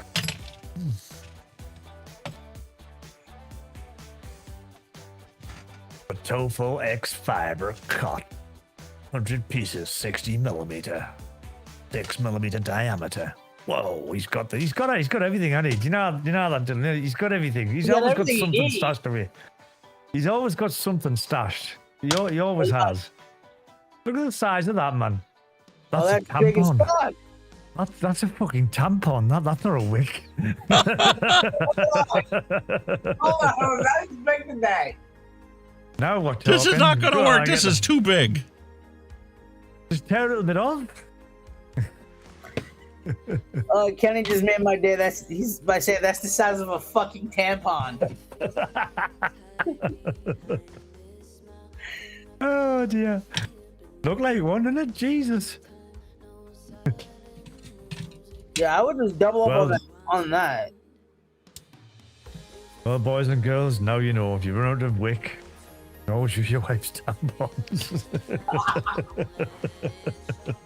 Shh. They're very absorbent, apparently.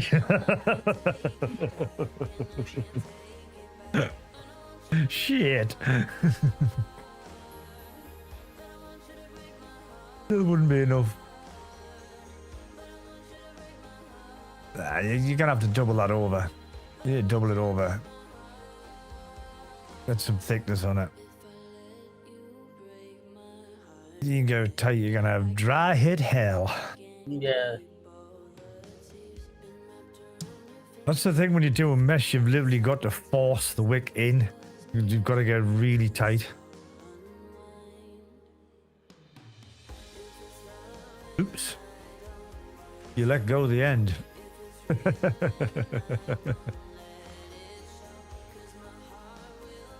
Now you can understand why some vapors just get so frustrated, because sometimes the fuck on you've got to do to get something done. They're like, forget that mesh. I don't want anything to do with that mesh. Yeah, it's like bullshit. I don't need this bullshit. Still a bit loose, like, isn't it? Yeah, I'd rather just use that old tofu cotton shit.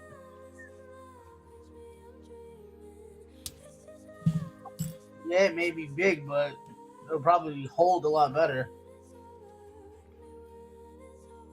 Maybe if you doubled them shoelace ones up as well. I mean, they would probably go if you doubled them up. Yeah, I could do that. I mean, let's do that. Let's try that, and think then that would- worst case scenario, I'll revert back to this. And we're told for you might have nip a little bit off, like, but you would have gotten it in. Yeah.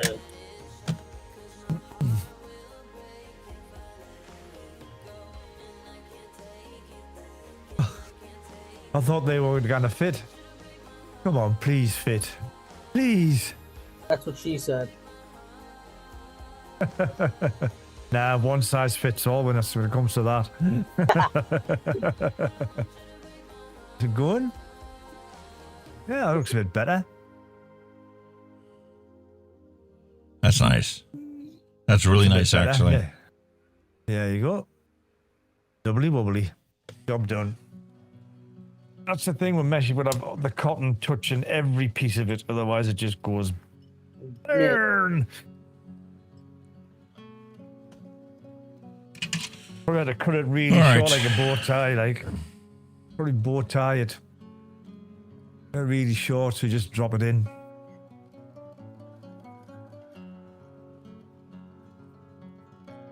He's doing a bit of Mike Vapes there with the undertickle and a bit of overtickle.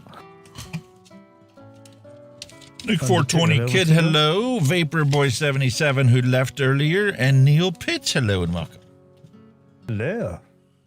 See, even William Dobson said, told you. Yes, sir. Could use a little more. John's pulling it out.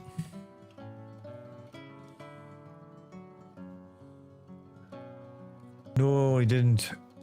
He didn't pulse the mesh. Fuck it.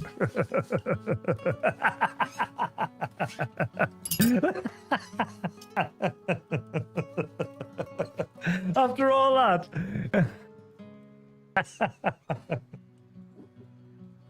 Motherfucker.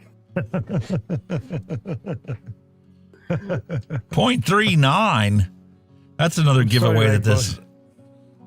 That's I'm sorry, like, but Who the fuck is this asshole?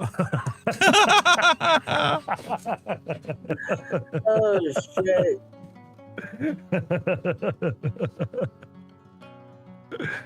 Keep him for another day, mate. Oh, we'll send it over to Steve. Yeah, Steve will have that a lot. Steve will have that. Steve will appreciate that. That'll last him a You month. can that, you can Steve. use it to weave Mike a new sweater for Christmas. Steve, you want it? He says he'll love it.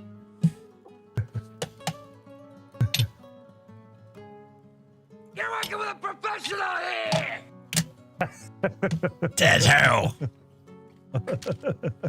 Oh shit. Maybe we should try this one. I don't know, them other ones work, like, I mean, but... Yeah, that should be thick enough right there. yeah, man. Just give it a fucking little roll and a twist and a nerk and a neek and a yeek and a yak.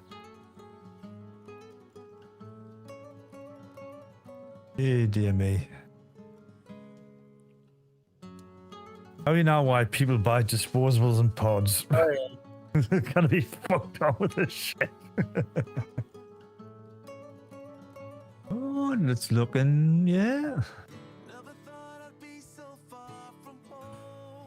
Hmm. A little thin.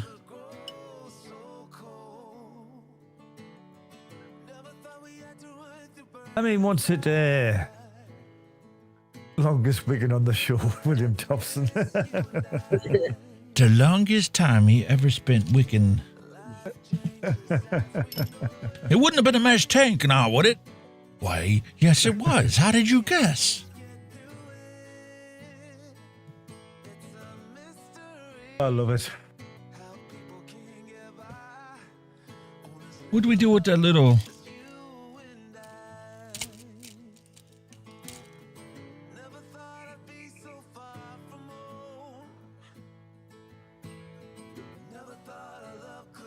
Oh, you're going for a bit more underbelly there, are we? Ah.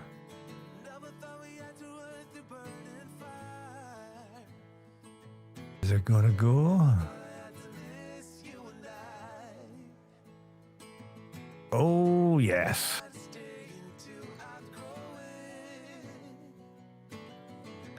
That looks better. Nice and nicey tidy. There we go. We're getting somewhere now.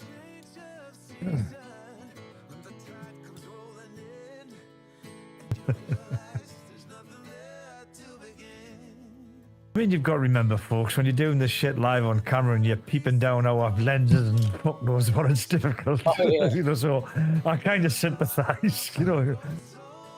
Aye. I mean, I kind of feel bad for Fagin when he does the shit live, too. You'll have to go in me bag and get me kind dispenser in me bag. Going pound out of there. Radio, have a good one. Tomorrow. Thank you. Sorry, that was my daughter off to go and do a night shift, bless her. Oh, excuse me.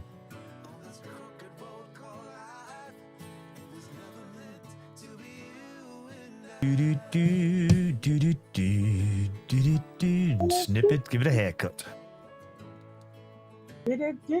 Snip it back.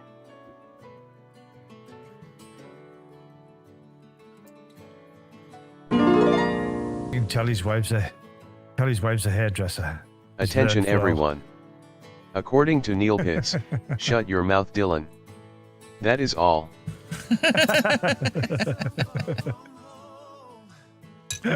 Pitts, you pipe down, good sir. Aw. Bless him. What did you think of that Danish muffin swirl juice, Dylan? Would you like that? I was telling Alex, I said, oh, yes. Dude, I literally told him, I said, I put the shit in the GT4. Phenomenal. It's lush, isn't it? Yes, sir. My bottle lasted about 4 days. Dude, I drank it. I still got this much left. God, that would have been gone by now with me. That was well and truly hit that me, like, absolutely hammered it. Well, only reason why it's taking me so long is because the GT4 is 6 mils in capacity, so it takes me like a day and a half to fucking get everything down. Oh, I think I changed the a lot of that. Like, I think I kind of disappreciated a bit because, like, I was chaining it thinking, this is so good. The chocolate milkshake, the fudge milkshake that Alex sent me, that shit was going within a day. Oh, yeah. Nice little bow tie. The wells are not overly stuffed. There's plenty of movement.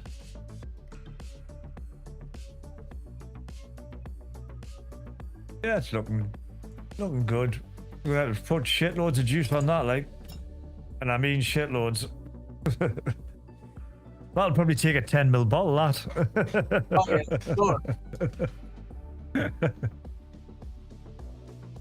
I'll take loads to get that soaked up because it's got to sink right down to the bottom. Yeah. And a 10 ml bottle normally doesn't even last me like a full day. It lasts me like a day and a half, or like half a day. You need 10 mil just to burn that in, man. Oh yeah. No, like hat. I think I may need a battery. Oh, is your battery dying? Oh, yeah, it's all gone pear-shaped. Well, that's what I hate when batteries are dying left and right. I needn't talk. I won't know how many batteries I've got left that work. 2. Oh my! I have 6 mine are all batteries dead. charging. All mine are dead. I need to replace them all badly. They've had it. I've milked them till they just can't be milked no more. I need a home reader like that, like the one that Alex has. Oh, why is that reading 0 ohms?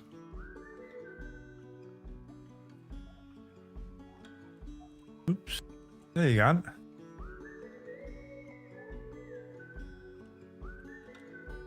Get in there. No, it is. You might be pleasantly surprised, make it all done, get it filled up, and it might be a fucking banging flavour tank, just dinner. Well, the Kylin M was a banger. You just have to make sure you wick it properly. I didn't think I ever got the M because at the time I wasn't really keen on mesh. I never tried it in the Kylin series. Yeah. And look, the tooths are starting to stick out on the bottom there. Just goes to show you your cotton swells when it gets wet. Yeah, they were good RTAs, but like the early ones were pig to wick. Yeah, they were just a nightmare because they took down the side rather than in a well. Oh, they were pig if you didn't get it right. Dome top as well, like, so that'd be good for the air flavor. So the juice comes in from the side. Yeah. You gotta get the line up, that's the thing. Because obviously, oh, yeah, first time, you lucky git. And Jay Hayes would have been happy because you were able to screw the top on without taking it off your build stand. Oh, yeah. He used to tear everything apart that was like that. And look, we're going to take it off again because we're going to put the bubble glass on. Yeah, you want some juice capacity for that because it'll probably drink the juice that, like. It will. Let's see if we can do it again. Let's see if we can do it again. You do it again? Oh, has he got it? Ah.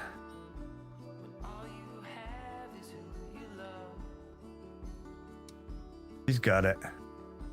Yeah, that allowed two times in a row. I can't believe it.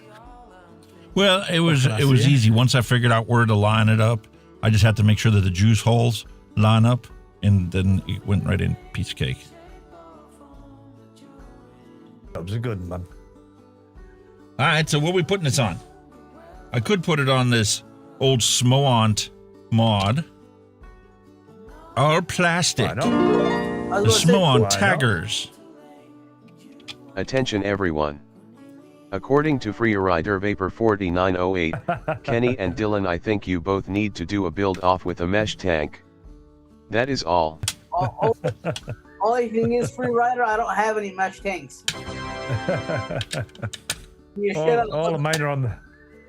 I would, but I would get the Titan out. Now the Titan with a double mesh, I would get that out. That's a piece of pistol and it's a belter. Nah, you need to do the Doom. Oh, I never heard of that one. Fuck. We never did the build off on the Doom. I did master that eventually. Took some game, but I did. Using the Muji cotton I sent you. Yeah. I did get that. Meanwhile, I used it and got a dry hit.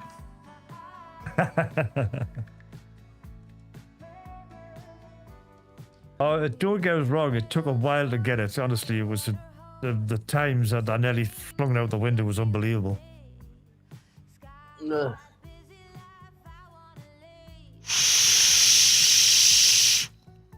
Holy Whistle City. Whistly.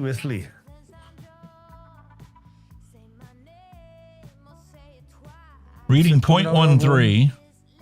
0.13. We'll start low and work our way up. Yeah. Yeah, don't want to hit it straight away.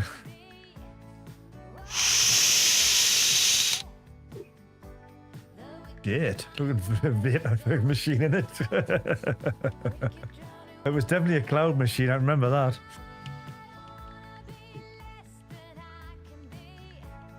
You were mesh, so you didn't need a hammer, did you? It was pretty right with low wattage.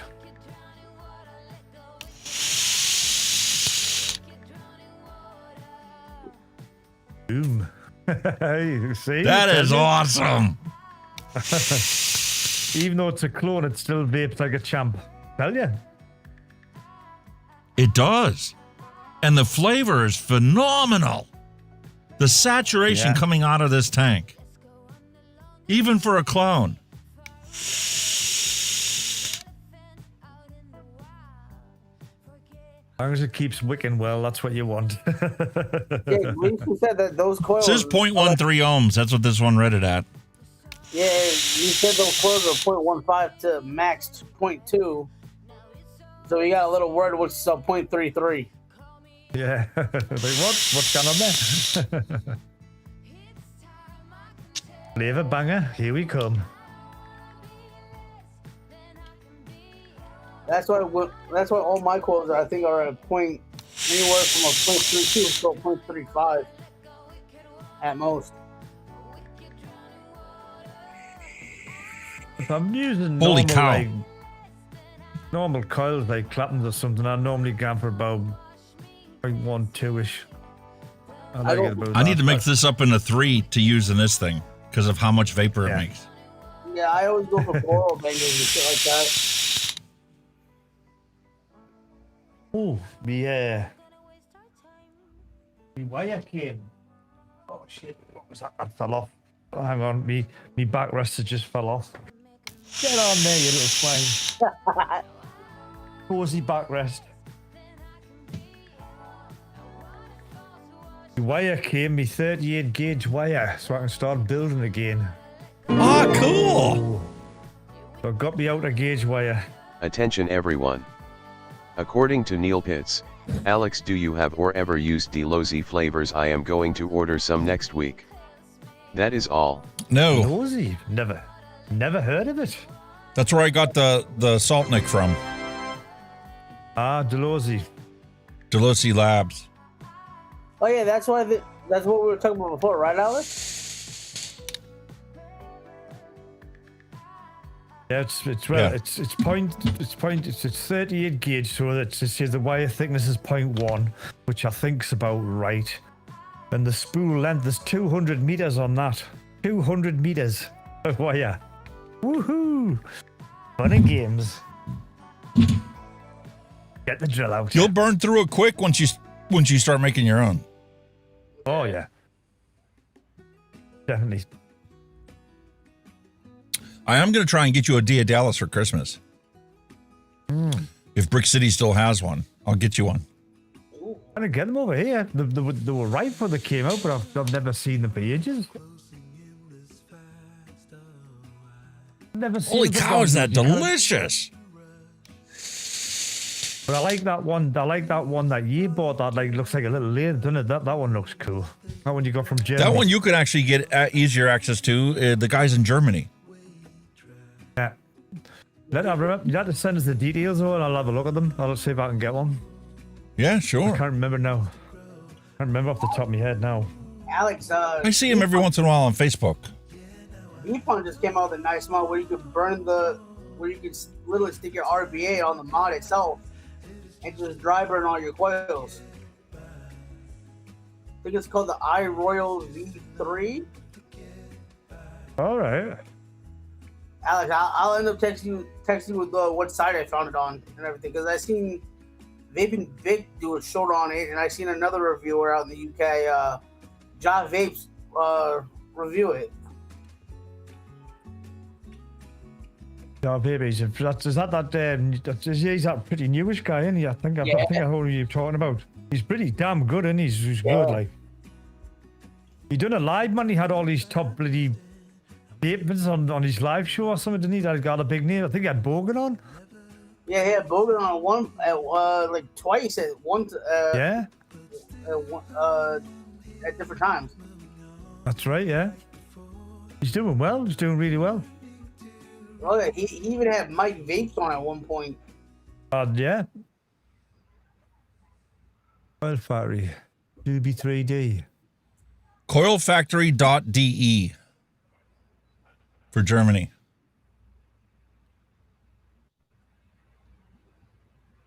So was it a kit? Wasn't it? It was a kit you got over? Yeah, it was a real kit. It was a.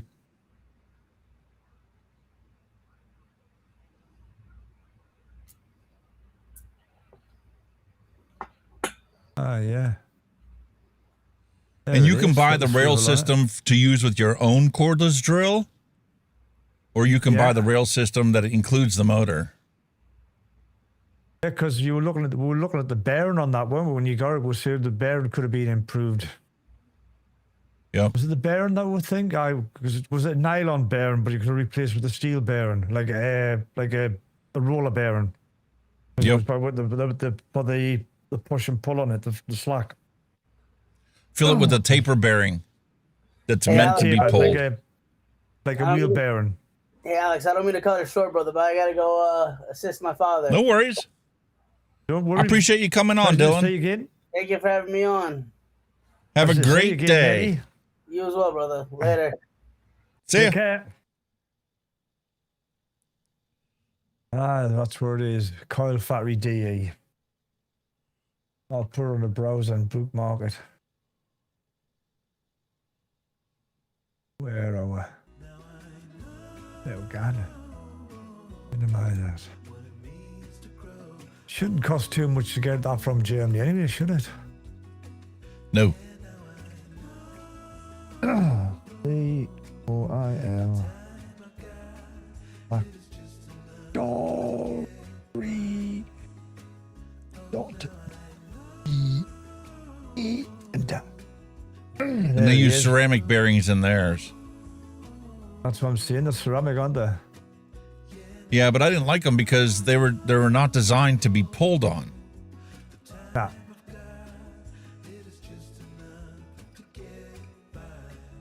Come on, you bitch. Translate it to English. There you go. Right, I'll bookmark that. But here's the rail system that's designed for your own cordless drills. Yeah, you can take a... I mean, if you want to use drills, I mean, if you've got a dedicated roller, it just saves you fucking about, doesn't it? Yep. Attention everyone. According to Neil Pitts, Alex I nick up the Kenny's rum cookie. The rum has settled down and is not as strong. Started dripping it. That is all. Nice. Oh. Kenny's rum cookie. Oh, tremendous, that stuff. Love that stuff. You need the nick in there to get the flavors to balance out right. Oh, yeah. By itself as a 0 milligram, nah, don't work. But yeah, look at it. He's got ones where you can have double motors on it. Not quite sure what you would want 2 motors at the same time for. I couldn't imagine like making 2 coils at once. Like, you need 4 pairs of hands. I'll definitely check them out.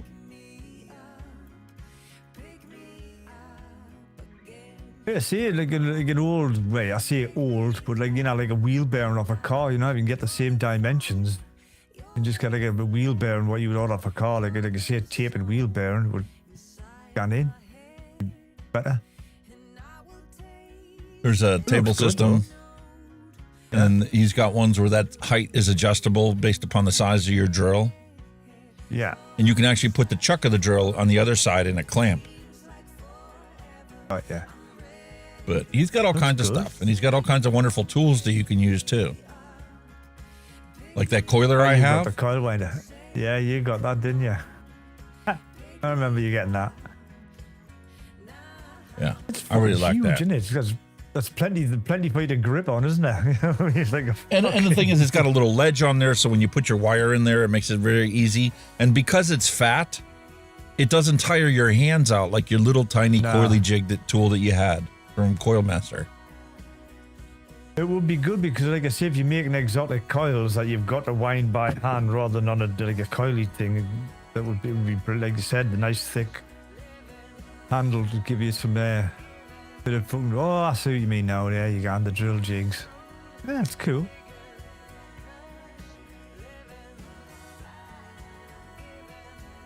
And that all fits onto the rail system.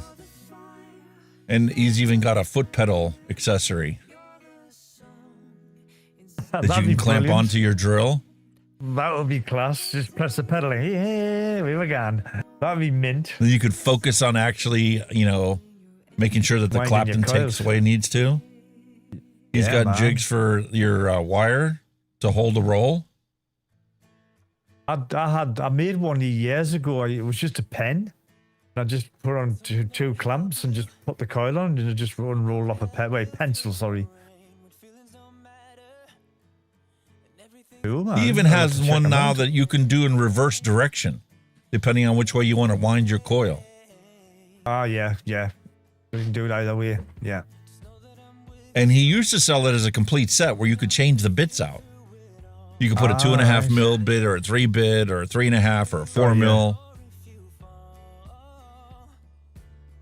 Definitely have to check him out. Looks good.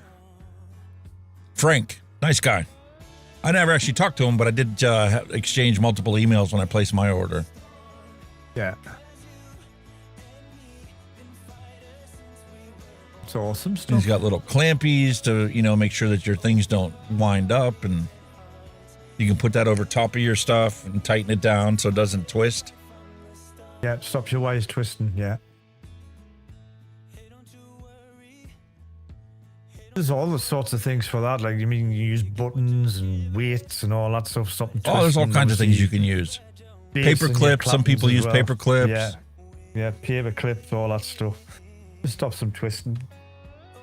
And then here's the universal one that I was talking about, where you just swap the bits out. Oh yeah. That's cool. You actually got to wait and put in your drill as well. Fucking hell, that'll be fucking wrapped. Done. How many wraps you want on this? Done. Jesus. Be tight now. 32 euros for the complete set. That's cheap as chips, that.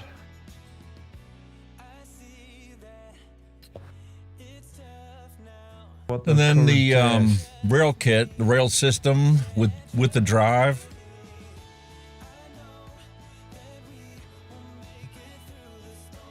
There's a hand twister.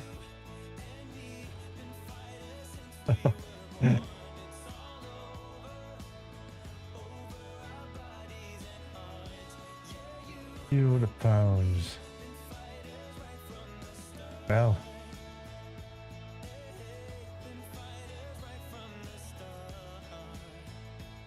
£0.87 to the euro at the moment. That's how shit the pound is at the minute. Jesus Christ. And there's the motor system. That looks the boy, that, like.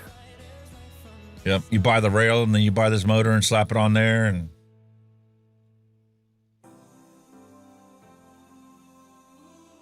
you can mount that to your desk, or you can just get a long rail. You could probably use a bench lathe. Just put a drill chuck in the jaws. My engineering head coming in there. That's mint, that, like, that's nice set system. That's the one I got. It's really nice, that.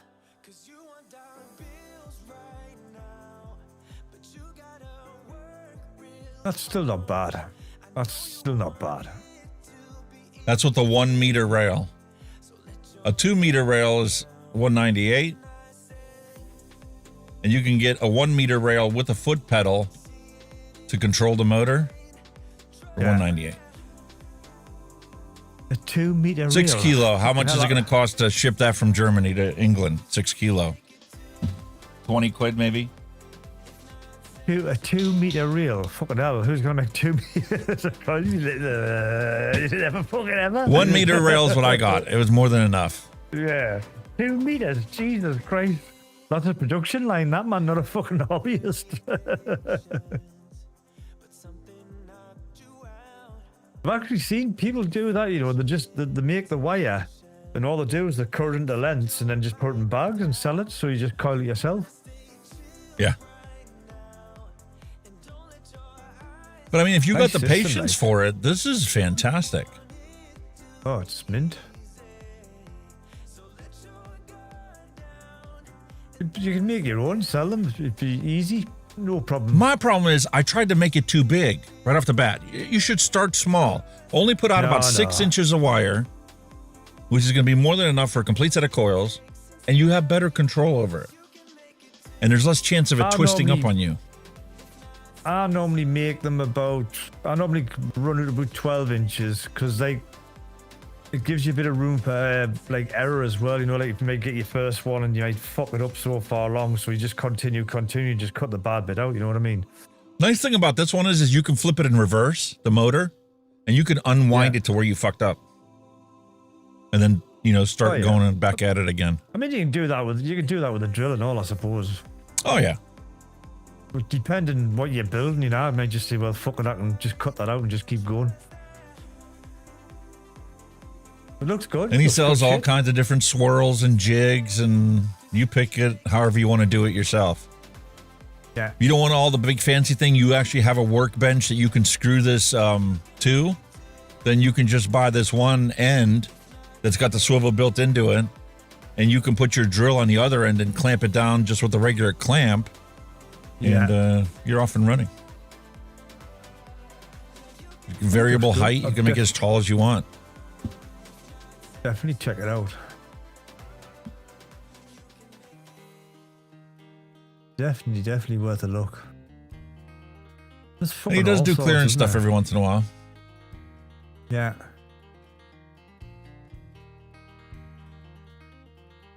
£30, man. It's now, is it? Was a tabletop friggin' kit.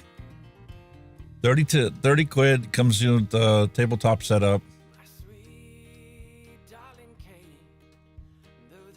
Fucking awesome, man. There you go. Job's a good one. He's even got the little covers they put on your wire as well. Proper twisting. That's the main part, really. Like I said, anybody can hire your drill on, but the main part's getting good swivels. If you get shit swivels, that's when you have problems. And I like this because you have a separate tool. You have a 2.5 mil wrap, you have a 3 mil tool, a 4 mil tool, and a 3.5 mil tool. That's all you ever need. Yeah, well, that's all you need, eh? And you get yourself a swivel you can use with your own drill, and it's only 30 quid. And you get some little clampies. Yeah, that's really cool, that.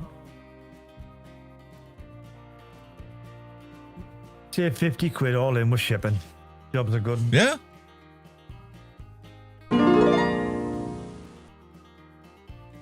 Yeah, definitely. Attention everyone. According to Neil Pitts, I hate doing aliens and doing decor for the rap. Yeah. That is all. They're a pain in the arse, aliens. I can do the decor and all that, but it's like the actual alien wire. I pull too tight on it. I don't get that nice alien pattern. It's me tension. I kind of get. And then right I collapse it. Yeah. Just that's the only bit I kind of. It's actually the 3 wires collapse and then they just become a flat thing, and it's just like. Yeah. Yeah. I should have put some clampies on there, 2 inches apart, and only work 2 inches at a time. Yeah.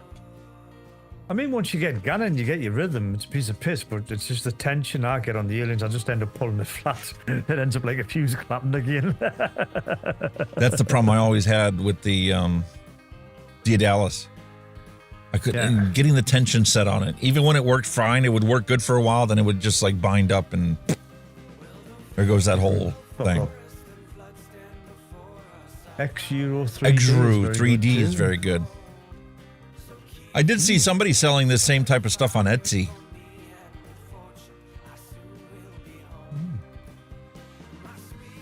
And when I was looking into buying a 3D printer, I did see some of these things are available as a 3D pattern for free.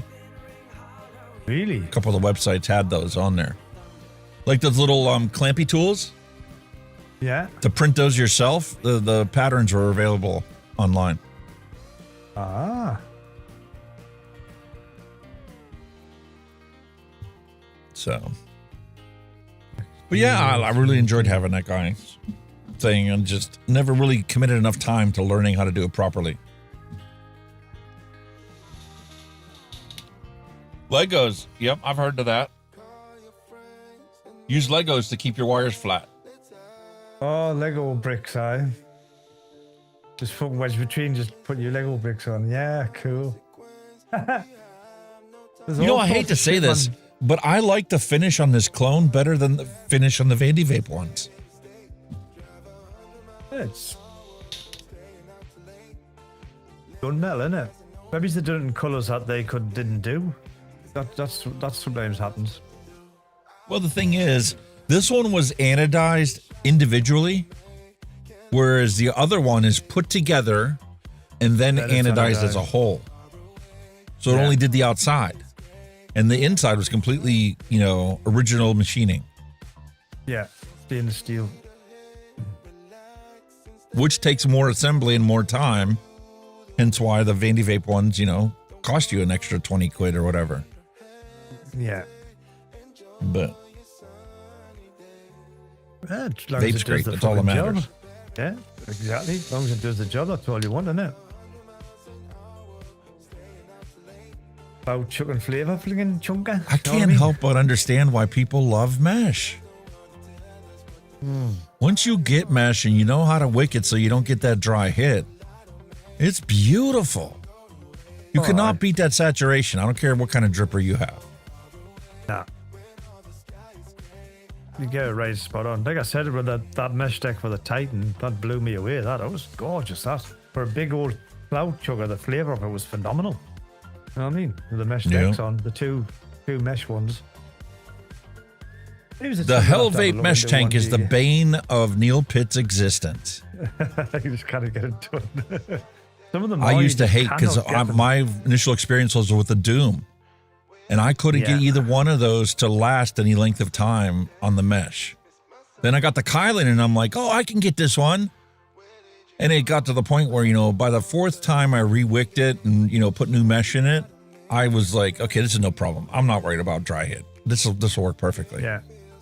Yeah. Now, have me pull out the profile again. Oh, that one I never could get consistent on. Yeah, it's still really good. Yeah, still good. Once you get them wicking right, man, they're spot on. You find this in a vape store in a clearance bin, definitely pick it up. It's a nice tinker toy. And a beautiful full saturation vape. Juice mesh as well. They done one. I remember that. There's juice mesh.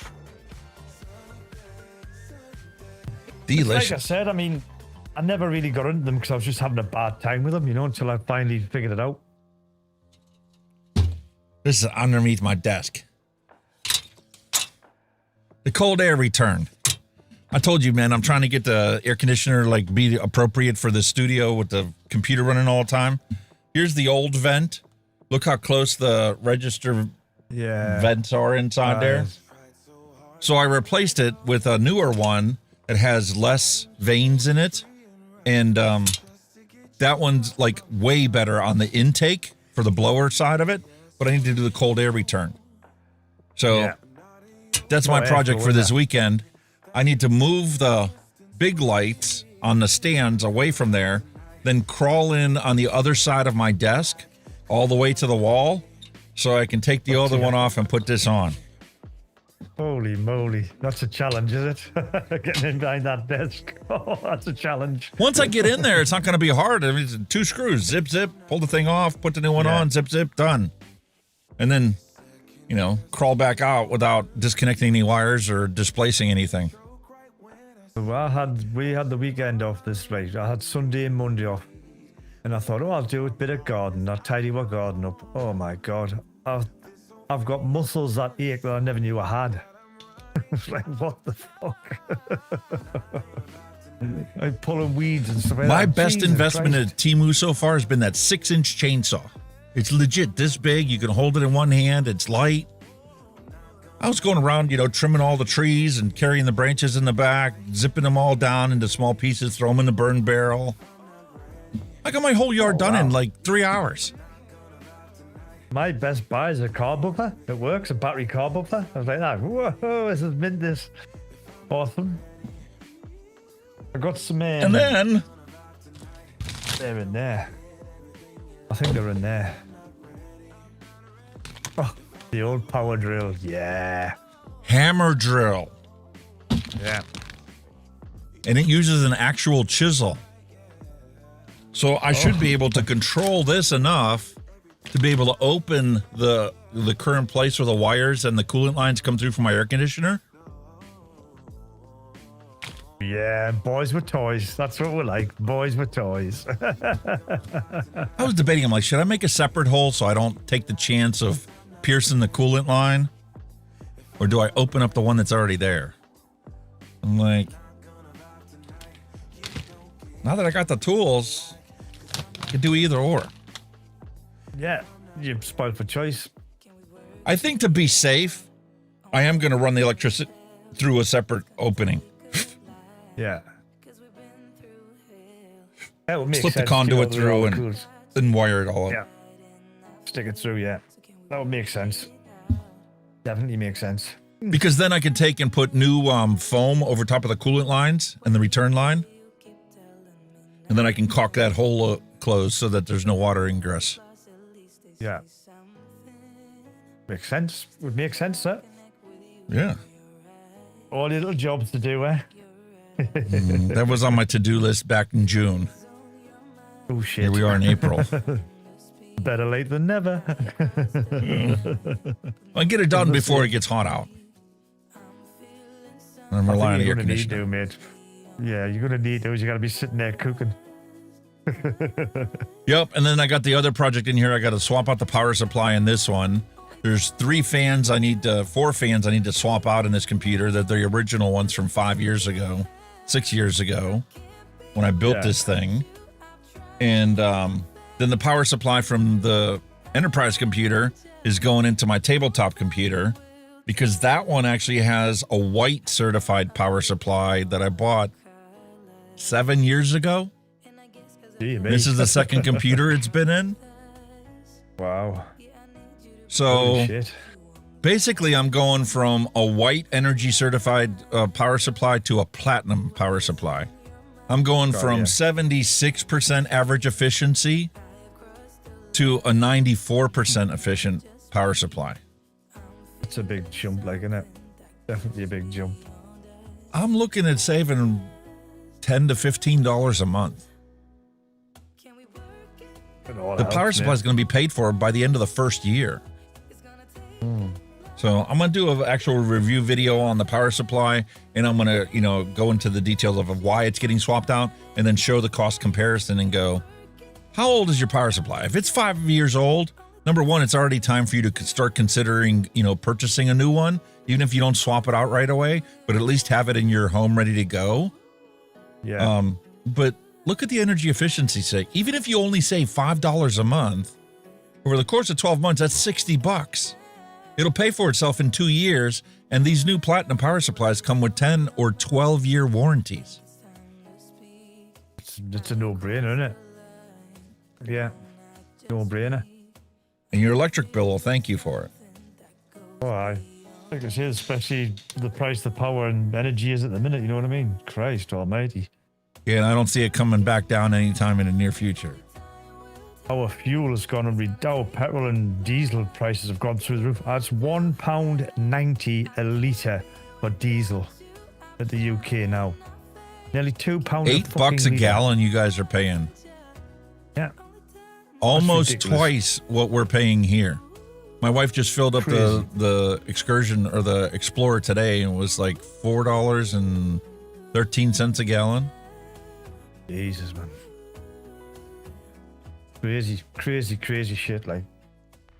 I think there's a lot of profiteering going on as well, because every time something like this happens, there's a lot of profiteering going on. You can't charge people. The war, like the war started the night before, and all of a sudden your fuel's gone up. When that's not even the stock you bought, that's the stock you've got. So you should be selling that with that price of, for that stock. You know what I mean? No, they're profiteering. Yeah. How many times do you see it in the newspaper? Oh my God, oil dropped to $60 a barrel. Why didn't the prices drop at the pumps? Oh, well, it takes a couple months for that to happen. Nah. And then a couple months later, it's like, okay, oil's still $60 a barrel. Why didn't the prices drop? What a shit, man. Absolute bollocks. And then 6 months later, you're like, oil's over $100 a barrel again. Instant, overnight, prices through the roof. Right, straight away. Right, it's a load of shite, isn't it? Wait a minute. That hasn't even made it to the refinery, let alone converted actually into gasoline yet. That won't happen for at least another month. And you raise the price instantly overnight? It's not that. Even the stocks we've got now are stocks that they bought at the cheaper price, and yet they're charging fucking ridiculous money. You know what I mean? I can understand it if we had no stock and we're fucking having to get it in and it was costing a fortune, but we've got plenty stock, so why we're selling it at them prices? You know what I mean? It's crazy, man. That's like I'm regretting not having stock of hard drives like I used to, and memory. I used to keep a stock of everything computer related, Attention, and I slowly everyone. just sold it off. I'm like, I'm According losing to money. Neil Pitts, I paid $3.71 a gallon earlier today for gas. Wow. That is all. Fucking, Well, first Fucking off, hell. this is the state of Pennsylvania, right? We have the highest gasoline taxes in the whole country. If I simply drove to Youngstown to get gas, the price of gas would drop at least a quarter per gallon because of the taxes alone. Now, the thing is, here in Pennsylvania, they like to rip you off because they know that, you're used to paying the high fuel prices. So sometimes I drive to Ohio and it's 50 cents a gallon cheaper. Jesus. Ridiculous, man. And that's because they're simply ripping people off here in Pennsylvania because they know you don't have a choice. Like I say, you could go into one forecourt, it'll be like, I don't know, 189.9. Then you go around to another garage, it's 190.9. You got another garage, it's 191. They're just, it's not competitive. It's not, they say competitive market bullshit. They're fleecing you. It's not competitive, dude. When I first moved here, I had a part-time job at Kogo's. And it was the manager's job on her way to work to check the next 3 closest gas stations to see what their prices were. Yeah. And then she would call her district manager to tell them what they were charging for gasoline, to tell her what she should charge for gasoline. Yeah. When was your last fuel delivery? When's your next fuel delivery? And what are your neighbors charging for gasoline? If your neighbors are charging 10 cents a gallon more than you are, well, everybody's coming to your gas station to get fuel, so raise it up 5 cents. You're still cheaper than them, but you now all of a sudden made an extra $20,000 on a tanker load of fuel.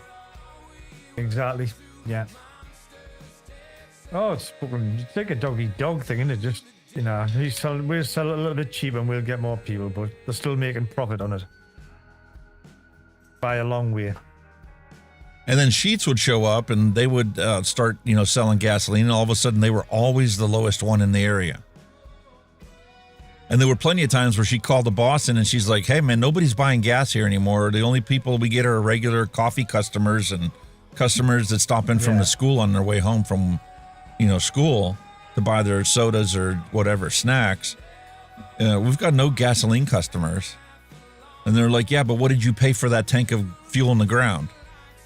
Yeah. Well, you can't drop the price any more than what it is. So when it goes, it goes. If we have to delay the tanker truck coming to your place, we'll delay it. But we're not selling it at a loss, ever. No, never will. Attention everyone. According to Neil Pitts, a news station here in my area, they gives pump prices for the cheapest gas. That is all. Yeah, and there's like half a dozen places that have apps now you can use to monitor gas prices. We've got shit like that over here, like for cheap fuel and that, but sometimes, like you said, you've got to travel, you know what I mean? And by the time you've traveled, you may as well just went around the fucking corner. Yeah, what did you save? Nothing. Back. Yeah. You'll never justify the an hour drive to Youngstown to get fuel. No. Nope. You're gonna use all of it coming back. You know what I mean? So yeah, because you're using 2 gallons of fuel the drive there and the drive home. That's $8 right off the bat. You're never gonna save $8. Exactly. It's pointless. I mean, I would in the excursion because it's a 44-gallon tank. Oh, well, that's a difference. But yeah. Do the math. 44 gallons to fill up that truck. $160. Ouch. I'm not going anywhere. Nah. Can't afford to. Nah. When my daughter, she was out last night in her car with her boyfriend, and her boyfriend filled her tank up. He's only got like a 1.6 diesel Fiat Leon. I'm not sure on the capacity of the fuel tank, but 100 quid filled that tank to the brim. That's like, I said that would be double in mine because mine's a bigger car, you know. I says, this would be 160 quid to fill mine now, easy. One of the dad jokes that we had, I think it was last week or the week before, was like, hey, I only paid 60 quid to fill up my vehicle. It was the lawnmower, but, I'm trying to stay positive. Exactly. Honestly, man. Unbelievable. The fucking shit we've got to pay for now. And the now you've got to buy it. That's the annoying thing. They've got you buy the short and curlies because the now you need it. You've got to pay for it. You don't have a choice. There's no other way around it. If you want to go to work, you got to have fuel in the vehicle. Yeah. Crazy. All right, well, stuff, man. let's do a flavor explosion, a random recipe, because we've already hit the 5-hour mark. I know my mate hasn't been here that whole time yet, but have you had a drinky poos yet? Mate, I have peach tea and vodka, Surfside. Peach tea and vodka. Ooh. What you got? I've got some 1664 again. These are the remnants Very of the nice. weekend, you know. Got them very cheap and cheerful, you know, the usual stuff. These were on special. They're normally 4 cans for $7.75, but I got 8 cans for £8. They were just doing a deal. So this is kind of the remnants off the weekend. Very nice. How about your hand checks? We need to check out your hand checks. I've just got the X-Slim Pro 3 handy at the moment because all my other stuff is in bits getting cleaned. I'm doing some spring cleaning, so I've got the little, the Oxford there. Slim Pro thing, do with the single focus, not focus. Yeah, there you are. I've got this little fella. I've got the 0.6 ohm Kylin, and like I said, I diluted this blue velvet down because it's 9 milligrams, right? The recipe, but the actual nick itself is the 72 milligrams, so it's a bit stronger than the designated 9 milligrams. So I had to kill it down a bit. But yeah, it's a blue velvet raz. Very nice. Not quite darkening up yet, but it's okay. See, I'm starting to do things DIY now. You see, building me coils, starting to make a bit of juice. You don't have a choice, man. The way the economy is right now, the cost of fuel, the cost of electricity, it's like... Oh. Crazy times, isn't it? It is unbelievable. Times. All right, well, let's roll the bumper and we'll make a random recipe. Come up with something different today. Yeah, man, let's go.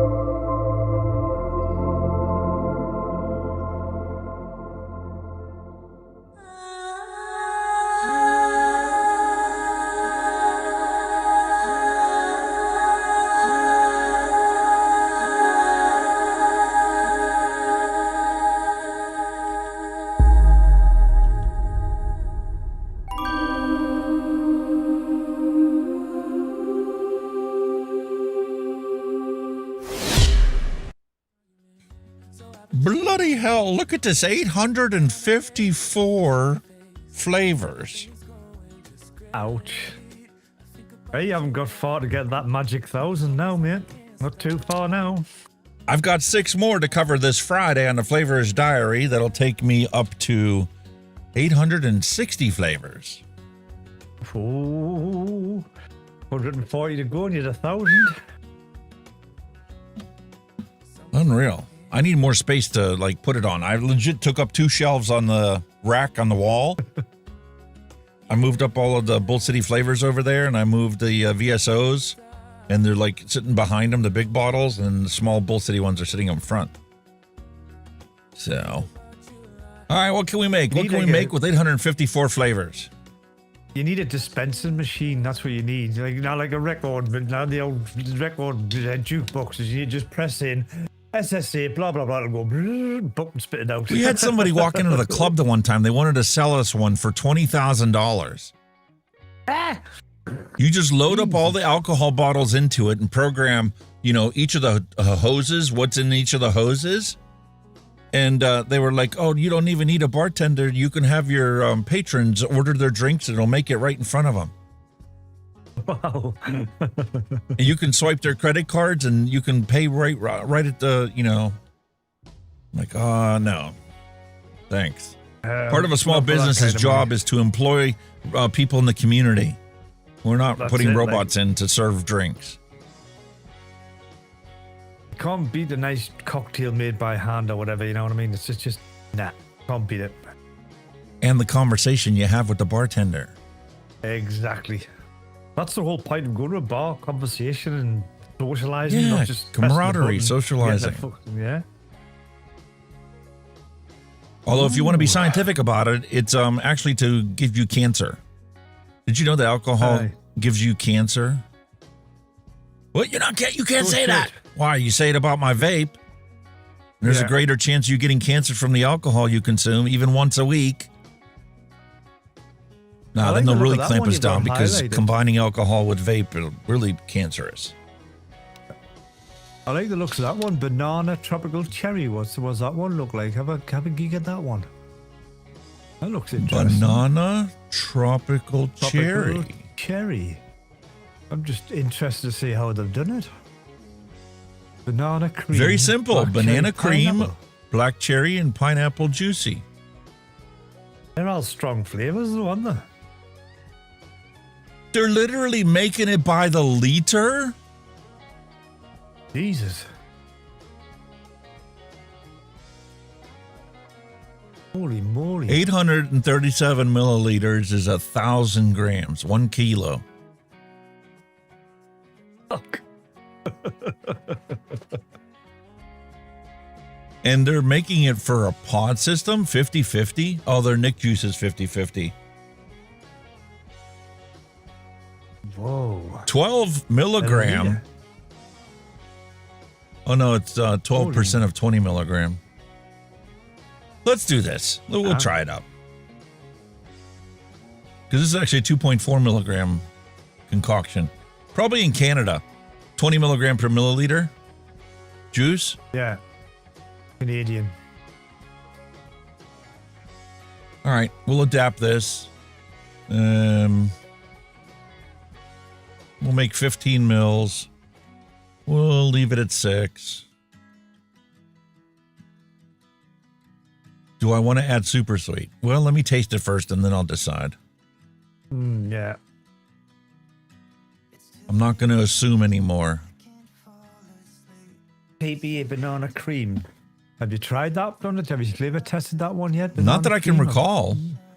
No. They're all TPA flavors. So banana cream, black cherry, and juicy pineapple. Yeah.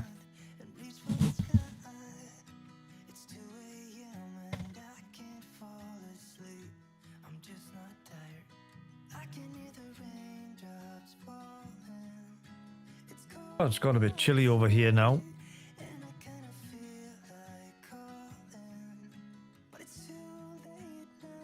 We've had unusually warm weather today, and now with the skies being clear, it's gone bloody cold.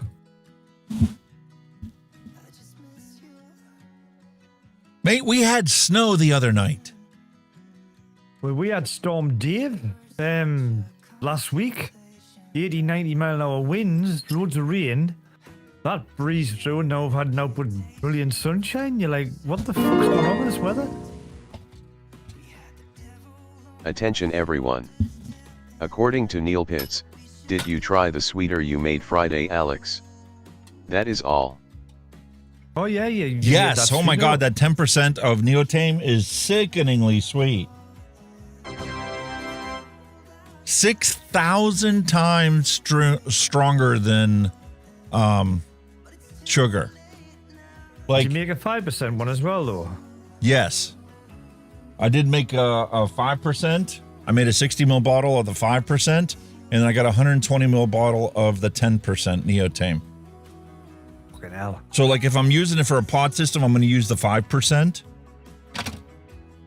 because it's half as strong. That only makes it 3,000 times sweeter. So how are you going to gauge that? Because you know yourself, like when you do a recipe, you'll say, oh, add such and such of super sweet by such and such. Nobody's Well, done if it they're for using Neotame, have they? 1% super sweet, I only need to use 0.2% of this. Really? It's 5 times stronger. So I use 1/5 as much. Than 1%. Jesus. And like when Super Sweet first came out, first off, you have to look at it the fact that prior to Super Sweet being used in e-liquid recipes, they were using ethyl maltol. Cotton candy flavoring is 10% ethyl maltol. Oh. TFA sweetener came out because it was 10%, actually it was 5% ethyl maltol, 5% Super Sweet. Yeah. Because Super Sweet is 600 times sweeter than sugar. Yeah. 14 milligrams of sucralose, which is super sweet, equals 2 tablespoons of sugar. Jesus. Okay. Fuck. Whereas ethyl maltol is 80% sweet as sugar. Oh, yeah. So you need to use like 1.2 milligrams to equal a tablespoon of sugar. But all I know now, if you're using that stuff, you're going to have to be really accurate when you drop it in, as you're going to have a sickeningly sweet fucking liquid. No, the whole idea is because it's so sickeningly sweet and because it's definitively used in these disposables and pod systems, it's literally only going to take like 1 or 2 drops per 30 ml bottle for the sweetness. Jesus, that's mental. Instead of, 12 or 15 drops of super sweet, I only need like 1 or 2 drops of Nicotine. Jesus. Oh, God almighty. But if you think about it, people complain all the time because if you use too much super sweet, yes, it's sickeningly sweet, which may be a good thing and maybe something you require to make yourself a candied juice or a juice that is representative of a piece of candy, like a Jolly Rancher. But it gunks up your coils real quick. Well, instead of putting 15 drops of a sweetener in there, that whole bottle's only got 1 or 2 drops. So the sweetener can't make your coils go bad. Yeah, it's going to be That's better why for your it's coils, inside of these disposables. As it doesn't kill your coils. Oh, I'm with you on that, like, yeah. Makes sense. So it's worth the extra expense because you're using a fifth of as much to give you the same sweetness as super sweet. And it doesn't mute your flavors as much either. It'll last you forever, that though, ain't it? Jesus. That's why the ladies are getting their own little bottles of it.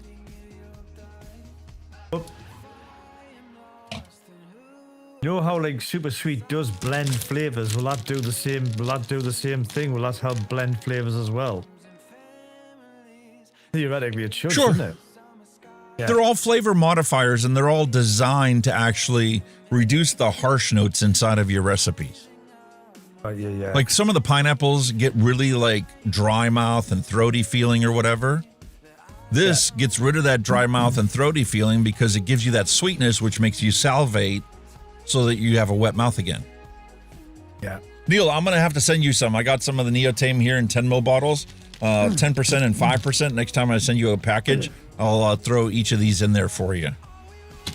Better how you want to be Christmas package, mate. I'll have a look. I'll Yes. have a go at one of them. It sounds good. Yeah, I made extra ones here. I got 6 extra ones here of both the 10% and the 5%. Give that a try. And this is still readily available on Amazon, so I can, make more anytime I want. That's cool. If anybody else requests it or whatever, I'll happy to send it to you. You pay for the So how shipping much and I'll did you send you make the it? stuff I already mixed up. Did you make them 2 bottles out of what you done on Friday? Yeah. Mm-hmm. How much can you get out of that packet? Would you say? I made 250 milliliters of sweetener on the show Friday. Jesus. Out of this one bag of 25 grams of Nicotine. Wow. So basically just add the And, 0 on you. 25 gives you 250. This is 100-gram package of the sucralose. Oh, so there's 1,000. Exactly. I can make a full Holy liter fuck. of super sweet using that entire package. Jesus Christ. That's at 10%. Now, some people say that Capella Super Sweet is 20% sucralose. When I asked Grok about it, AI, they said that some people say it's 10%, some people say it's 15% super sweet. And I'm like, where did you get these numbers from? Well, when I took a look at it, I took a look at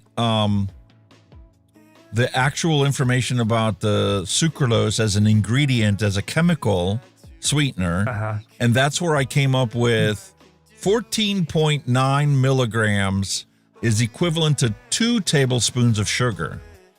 Yeah. When you've done the math on it, yeah. And if I remember correctly, when I saw it advertised, Capella Super Sweet, 1 milliliter is supposed to equal 1 tablespoon of sugar. When I do the math on that, that comes to 7 milligrams Attention, per everyone. milliliter. According to Neil Pitts, I have to get your package ready to ship next month. I have a surprise for you. That is all. Ah, cool, dude.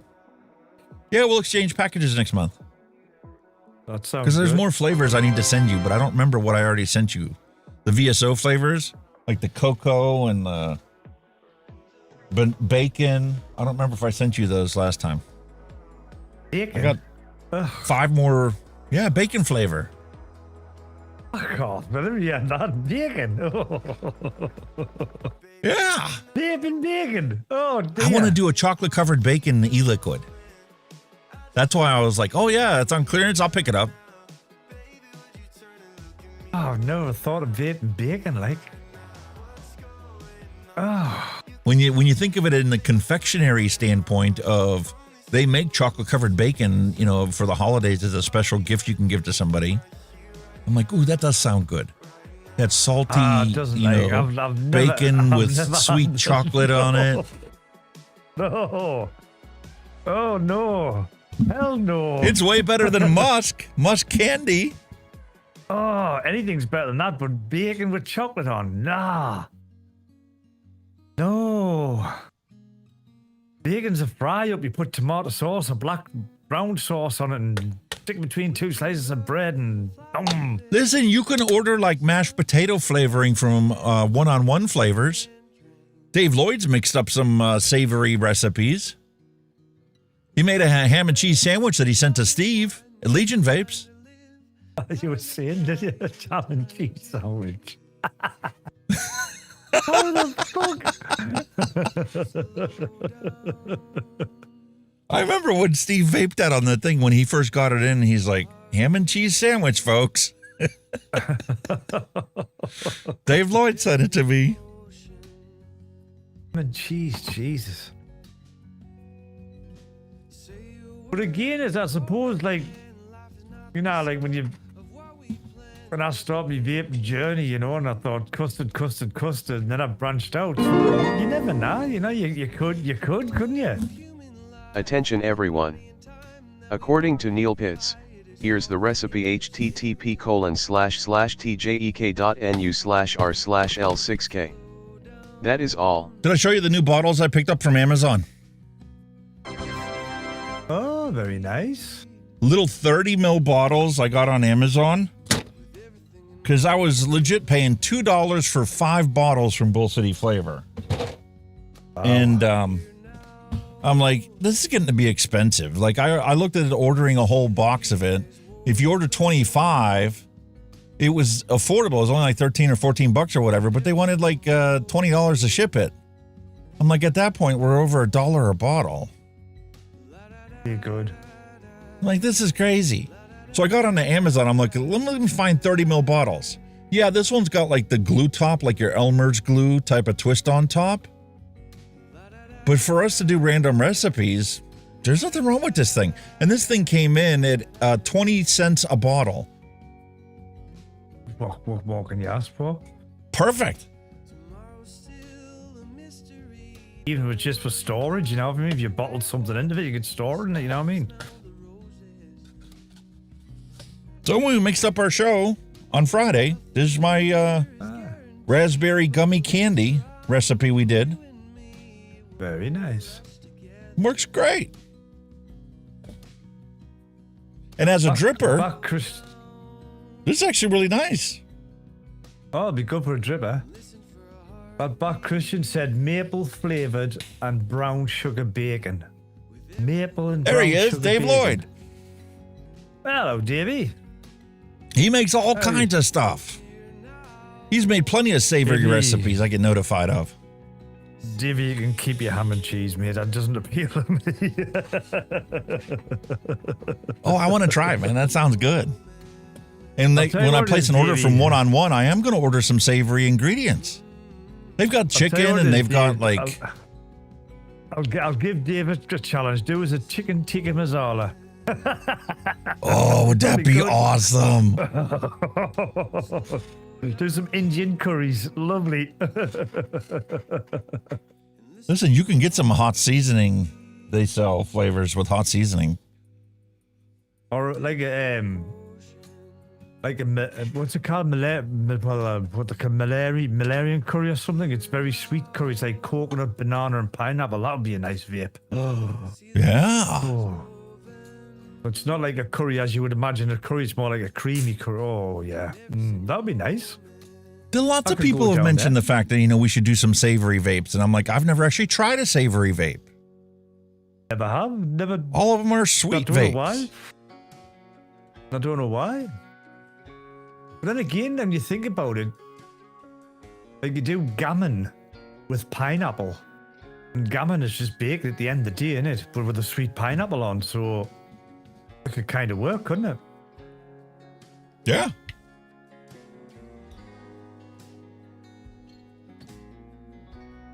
God, I love my 1 mil syringe. It's like, okay, looking at the thing, I need 0.9 mils. Okay, 90 units. There you go. You tried a hot pepper vape and he doesn't advise it. Listen, it can't be bad as when P. Basardo got sent a seafood vape. Attention everyone. Ooh. According to Neil Pitts, that recipe I put up is bacon-covered bacon. That is all. Ooh. All right, let's check out this recipe. Get rid of the calculator. Bacon-covered bacon. Open her up. Chocolate-covered bacon. Exactly what we were talking about. No way.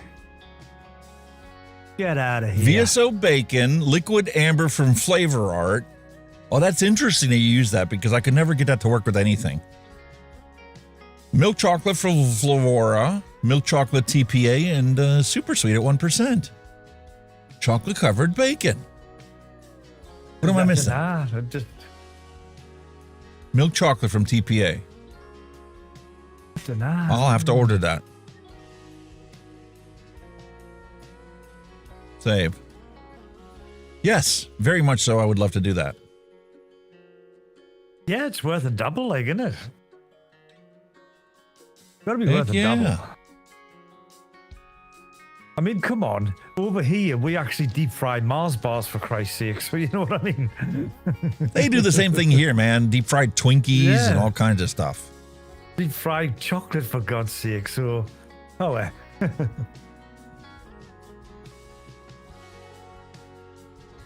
But Dave's just said that VSO does amazing. VSO does amazing savory flavors. There you go. Holy moly. Jean Philippe, Cartoon 65. Hello and welcome. It's Jean Philippe. I think he's in France. Jean Philippe Cartoon. I think he said he's in France. Francais. Yeah, because he's commented, he says the PG in France is very expensive. It's 12 euros for 125 milliliters, but not VG. So PG is expensive in France. There you go. We just talked about the news from France about how you can now go to jail for having a nicotine pouch. Yeah. What a load of horse shit. Hey, man, it's getting crazy now, man. Absolutely crazy.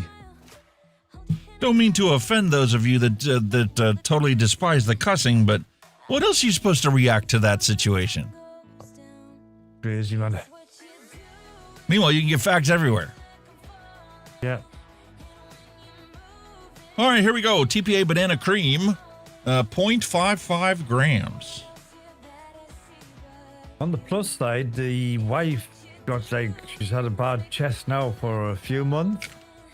And they're going to x-ray her to see if she's got COPD. So I think she's talking about quitting the cigarettes altogether now. And she does vape. Fantastic. I mean, I don't mean to have ill will towards her health, but the cigarettes is a big step, man. It's massive. I've told her tons of times. And the way I look at it, if I can quit, anybody can quit, because I was a terrible smoker. Absolutely terrible. This is the first time I opened up Black Cherry from TPA. Oh, I bet that's nice. It does smell really good. It's not like the other cherries that you have that medicinal characteristic to it. Oh, the black cherry. Cherries are gorgeous. Oh, I bet that would be good in a cola. Black cherry cola. Well, I bet that would go nice in the cherry Bakewell. Oh, black cherry in the cherry Bakewell. Oh, that'd be nice.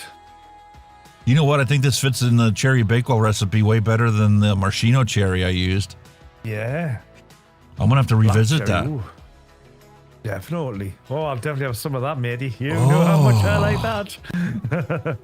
I really love this smell. Let's hope it tastes as good as it smells, eh? No medicinal note. Go with the reasonable size flavor. Not chemically. Oh, it's really strong. Yeah. Oh, yeah, it's got that tingly bump. Can't do it as a concentrated thing, but I think that might actually work in the e-liquid once it's diluted down.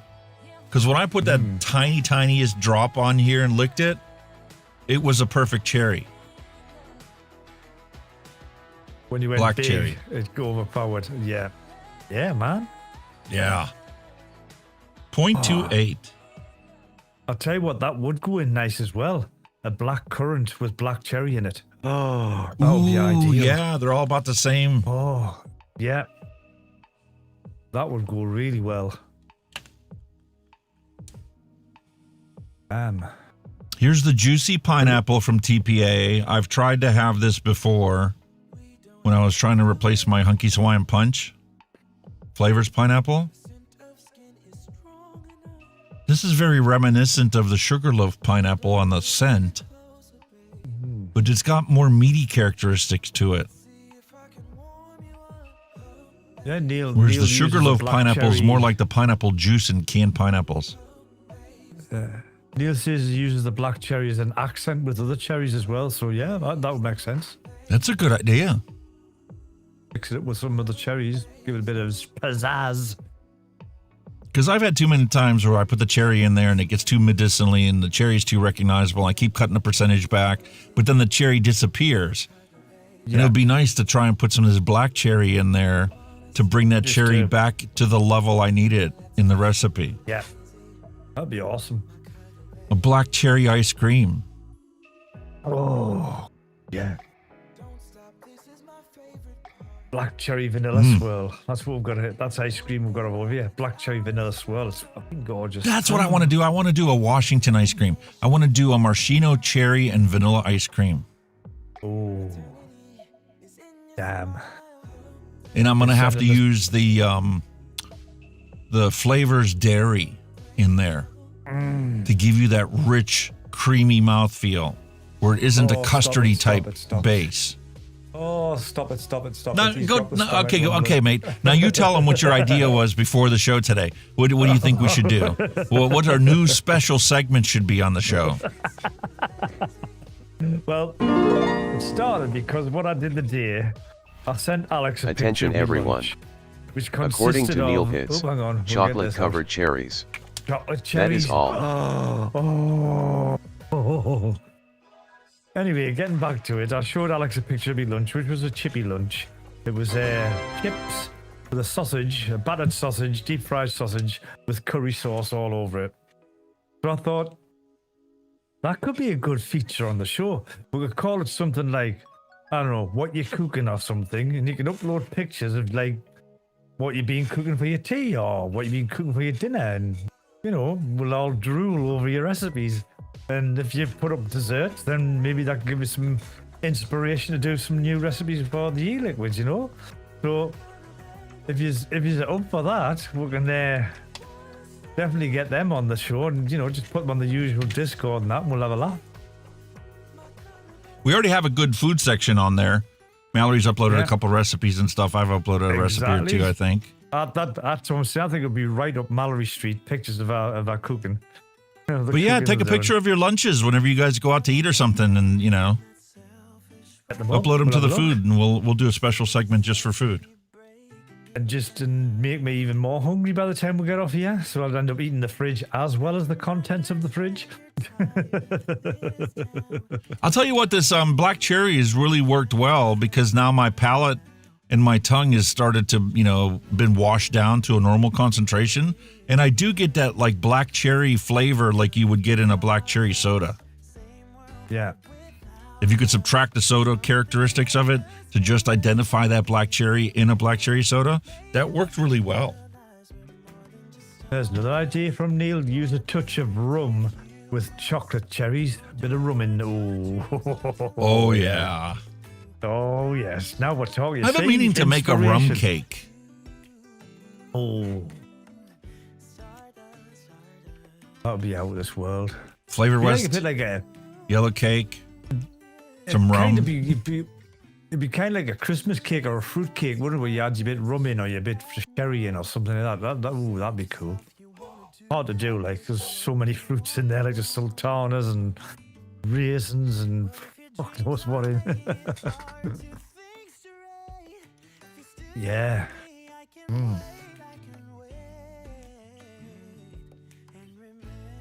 Damn. There's some good ideas there floating about for cherry recipes. There you go.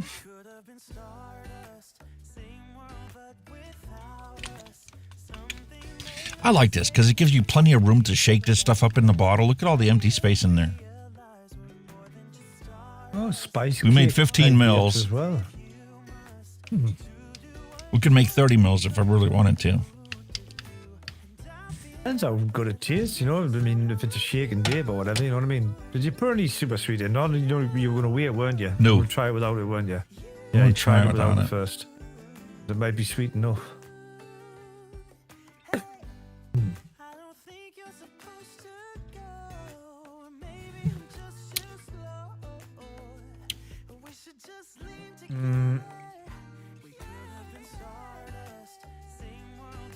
The black cherry is the for fun flavor, followed by that pineapple mouthfeel. Not the good kind, it's just the concentrated. Yeah. No banana cream whatsoever. It would be in a cream, it might need a bit of steepy time, like. Yeah.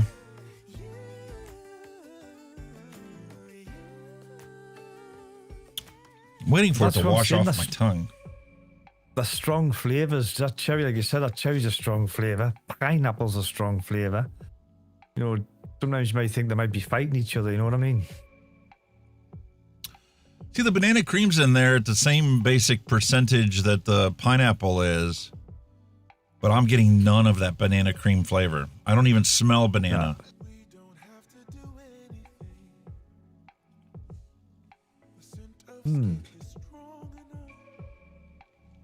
Drop a super sweet, might blend it. Yep.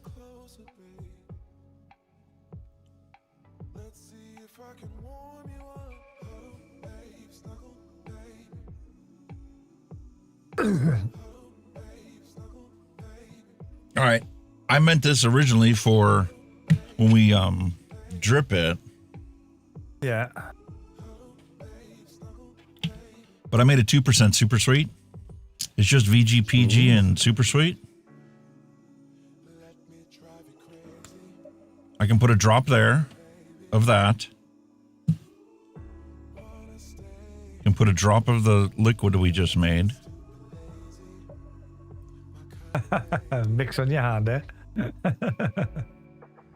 And now I can test to see how the sweetness affects the recipe. That's what it needs. It's super sweet. Yeah, because it's no longer harsh. None of that harshness is there anymore.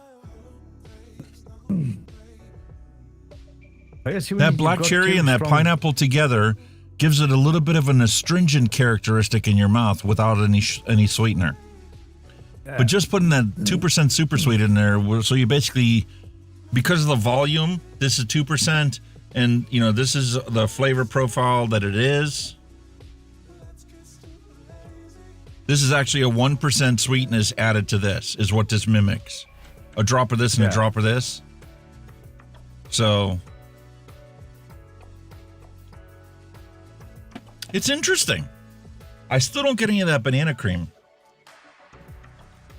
I mean, Dave Lloyd's pretty much said super sweet is a must in all of his recipes, and that's his just opinion. You know what I mean? Yeah, because if you're used to the sickeningly sweet stuff in our daily lives, you have to have something comparable to that when you mix According something. to Neil Pitts, didn't have rum, so I used bourbon. Just created the recipe. http://tjek.nu/r/lbqp. That is all. We'll take a look at that. Then here's the other sweetener that we have at our disposal now. Yeah.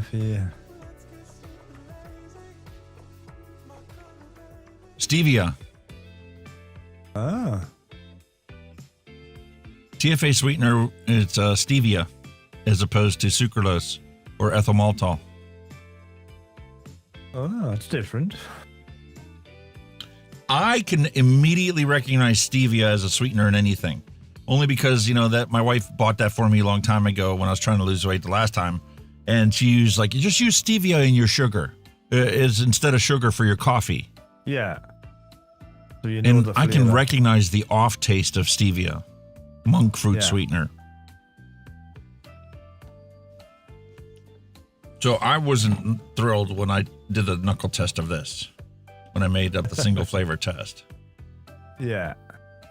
I'm like, uh-oh. Put that in the coffee. It would be familiar, but it has this off taste I don't really like. I never had that with super sweet. Never had that with TFA sweetener.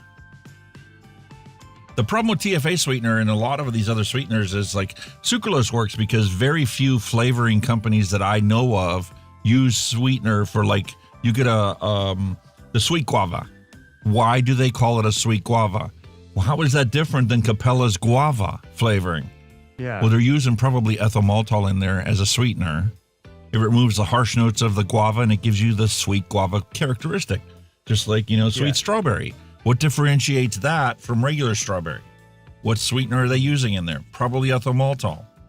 So when you're using TFA sweetener, which is half ethyl maltol, half sucralose, you can mute your recipes because you're overloading the ethyl maltol. Oh, yeah. That's why when we just used 0.5% super sweet and everything tasted better. Yeah. But I did find a couple recipes that were just fruit recipes that didn't need the sweetener. There's enough sweetness coming from the flavorings themselves. Yeah. I get that, yeah. And that's why when Neil suggested, hey, go make yourself a little 2% bottle or 1% bottle of just super sweet. I'm like, oh, that's a great idea. Just VG, PG, and sweetener. That's it. Drop of this, drop of this. And now you can taste what this would be like with 1% sweetener added. And you don't have to change the bottle at all. Good idea, that, get some ready-made sweetener just to drop on. And then the thing is, you could put twice as big of a drop. You could put 2 drops of this on with 1 drop of these, and you could see what it's like at a 2% sweetener. And I'm going to do the same thing with the Neotame. I need to make a little bottle like this of Neotame. Just drop it in, just try. And to see how the different sweeteners affect the recipes that we mix up. What's this like if I put a 1% Neotame, set up in here? 1% of the 5% Neotame. Basically, you can test it without actually putting it in the recipe and being stuck with it, isn't it? Really, that's the way of doing it. Yeah, and then I can find out exactly, which sweetener is going to be the best for that particular recipe. Yeah. Because I can create one with the stevia, I can create one with the TFA sweetener, I can do one, because nobody knows what's in Sweet Mate from Vape Train Australia. What are they using as a sweetener in here? I don't know. Nobody's been able to speculate about it. Is this a combination of 1% ethyl maltol with 9% sucralose? I don't know. Nobody said. It's not in the ingredients. It's not anywhere to be found. And Vape Train Australia has closed their doors, so we'll never know. Nah. Which is why I am legit making my own juices, my own sweeteners. It's not about saving money. It's about knowing that I can rely on my own skills for the rest of my life to keep me stocked in these things. Oh, that'll last you a long time, that, like, without a doubt. Fucking hell. You've done 250 mil, you've got a litre sitting there waiting in the wings. Jesus Christ.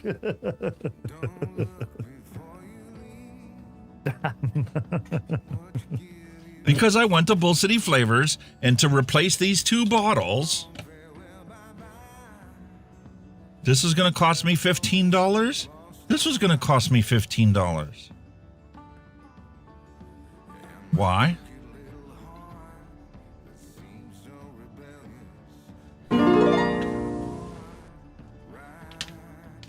Attention everyone. How about this? According to For $16. Neopets, Alex VTA is now Impact Flavors. That is all. Yeah, Impact Flavors up in Canada. I did see that they have them and they're sold up there. But I didn't know if that was going to be their permanent, like, new takeover. Like, what's the story with Purellum? Have you heard anything about Purellum? Are they technically still in business? Bull City Flavors only has like 6 Purellum flavors now. Really? The reason I'm asking is because I'm looking for buttermint flavor from Purellum. I can't find anybody that has it. Maybe Nom Noms has some. I don't know. But anyway, that one bag can make 10 of these. That's right, that's just... And it only cost me as much as one of these would cost.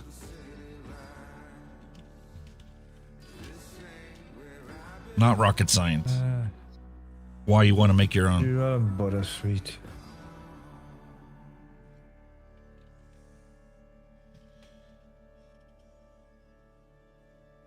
Buttermint is the flavor by Purellum. Buttermint. Yes, sir. Gander for you, see if you go, yeah. Like the little buttermint candies.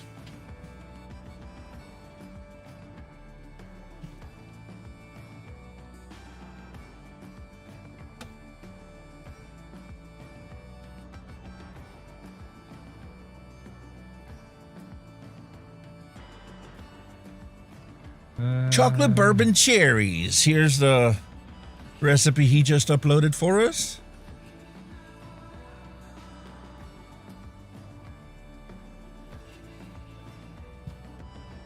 Double chocolate from Capella V2. 0.5%. Mullenberry's Glamour Chocolate at 1.75. Kentucky Bourbon at 0.5.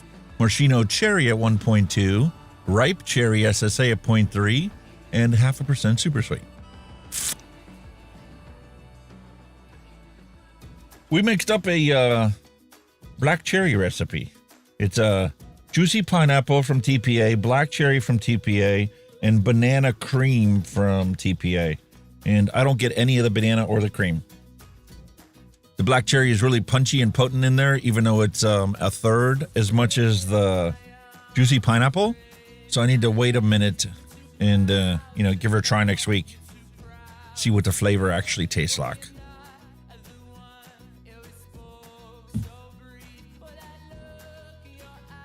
That one. But this looks like a very nice recipe.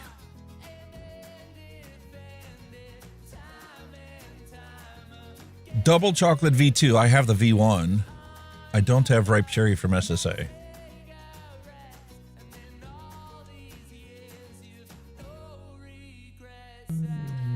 Swapping out V1 ingredients for V2 will always make the recipe better, in my opinion. Because the difference between the V1 and the V2 is the DAP is gone in the V2. The diacetyl, the acetylpropion or whatever, and whatever the pyrazine is or whatever the last one is, that makes up DAP. DAPy flavors are always better, creamier mouthfeel, is more buttery than the V2 version that eliminated that.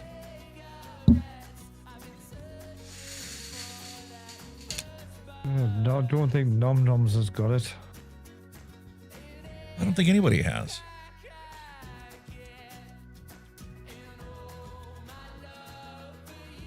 And Nom Noms don't have it. We've got some pure almond flavors, but not buttermint.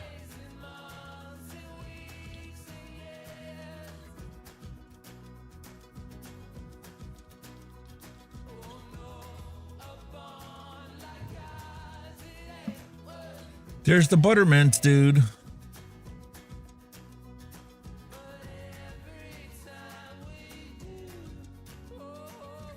No, that's a Nick salt. Creamy sweet with just a hint of mint. Blah, blah, blah, blah. The only people that are doing it are selling it in bottles. Like there's a bar juice, 5,000 buttermint, Nick salt. Already flavoured though, it's not an actual flavouring. Yeah, it's not. I don't know about the UK.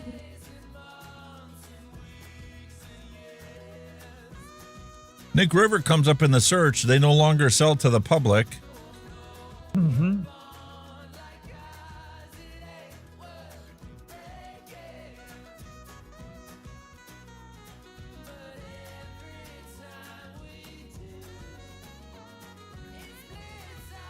No buttermint there either. You have Arctic Mint, Bavarian Cream, and Boysenberry. If they had buttermint, it would be there. Yeah. It's alphabetically listed. $200 a gallon. What? Is the starting price. Holy fuck. Why would you want to buy a gallon though? You know what I mean? You wouldn't. Nah. Unless you wanted to open up a store and start selling these flavors. You had an Arctic mint there, isn't it? I don't know if that's any different. That'd be a cold milk, that.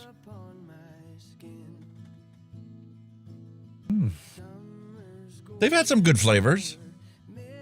Some of them are kind of yeah. watered down. But some of their stuff is really good.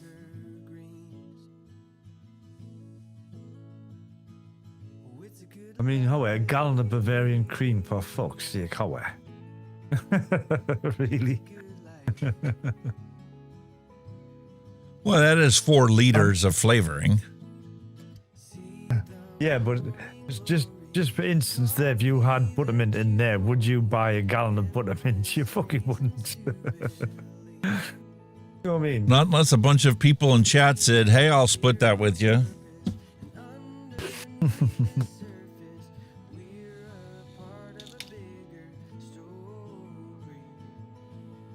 Jesus, a liter fucking bottle, man. Jesus Christ.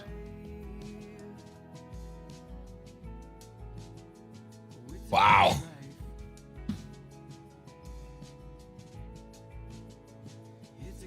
You can buy Wonder That's Flavors crazy. in 1 liter totes. Jesus. Well, like if you were to order Capella directly from them, I think that the smallest quantity you can order is 4 16 ml bottles. Really?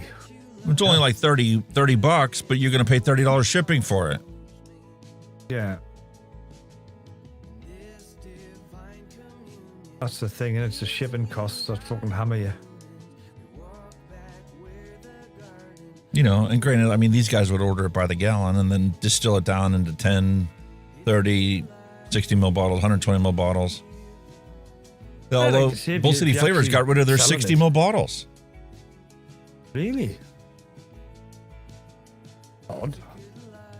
Some flavors I automatically ordered 30 mils to start with. Yeah. Because even if it's not a very good flavor, it's a flavor I love, therefore I'll find a use for it. And the thing is, if I replace a 30 ml bottle, I'm not going to buy and replace it with another 30 ml bottle. I'm going to replace it with a 60 ml bottle. For me to empty a 30 ml bottle means I'm definitely going to continue to use that. And now it's like I'm forced to decide, well, order a 30 ml bottle or order a 120 ml bottle. Again, it depends on your use. If you're going to use plenty of it, then obviously, you know. Attention everyone. According to Neil Pitts, Alex Bull City not getting many flavors from Europe because they would had to buy large amounts and it doesn't sell by exportation date, they lose big money. They lose big money. Yeah. Yeah. I get that with Inawera and Flavora and stuff like that. You know, when you're flavor art, when you're ordering it directly from Italy or whatever, or Poland, I get that. But Purellum is supposed to be in the same state they're in. They're supposed to be a North Carolina company. Bull City Flavors is in North Carolina. Maybe not the same town, but like, I don't know. Then again, maybe it's just the fact that the reality of of how small the DIY community is now. How much of the DIY community was lost to disposables? Oh, God. I mean, a lot of people suffer because of that across the board, not just like DIY. And how many people quit vaping altogether? Like they quit smoking like 5, 10, 15 years ago, and they're like, I really don't need to vape anymore. I just quit. Yeah. There's that and all, like.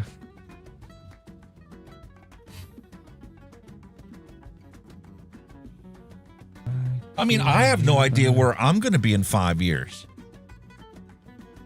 6 years ago, I quit smoking and went to vaping, and I would go through 120 mils a week easy. Right? I'm now not trying to reduce my vape intake, but I'm down to 60 mils a week.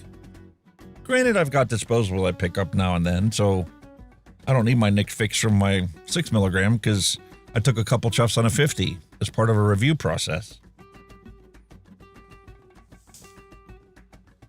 If I quit reviewing disposables, would I go back to 100 mils a week of 6 milligram? I don't know.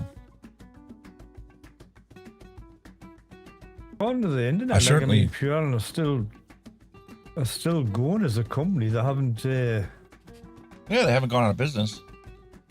Nah.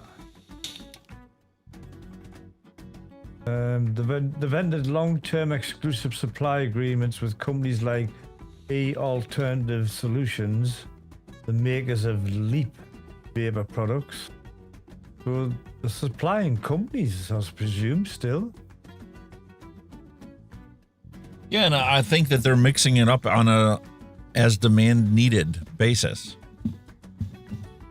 They've also gone in a joint venture owned by Texas International Subsidiary Investment and IOTO USA. That's IOTO USA. So they've gone into a joint venture with them. Attention everyone. Are involved in a PMTA According to Neil Pitts, I had to order my neck neck from Florida because the company I used to order from closed because South Carolina passed PMTA enforcement law. That is all. Yeah. But they're in a PMTA as well, Purellum. I don't know, yeah. Yeah, but there's been plenty of times where I've gotten a 10 ml bottle of a flavor that I ended up really falling in love with, so I replaced it with a 30 ml bottle. And then there's been times where I've replaced that 30 ml bottle with 120 mils, like the sweet strawberry as an example, because it's something I was constantly plowing through. It depends on your usage, doesn't it, really? What you're using a lot of. Yeah.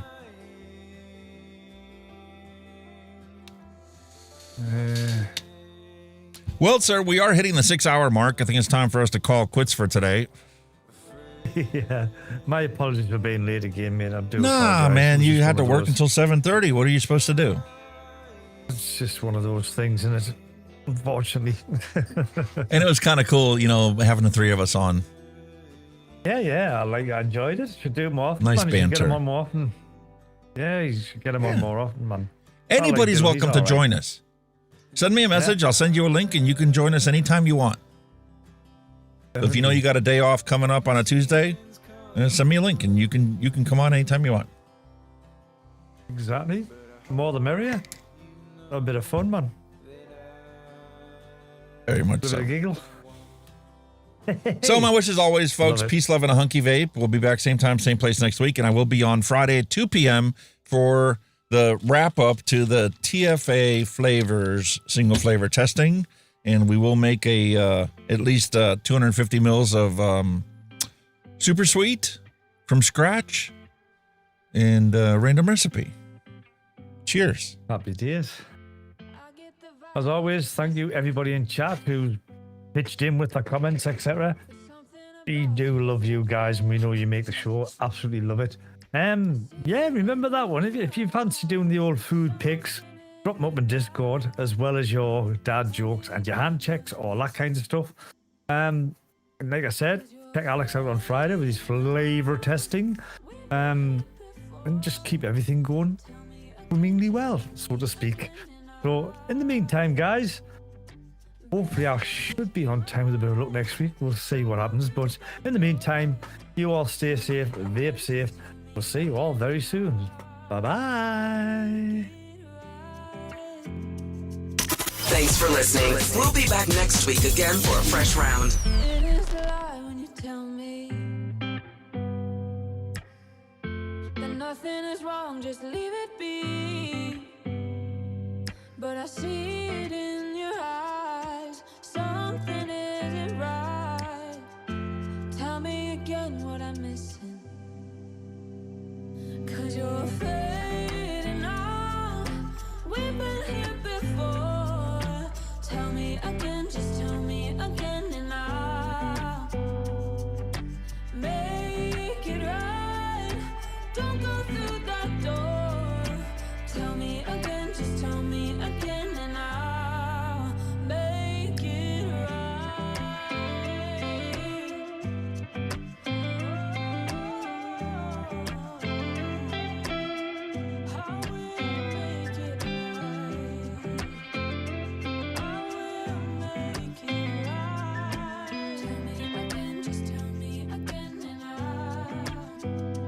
Cause you're fading out. We've been here before. Tell me again.